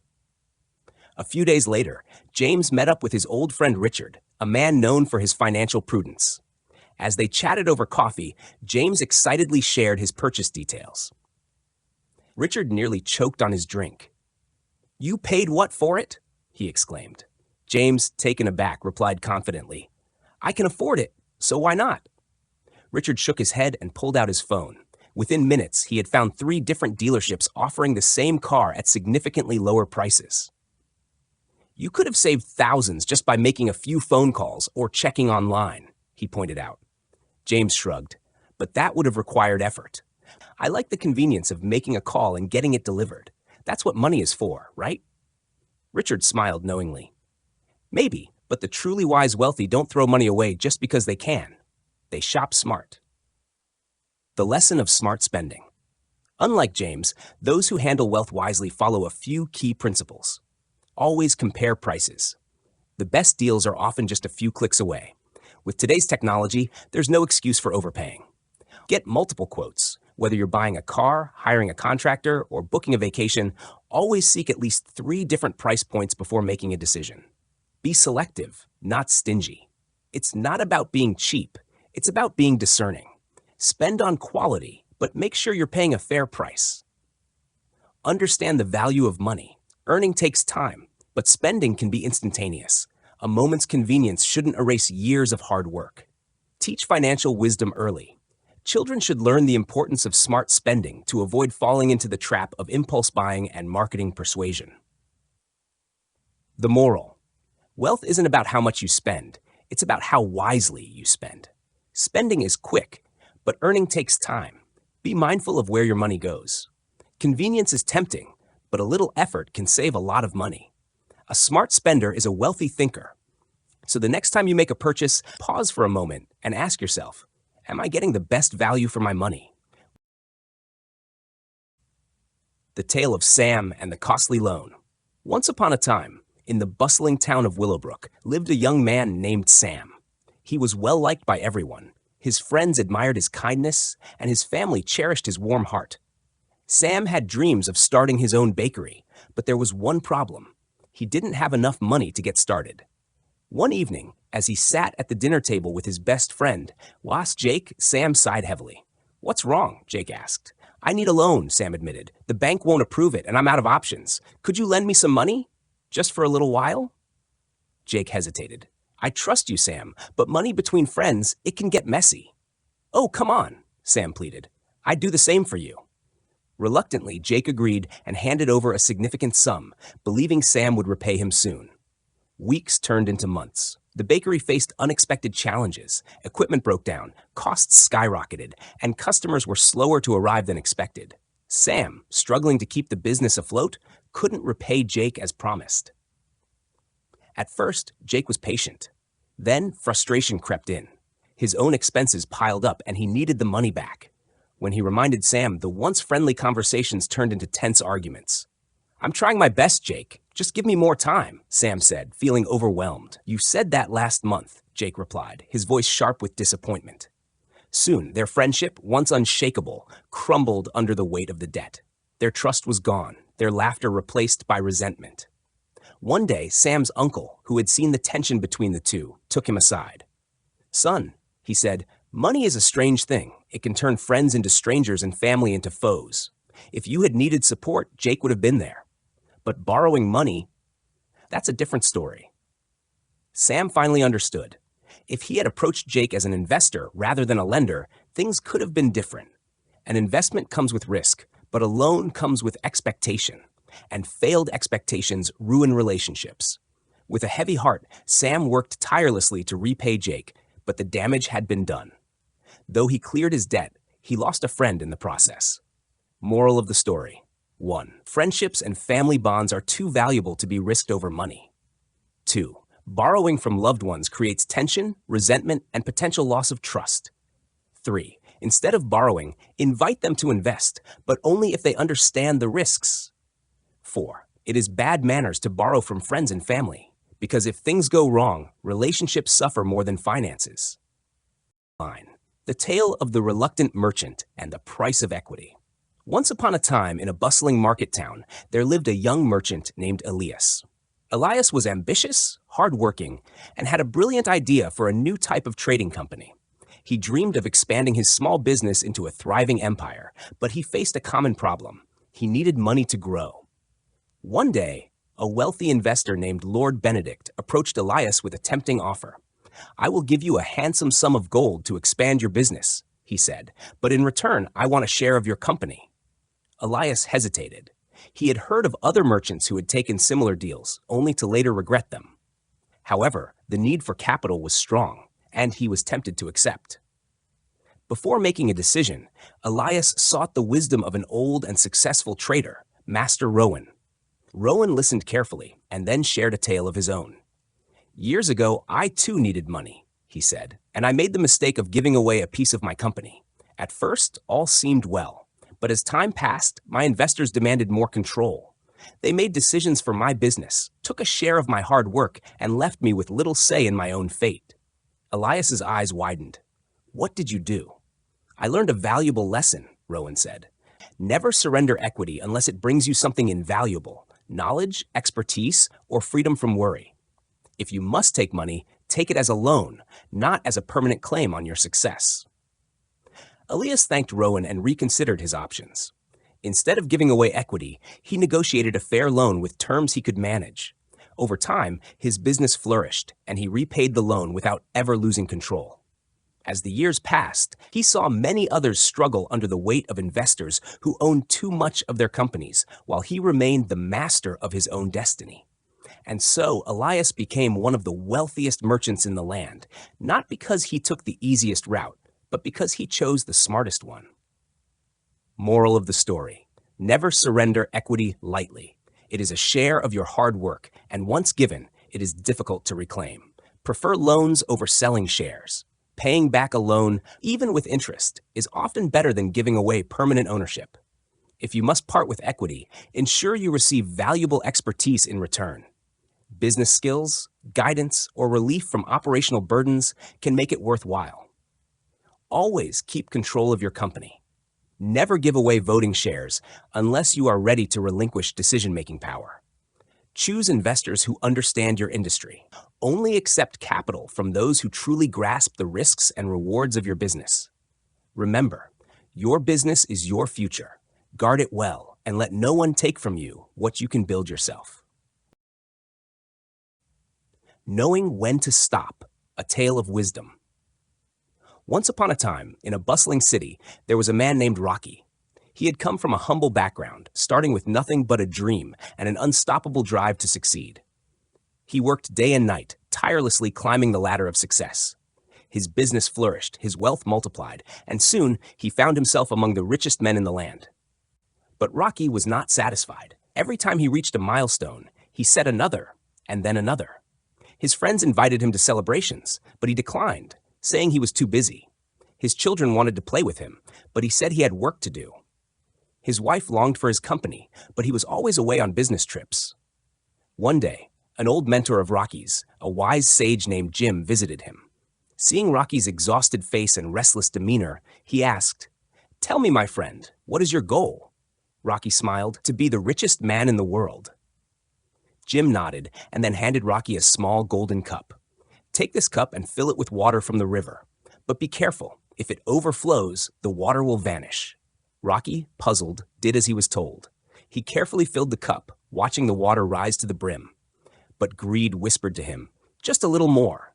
As soon as he added another drop, the water vanished. He tried again and again, but the result was the same. The sage smiled and said, "Like this cup, your life is filling up with wealth.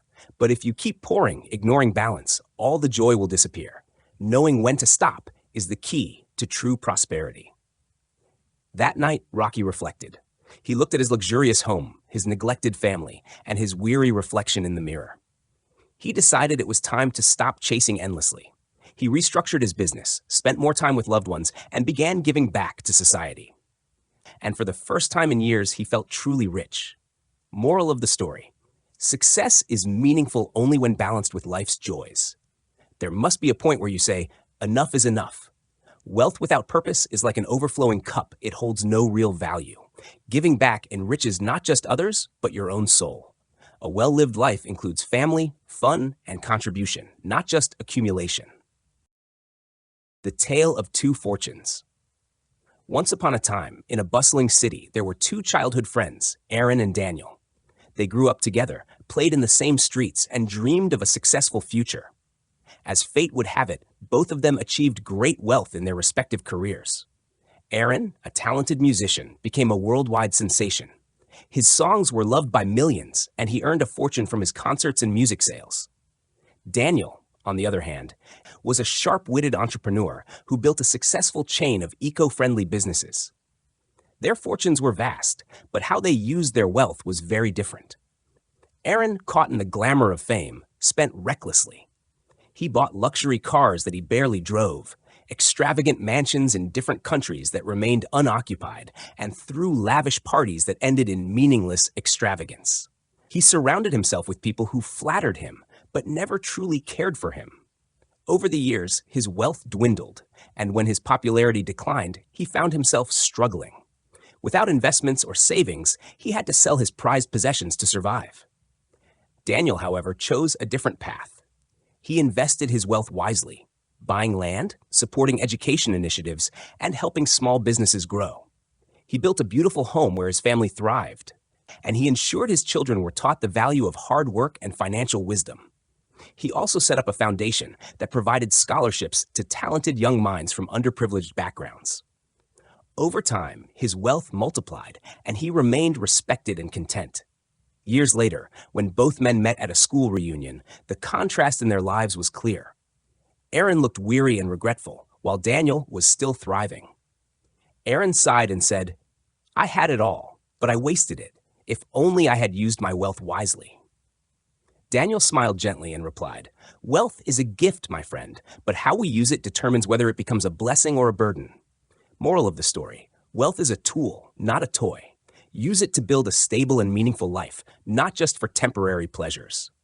Invest wisely. A good investment today secures a better tomorrow.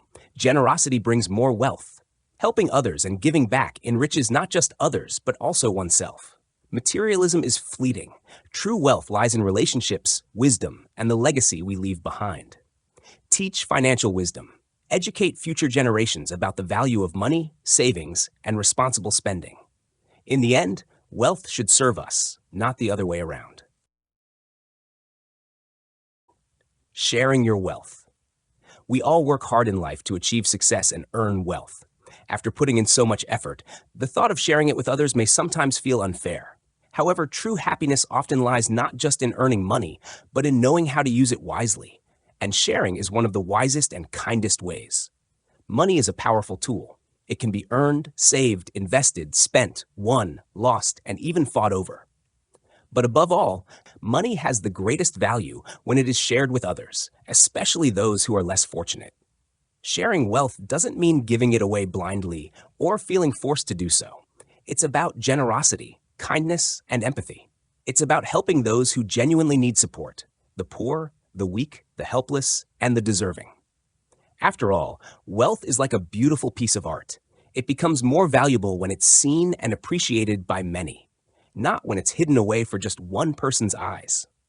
Some may argue that sharing wealth will only decrease it, but in reality, sharing often multiplies wealth. Maybe not in financial terms, but surely in terms of joy, satisfaction, peace, and goodwill. The happiest and most content people in the world are often those who are generous and willing to share what they have. Moral of the story: sharing wealth is an act of kindness and generosity. True wealth is not just about earning, but also about giving. Helping the less fortunate spreads happiness and goodwill. Shared wealth often grows in value beyond just money. Generous people are often the happiest and most content. The Tale of Two Paths, a lesson in using wealth wisely. Once upon a time, in a quiet town in England, lived two very different people. Both were famous in their own fields, and both had earned a great deal of money. But the way they chose to use their wealth was a lesson for all. The rock star couple's wise choice.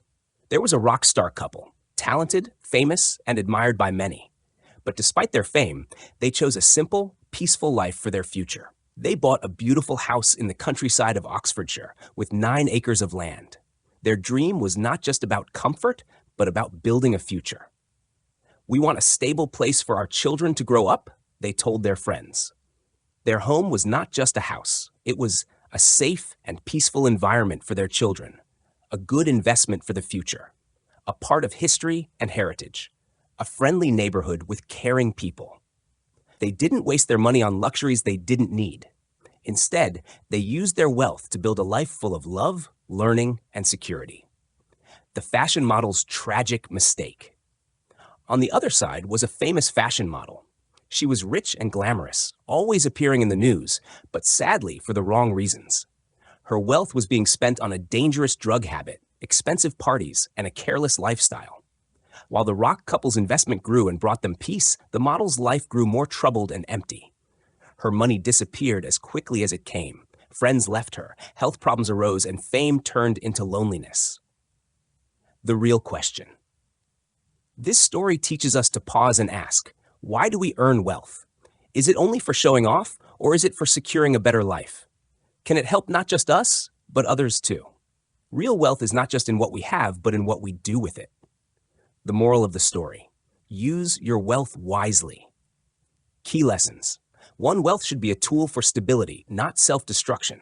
2. Invest in things that grow in value: love, family, education, and community. 3. Teach the next generation the value of money, not just how to spend it. 4. Sharing and generosity often bring greater returns than selfishness.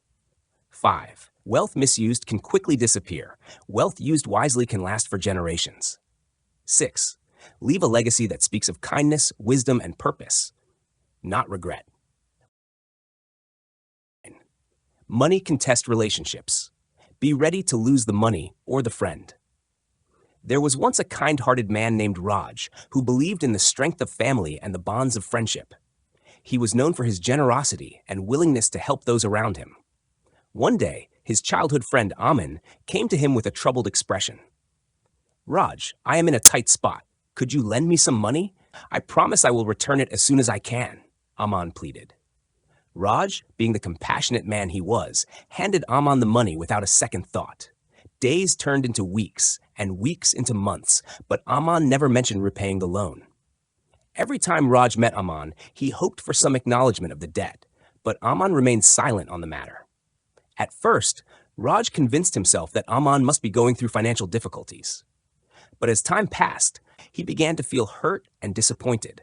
The warmth in their friendship started to fade, and Raj found himself avoiding Aman, unable to overlook the unpaid loan. He realized that what was once a strong friendship was now reduced to awkward encounters and unspoken grievances. One day, Raj met his uncle, an old and wise man, who noticed the distress on his face and inquired about it. Raj confided in him, explaining the situation with Aman. His uncle chuckled and patted Raj's shoulder. "My dear boy, money has a strange way of testing relationships. If you lend money, never expect it back. If you do, you are only setting yourself up for disappointment. Instead, think of it as a gift. If they return it, be pleasantly surprised. If they don't, let it go with a smile. This way, you keep both your peace and your friendship intact." Raj reflected on his uncle's words and decided to write off the loan in his heart. From that moment, he no longer felt the burden of expectation. He greeted Aman the next time with the same warmth as before, and to his surprise, Aman seemed relieved. Their friendship, though altered, survived. Moral of the story: never lend money to friends or family unless you are prepared to write it off. Expecting repayment can lead to disappointment and strained relationships. If you truly value the relationship, consider it a gift rather than a loan. Peace of mind is more valuable than money lost in expectations. Chalk it up to experience and walk away whistling. The tale of the wise investor. Once upon a time in a bustling town, there lived a wise and wealthy man named Mr. Viren. He was known for his sharp business acumen and his ability to spot a promising venture from miles away. Many young entrepreneurs and dreamers often sought his help to fund their projects. One day, a young man named Rohan approached Mr. Viren with a proposal. "Sir, I have a brilliant idea for a new restaurant, but I need financial support to bring it to life. Could you kindly lend me some money? I promise to repay you once the business starts making profits." Mr. Viren smiled. He had heard similar requests countless times.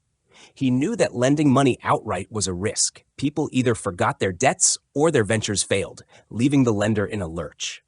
Instead of saying no outright, Mr. Viren responded thoughtfully. Rohan, I appreciate your ambition.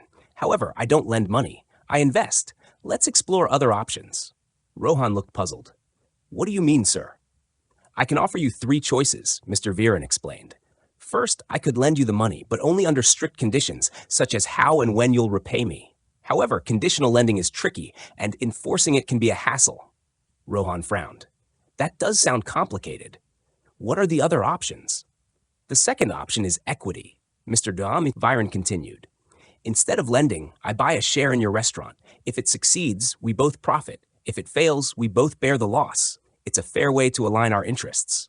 Rohan considered this. That seems reasonable. But what's the third option? The best one yet, convertible equity, Mr. Viren said with a knowing smile. I give you the money as a loan. If your restaurant thrives, I convert my loan into equity, securing a stake in your business. If it fails, I still have a legal claim to get my money back. Rohan was impressed. That's brilliant. This way you protect yourself while still supporting me. Exactly, said Mr. Viren. This approach filters out those who aren't serious. If you truly believe in your venture, you'll accept these terms. If not, then even you don't trust your own idea. Rohan nodded. I see now why you're such a wise investor, sir. Let's do it your way. And so, with this smart strategy, Mr. Viren continued to grow his wealth while helping young entrepreneurs build successful businesses. Those who were serious thrived, and those who weren't quickly backed off. Moral of the story, don't lend money blindly. Instead, invest wisely. Equity ensures shared risk and shared success. A convertible loan sorts out the truly committed from the opportunists. A serious entrepreneur will not hesitate to share ownership if they believe in their venture. A wise investor always protects their interests while supporting growth. The tale of the wealthy merchant and the humble monk. Once upon a time in a bustling kingdom, there lived a merchant named Arvind. He was known far and wide for his immense wealth. His caravans stretched as far as the eye could see, carrying spices, silks, and treasures from distant lands. His home was a palace, his clothes embroidered with gold, and his feasts were the envy of kings. Yet, despite his riches, Arvind lived in constant fear. Fear of losing his wealth, fear of thieves, and fear of what would happen to his fortune when he was gone. One day, as he was strolling through the marketplace, he saw a humble monk sitting under a tree, joyfully sharing his simple meal with a group of children. The monk's robe was old, his sandals worn, yet his eyes sparkled with a deep contentment that Arvind had never known. Curious, Arvind approached the monk and asked, "Revered sir, how is it that you, with so little, are happier than I, who have everything?" The monk smiled. "Do you truly have everything, or does everything have you?" Arvind frowned. "I don't understand." The monk gestured towards a river flowing nearby. "Tell me, merchant, if a man were to hold tightly onto a rock in the river, refusing to let go, would he not drown?" "Yes, of course," Arvind replied.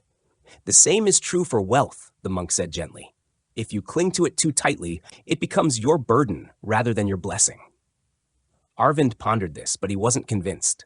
"But wealth is a sign of success, is it not?" "Only if it is put to good use," the monk replied. "Tell me, when you depart from this world, will you take your gold and silks with you?" Arvind sighed. "No, I suppose not." "Then why not use your wealth wisely while you can? Build schools, feed the hungry, care for the sick. Let your wealth serve others instead of binding you. For in the end, the only riches you truly keep are those you give away." Years later, as Arvind lay on his deathbed, he looked around his room, not at his gold nor his silks, but at the smiling faces of those he had helped. At last, he understood the monk's words. As he closed his eyes for the final time, he did so with a heart full of peace, knowing that he had truly lived. Moral of the story: wealth is a tool, not a purpose. Use it wisely, rather than letting it control you. You can't take it with you. What you leave behind matters more than what you hoard. True riches lie in generosity. The greatest legacy is one that improves the lives of others. Fear of losing wealth can become a prison. Freedom comes from sharing and making a difference. A fulfilled life is measured in kindness, not in gold. In the end, what truly remains is not what we kept, but what we gave. The Tale of the Wise Merchant. Once upon a time in the bustling city of Eldoria, there lived a merchant named Darius. He had started with nothing but a keen mind and relentless perseverance. Over the years, his hard work bore fruit, and he became one of the wealthiest traders in the city. As soon as word spread of Darius's success, people began to approach him with outstretched hands. Some were old friends who suddenly remembered their deep bond with him. Others were mere acquaintances, eager to pitch the next big thing. There were even strangers who viewed him as an easy target, hoping to charm their way into his pockets. Darius was a wise man. He knew that wealth attracted all kinds of people, some with genuine needs, some with selfish motives, and some who simply wanted to take advantage of his kindness. He had to decide when to say yes and when to say no. Saying no, the art of protection.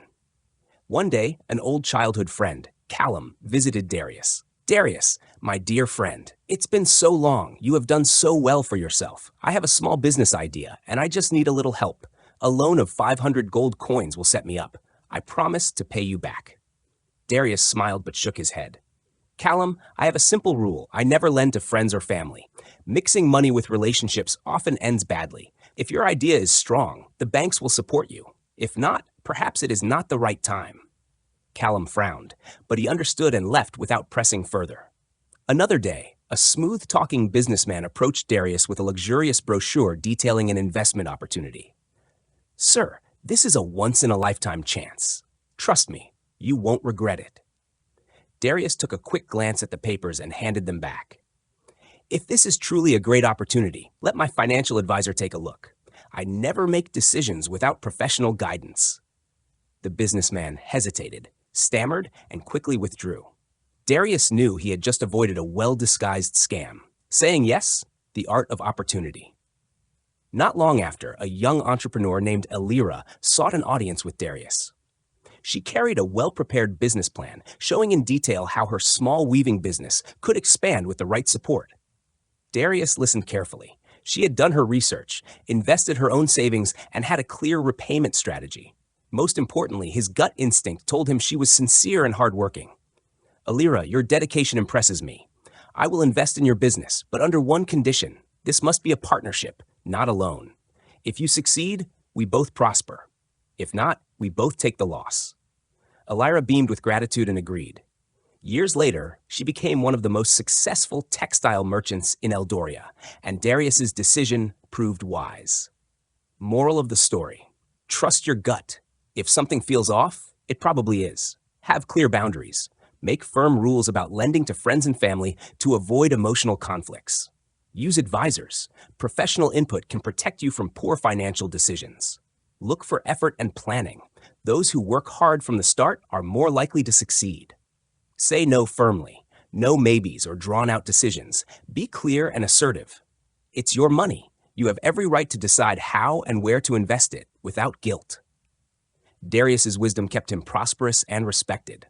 He knew that saying yes and no were both powerful tools. When used wisely, they shaped his fortune and his peace of mind. The art of giving, helping without burdening. Once upon a time in a small town, there was a kind-hearted merchant named Elias. He had earned a great fortune through years of hard work and wise investments. But Elias was not just wealthy, he was generous. He knew that some of his friends and neighbors struggled financially, but he also knew that simply offering money could make them feel indebted, ashamed, or reluctant. He sought a way to give without making them feel burdened. One day, Elias sat down with an old sage who told him, "True giving is like the wind, felt but not seen. If you give wisely, it will lift others without weighing them down."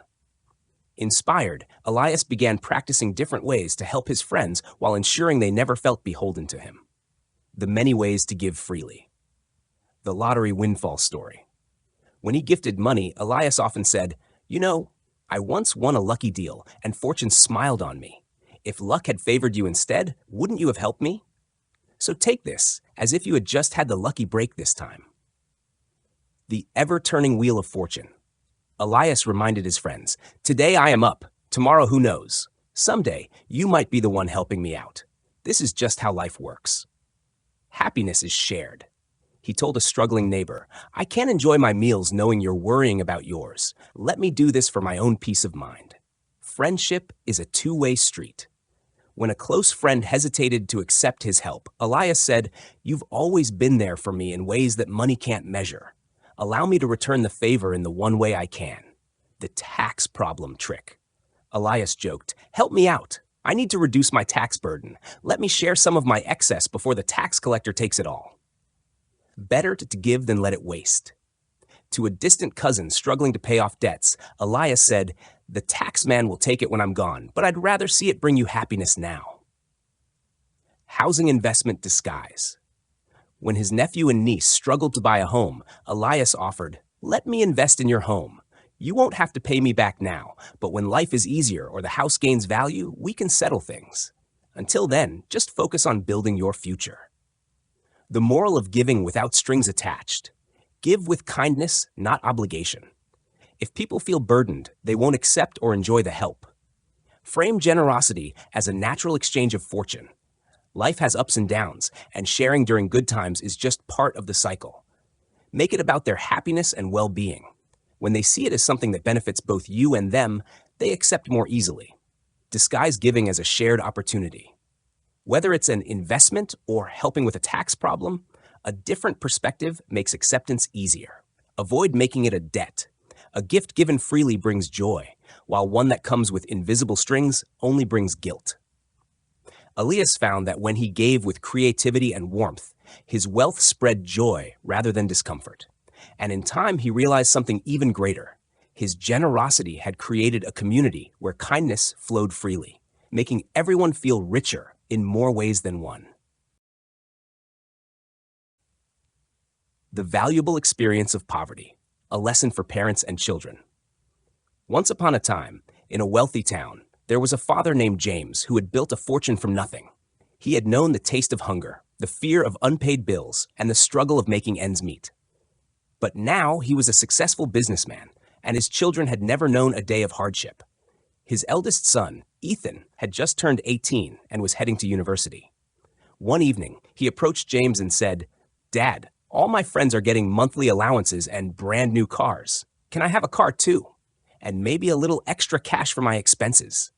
James looked at his son and smiled. "Tell me, Ethan, do you know the value of money?" "Of course. Money buys us the things we need," Ethan replied confidently. James chuckled and said, "Yes, but how do you earn it?" Ethan paused. He had never worked a day in his life. He had always received whatever he wanted with little effort. Sensing an important lesson to be taught, James decided to do things differently. "Ethan, I am not giving you a car or an allowance without effort on your part. Instead, I will match every pound you earn this year. If you save enough, you can buy yourself a car. If you want spending money, you will have to budget it wisely." Ethan was shocked. "But Dad, we have plenty of money. Why should I struggle?" "Because struggling is what made me who I am today. You need to learn responsibility, discipline, and the true worth of hard-earned money. If I simply give you everything, you'll never appreciate it." And so, with some reluctance, Ethan took on a part-time job at a local cafe.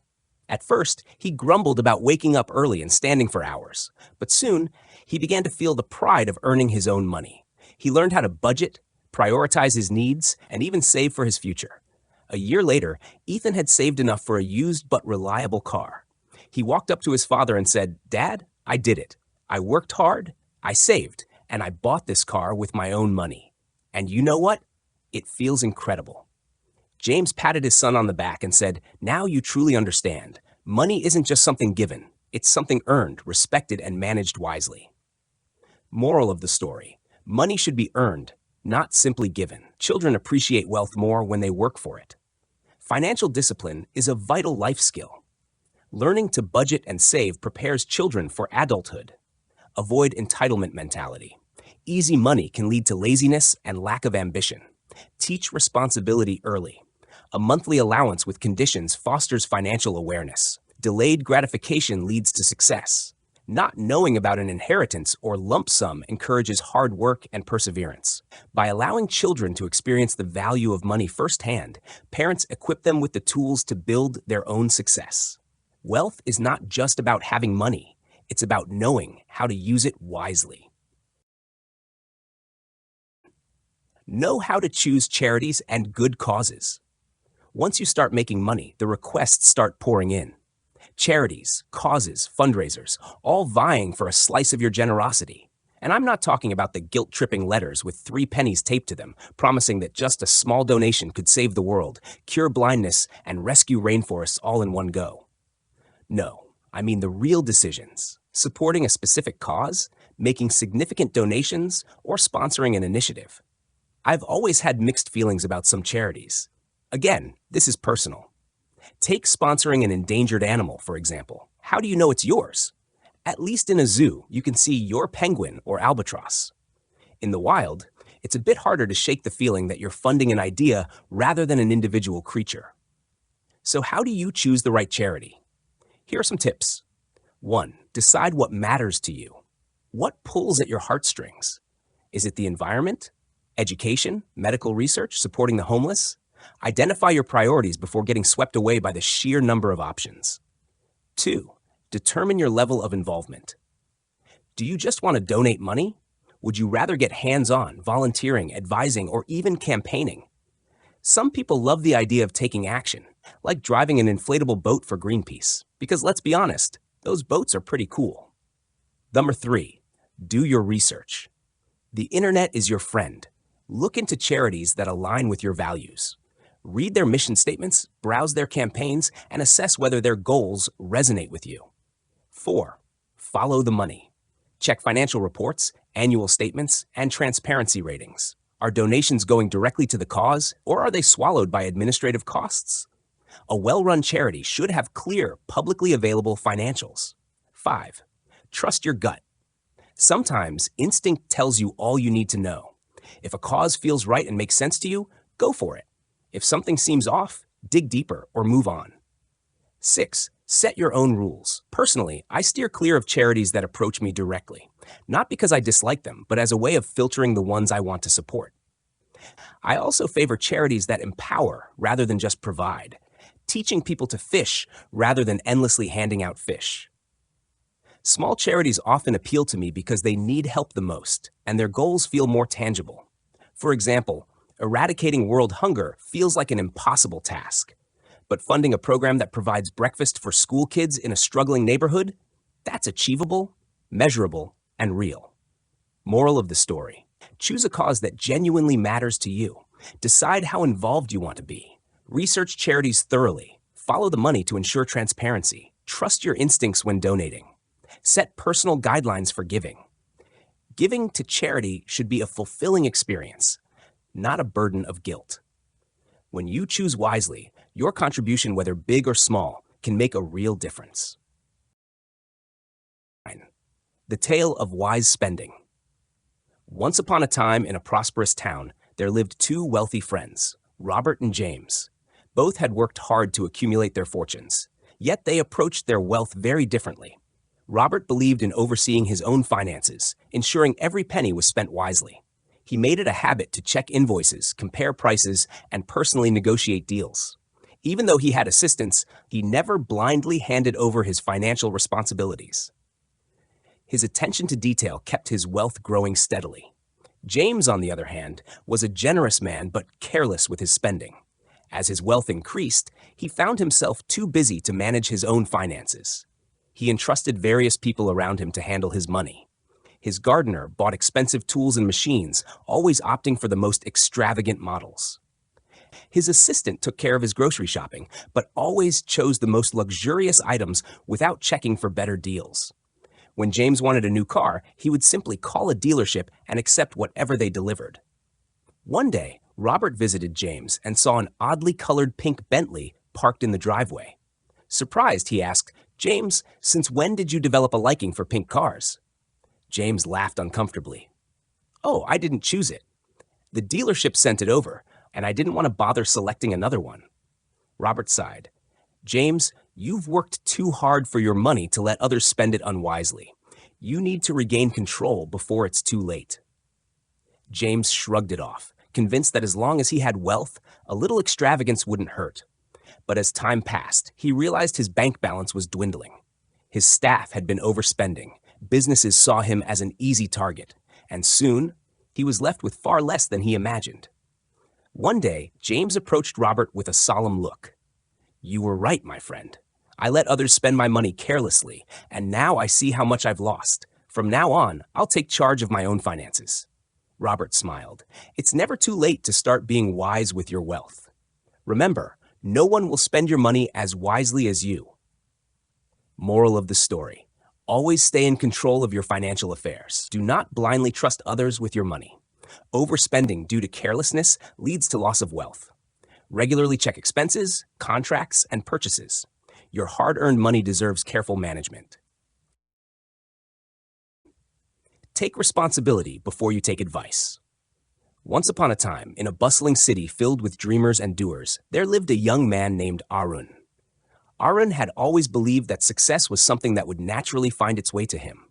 He assumed that as he grew older, wealth and wisdom would simply accumulate like drops of water filling a jar. However, life had other plans. At 25, Arun found himself struggling, broke, directionless, and uncertain about his future. Frustrated, he began seeking advice from anyone willing to offer it. He asked his friends, his family, and even strangers about how to become successful. Some told him to invest, others advised him to start a business, while a few suggested he find a stable job and work his way up. The more advice he gathered, the more confused he became. One evening, Arun met an old man named Mr. Raj at a quiet tea shop. Mr. Raj was known for his wisdom and had built a successful empire through years of experience. Arun eagerly asked, "Sir, what is the best advice you can give me to become wealthy and successful?" Mr. Raj smiled and replied, "Before I advise you, tell me, where are you in life right now? What exactly do you want? Why do you seek advice? And if my advice turns out to be wrong, what will you do?" Arun hesitated. He had no clear answers. He had never thought about these things before. Mr. Raj continued, "Young man, advice is like a map. It can guide you only if you know where you are and where you wish to go. If you don't take responsibility for your own journey, no advice will ever be useful to you. First, understand your position, your strengths, and your weaknesses. Define your goals, then seek advice that aligns with your path." Arun went home and reflected deeply. He wrote down his current situation, his aspirations, and the obstacles in his way. For the first time, he took full responsibility for his life. When he later sought advice again, he was clearer, more focused, and able to evaluate which advice was useful and which wasn't. Over time, he carved out his own path to success. Moral of the story: take responsibility for your life before seeking advice. Know your current position and desired destination. Advice is only useful if you understand how to apply it. Not all advice is good. Filter wisely. Sometimes the best insights come from unexpected sources. Success requires effort, reflection, and accountability. Once you've got it, don't flaunt it. There was once a young man named Daniel who grew up in an ordinary household. He had always been taught the value of hard work, but he had never experienced true wealth until one summer when he was invited to stay at his uncle's mansion. His uncle, Mr. Whitmore, was a self-made millionaire, known for his success, but also for his simplicity and humility. One evening, Daniel settled into the grand guest room, awed by its luxurious furnishings. The bed was enormous, the curtains were velvet, and the carpet was so thick it felt like walking on clouds. Feeling carefree, he left the light on when he went to bed, as he was accustomed to doing at home. Just as he was dozing off, the door creaked open, and Mr. Whitmore's head appeared. "Daniel," he said gently, "you're wasting electricity." Daniel sat up, slightly embarrassed. "Oh, sorry, Uncle." His uncle walked in, pulled a dollar coin from his pocket, and tossed it onto the nightstand. "Tell you what," he said with a small smile, "you can keep that if you turn the light off yourself." Then, with a wink, he flicked the switch off and walked out. Daniel lay there in the dark, staring at the coin in his hand. It was just $1, but somehow it felt like a valuable lesson. From that day forward, he always turned off the lights when leaving a room. Years later, as a successful businessman himself, he never forgot the simple wisdom his uncle had imparted. Mr. Whitmore's lesson wasn't just about saving on electricity. It was about respecting wealth, not flaunting it, not wasting it, and not using it to show off. Over time, Daniel observed how his uncle lived. Despite his fortune, Mr. Whitmore drove a modest car, wore simple yet elegant clothing, and never boasted about his riches. His home, while grand, was tastefully decorated without excessive extravagance. His wealth was a quiet power, not a loud proclamation. Daniel also noticed the contrast with others who had come into wealth suddenly. They bought flashy cars, extravagant jewelry, and enormous houses they hardly lived in. They hosted lavish parties, flaunted their money on social media, and constantly sought the admiration of others. But admiration soon turned to resentment, envy, and even ridicule. Wealth, when flaunted, invited scorn rather than respect. As Daniel built his fortune, he remembered the unwritten rules of quiet wealth. No flashy cars that scream for attention. No excessively large houses that look more like museums than homes. No wearing of oversized diamonds or gold-plated everything. No impulse spending just to impress others. No extravagant parties meant to show off. No boasting about money, ever. Instead, he followed his uncle's path. Live well, but not boastfully. Be generous, but not for show. And let wealth be a means for a better life, not a reason for vanity. Moral of the story: wealth is a privilege, not a performance. Handle it with grace. True richness is in discretion, not display. Flaunting wealth breeds envy, but quiet prosperity earns respect. A wise person lets their success speak for itself rather than shouting it from the rooftops. The best wealth is one that inspires, not one that invites ridicule. The Devil's Deal. A lesson in wealth and wisdom. Once upon a time in a bustling town, there lived a man named Edgar. Edgar was an ambitious merchant, always seeking more wealth, more success, and more power. But no matter how hard he worked, it seemed as if true fortune always eluded him. He watched others strike gold with lucky breaks, inherit fortunes, or win grand prizes, while he toiled endlessly with only moderate success. One evening, as Edgar sat by the fire, an old man approached him. His eyes gleamed with an unsettling glow, and his voice was both soothing and sinister. "Edgar," the old man said, "I can offer you untold riches. All you have to do is sign this simple pact." Edgar hesitated. "A pact? With whom? And what do you ask in return?" The old man chuckled, revealing a flash of sharp teeth. "A small price," he whispered. "A simple agreement that, upon the twilight of your days, you will owe me a favor." Tempted by the promise of wealth, Edgar signed the pact. Almost overnight, his fortunes changed. Gold flowed into his hands, his business flourished, and he became one of the wealthiest men in the land. He believed himself the smartest man alive. He had found a shortcut, outwitted fate, and secured prosperity without toil. But as the years passed, Edgar grew uneasy. He noticed fine print appearing on the pact he had signed, words that had never been there before. The agreement changed, evolving into a series of conditions and penalties he had never agreed to. It demanded more and more from him, first his peace of mind, then his relationships, and finally, his very soul. Desperate, Edgar tried to escape his fate. He consulted wise scholars, powerful mystics, and even sought divine intervention. But the pact was binding, and the devil never forgets a debt. On the eve of his final day, the old man returned, still grinning, still waiting. "A deal is a deal, Edgar. You had your wealth? Now it's time to pay." And just like that, Edgar vanished, his name whispered only as a cautionary tale for those who sought fortune through unnatural means. Moral of the story: easy wealth often comes with hidden costs. If something sounds too good to be true, it probably is. Shortcuts to success can lead to long-term ruin. True prosperity is built with patience, wisdom, and hard work.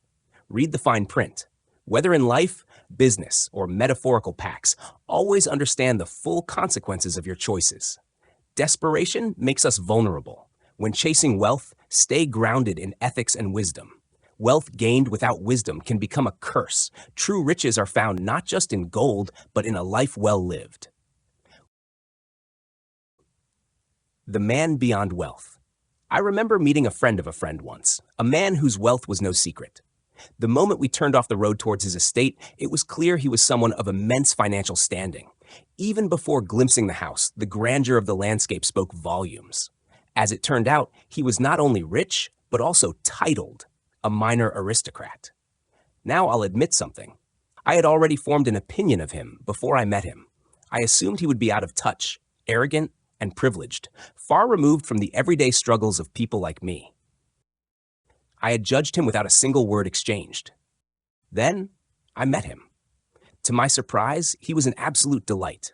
Warm, down to earth, and truly interested in others. He listened with genuine attentiveness, shared amusing stories, and treated everyone around him as equals. It was a stark reminder of how easy it is to fall into the trap of judging people based on wealth alone.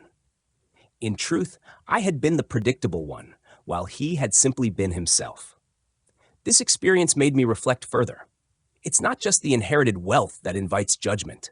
Society often holds prejudices against those who acquire riches through their own efforts.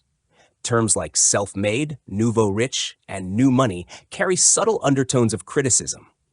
We assume they must be ostentatious, reckless, or lacking refinement. Yet, the reality is far more nuanced. Many such individuals are hardworking, generous, and wise with their fortunes. If we judge others based on their financial status, whether inherited or earned, it says more about us than about them. We are the ones making unfounded assumptions. Wealthy individuals, just like anyone else, come in all shades of character. Many quietly donate vast sums to charitable causes without seeking recognition. Many remain grounded, understanding the realities of life beyond their privileged circumstances. I realized something important. If I don't assume that a person with little money is automatically good, why should I assume that a person with great wealth is automatically bad? Money in itself does not alter a person's fundamental nature. Some people change for the worse with wealth, but people also change due to fame, power, or personal struggles. At their core, most remain who they are, regardless of their financial status. So, let us judge people by their character, not by their wealth. Moral lessons. Do not judge people based on their financial status. Wealth does not define character.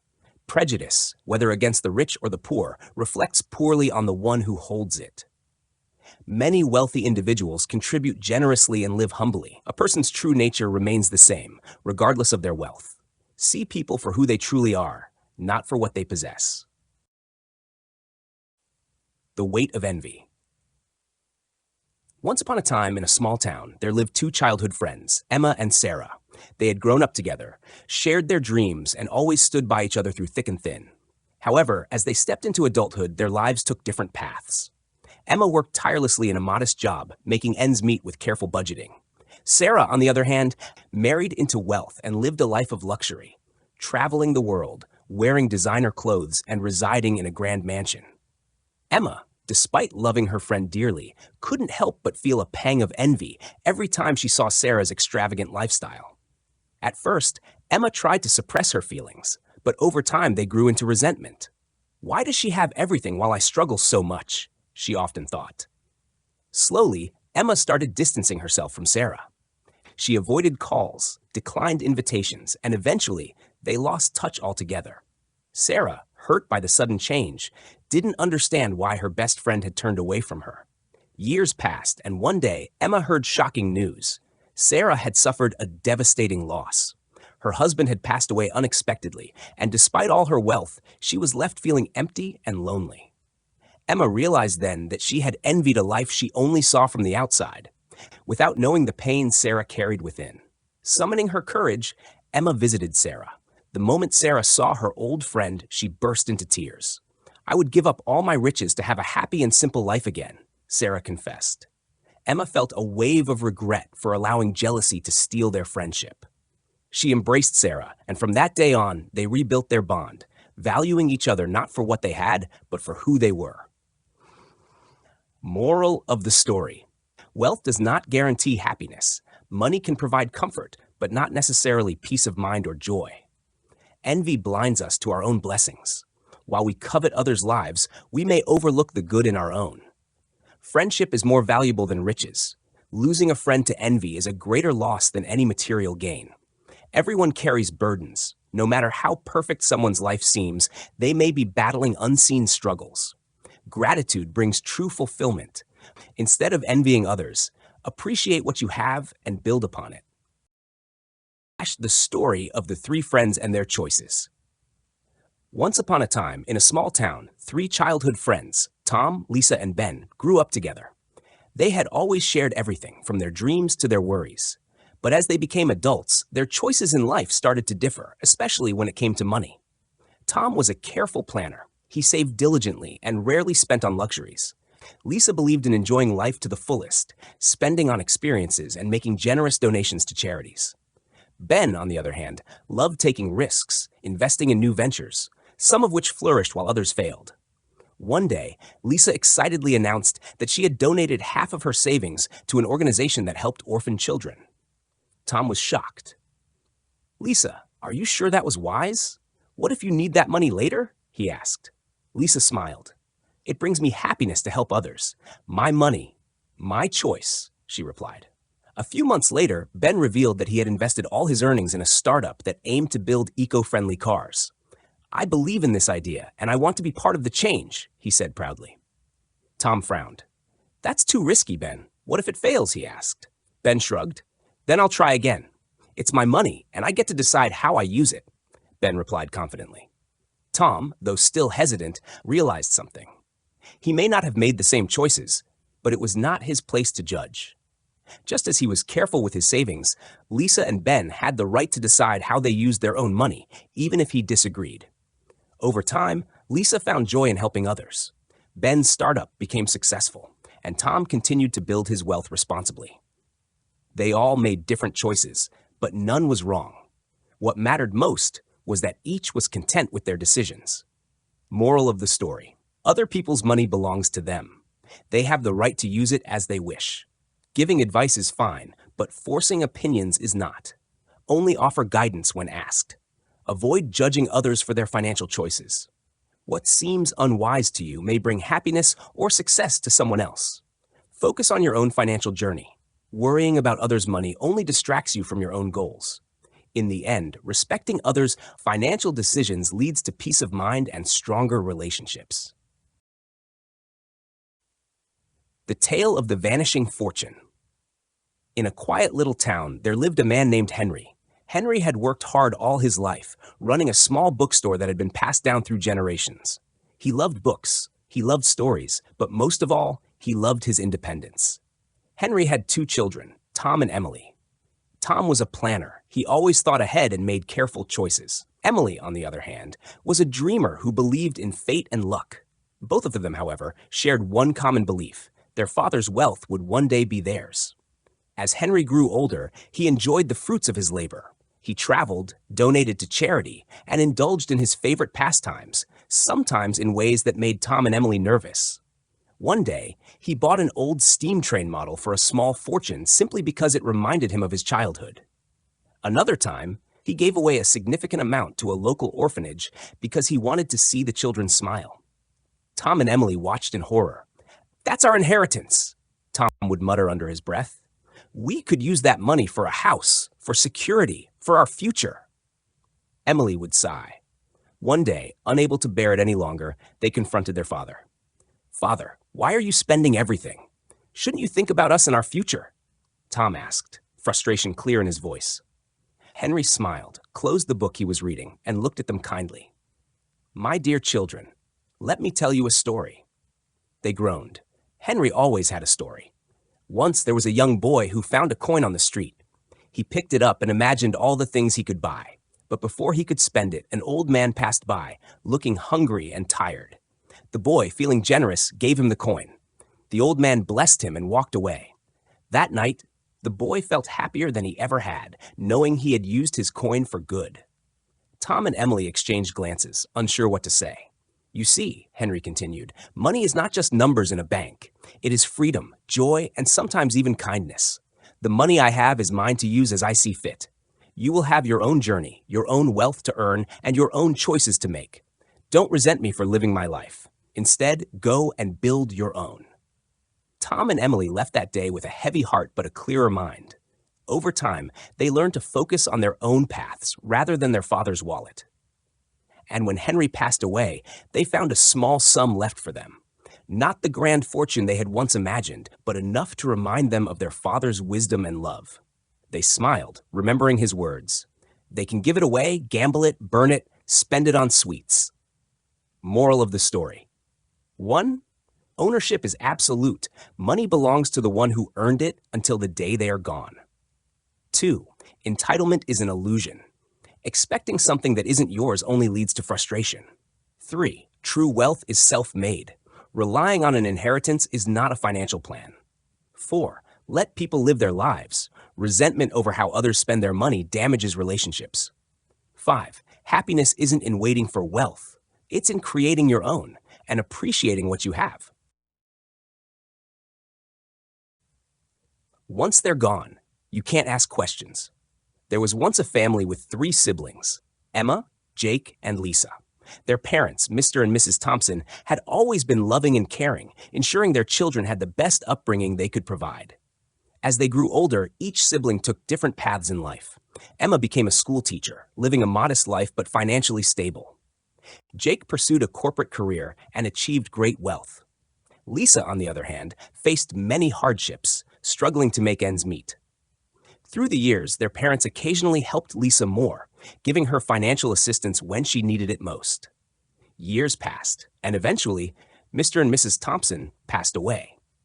When the will was read, the siblings discovered that their parents had not divided the inheritance equally. Lisa received the most, Emma got a modest portion, and Jake received the least. Shocked and hurt, Jake and Emma questioned whether their parents had loved them all equally. Why would their parents do such a thing? But the truth was, their parents were no longer there to explain their decision. At first, resentment brewed. Jake felt that his years of hard work had been disregarded, and Emma felt unnoticed despite her quiet dedication. Lisa, while grateful, felt guilty about receiving more. The siblings struggled with their emotions, questioning the fairness of it all. One day, their wise Aunt Margaret sat them down. "Your parents loved you all equally," she said. But love doesn't always mean giving the same to everyone. They saw Lisa struggling and wanted to ease her burdens. They knew Jake was successful and had all he needed, and they recognized Emma's stability and believed she would understand. It was not about love, but about what they thought was right. Hearing this, the siblings took a step back and tried to see things from their parents' perspective. Slowly, they came to terms with the decision. Jake realized he had never actually needed the money. Emma understood that fairness was not always about equality. And Lisa, rather than feeling guilt, vowed to use her share wisely and support her family in the future. In the end, they chose to honor their parents' memory not by dwelling on what they didn't receive, but by cherishing the love and values their parents had instilled in them. Moral lessons. Once someone is gone, you can no longer ask them why they made their decisions. Accepting their choices with grace can bring peace. Fairness does not always mean equal distribution. Sometimes, decisions are based on needs rather than strict equality. Money should never overshadow relationships. Holding on to resentment can damage family bonds, but understanding can heal them. Parents love their children in different ways. Their choices are often made with the best intentions, even if they seem unfair at first. Cherish memories over material things. The legacy of love and wisdom is far more valuable than any inheritance. The final gift. A lesson in fairness. Once upon a time in a quiet town, there lived 2 siblings, Anna and Mark. Anna had dedicated much of her life to raising a family, working hard but always struggling to make ends meet. Mark, on the other hand, had a successful career overseas and was financially secure. Their parents, George and Linda, had always been loving and fair in their ways. As time went on, George and Linda grew older and more dependent. Anna lived close by and devoted much of her time to caring for them. She took them to their doctor's appointments, handled their grocery shopping, and made sure their home remained a place of comfort. Mark, living far away, visited when he could, but wasn't as present in their day-to-day lives. Despite their different levels of involvement, when their parents passed away, their will revealed that everything was split equally between the 2 siblings.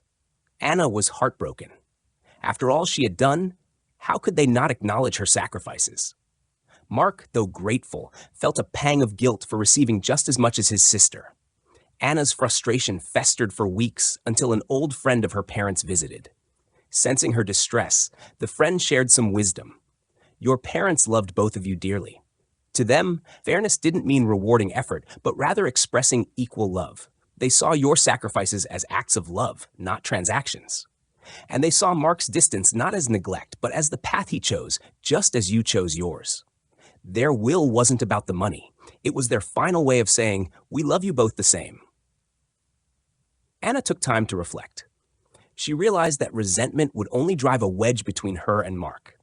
Her parents had raised them to care for one another, not to let material possessions divide them.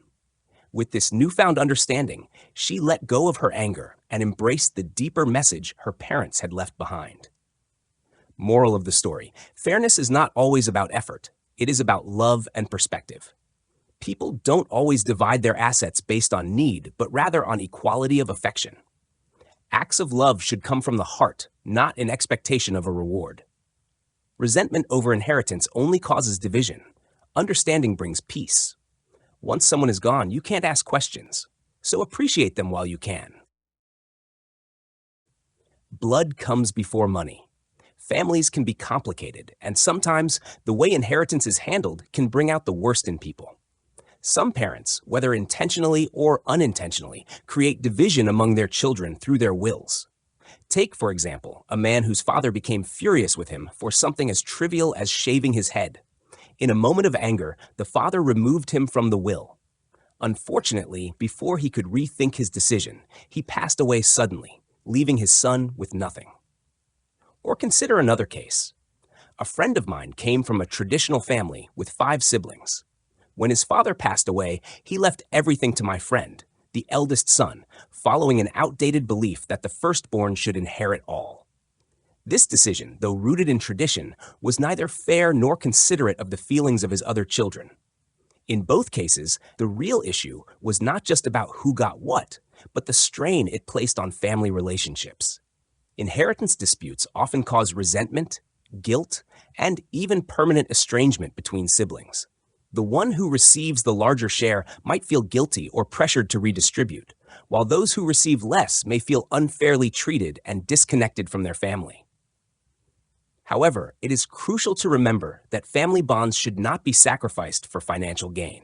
If your relationship with your siblings was even moderately good before, preserving that relationship should take precedence over any inheritance dispute. Money can come and go, but the support and love of family are irreplaceable. Moral of the story: money is temporary, but family is forever.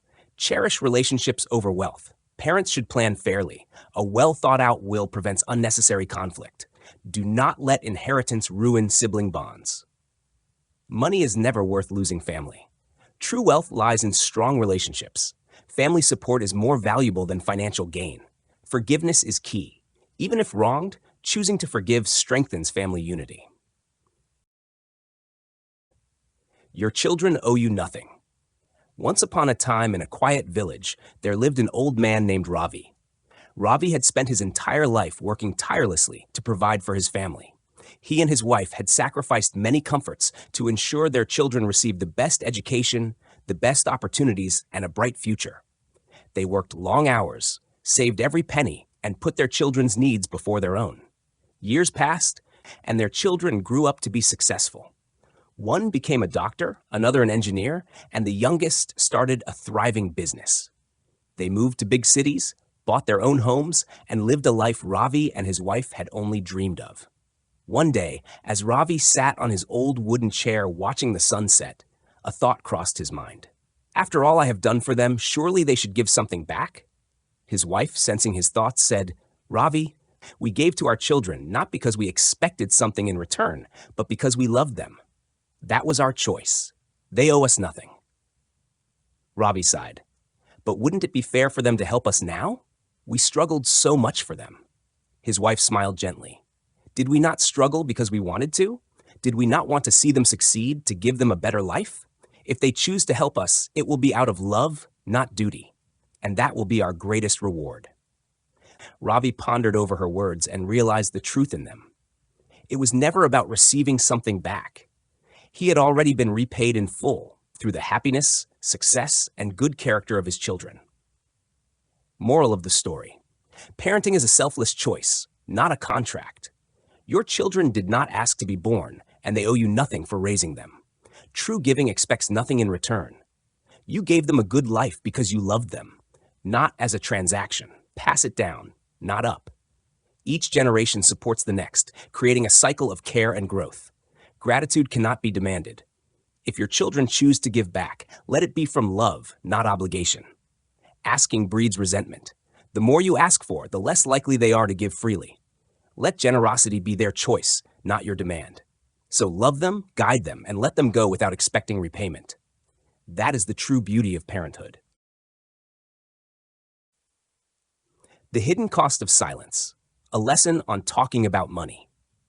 Money is a subject that often makes people uncomfortable. It's strange, really. Why should something so essential to life be so difficult to talk about? Yet in most cultures, discussions about money, even with close family, are often avoided. People fear awkwardness, judgment, or simply don't know how to approach the topic. For the most part, this reluctance doesn't seem to cause major problems. People find ways to manage without addressing financial issues directly. But there comes a time when avoiding these conversations can have real consequences, especially when it comes to aging parents and their financial well-being. The silent struggle of aging parents. As parents grow older, their financial concerns become more pressing. Unlike when they were earning, now they have to make their savings last, potentially for many years. But how do they plan when they don't even know how long their resources need to last? The uncertainty can be daunting. They face difficult questions. Should they sell their home to free up funds? Can they afford quality care if they ever need it? When should they start using their personal pensions? Will they have enough for heating, travel, or medical expenses? These are weighty decisions, and without clear information, they are often left guessing. The stress of financial insecurity can be overwhelming and, in many cases, unnecessary. A story of unspoken worries. I once knew a woman whose father belonged to a generation that considered personal matters, especially money, off limits for discussion. He had always been cautious with his finances, taking great pains to be frugal. He and his wife rarely indulged in luxuries, always opting for the cheapest alternatives.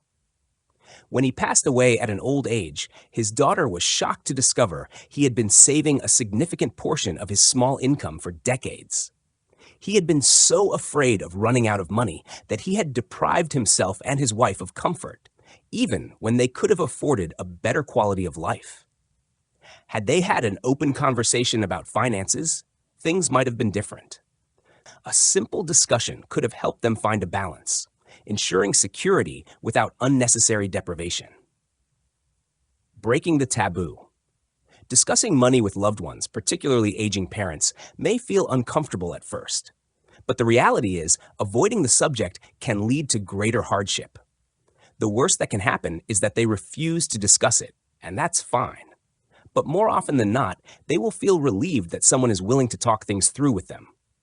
By starting the conversation, you can offer guidance on financial planning, provide reassurance that they will never be left struggling alone, help them make informed decisions about their future. It's not just about offering financial help, it's about ensuring they are comfortable, informed, and free from unnecessary worry. Moral of the story: money should not be a taboo subject. Open conversations lead to better decisions. Avoiding financial discussions can cause unnecessary stress and hardship. Helping parents navigate financial planning can improve their quality of life.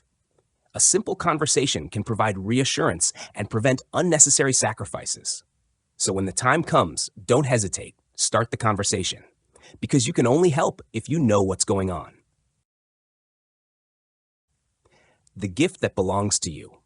Once upon a time, in a small town, there lived a young woman named Clara.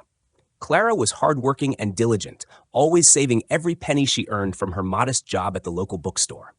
She believed that money should be handled with care and spent wisely. One day, Clara's elderly aunt, Margaret, who had always been fond of her, surprised her with a generous gift. $5,000. "This is for you, dear," Aunt Margaret said with a warm smile. "Do with it as you please." Clara was overwhelmed with gratitude, but soon found herself feeling uneasy. What should she do with the money? Should she use it for something responsible, like fixing her old car? Or should she save it for the future? Would Aunt Margaret disapprove if she treated herself to something she had always wanted, like a vacation? She sought advice from her best friend, Daniel, who listened patiently and then said, "Clara, Aunt Margaret gave you this money as a gift. That means it belongs to you, legally, morally, emotionally, and psychologically. You don't have to justify how you use it. It was given freely, and you have the right to decide what makes you happiest. Clara thought about this deeply. It reminded her of the time she had received a beautiful painting from a friend. She had chosen the perfect wall in her home to display it, without worrying whether her friend would approve of its placement. Why should money be any different? With newfound clarity, Clara made a decision. She set aside a portion for savings, used some to fix her car, and treated herself to a short getaway she had always dreamed of. When she told Aunt Margaret, the elderly woman simply smiled and said, "I gave it to you because I trust you to use it well, and it seems you have." Clara learned a valuable lesson that day, one that she carried with her for life. Moral of the story: a gift once given belongs entirely to the recipient, legally, morally, and emotionally. You do not need to seek approval for how you use something that was freely given. If a gift comes with conditions, it is not truly a gift, but a form of control. Be wise and responsible, but also allow yourself to enjoy what is rightfully yours. Accept gifts with gratitude, but without guilt.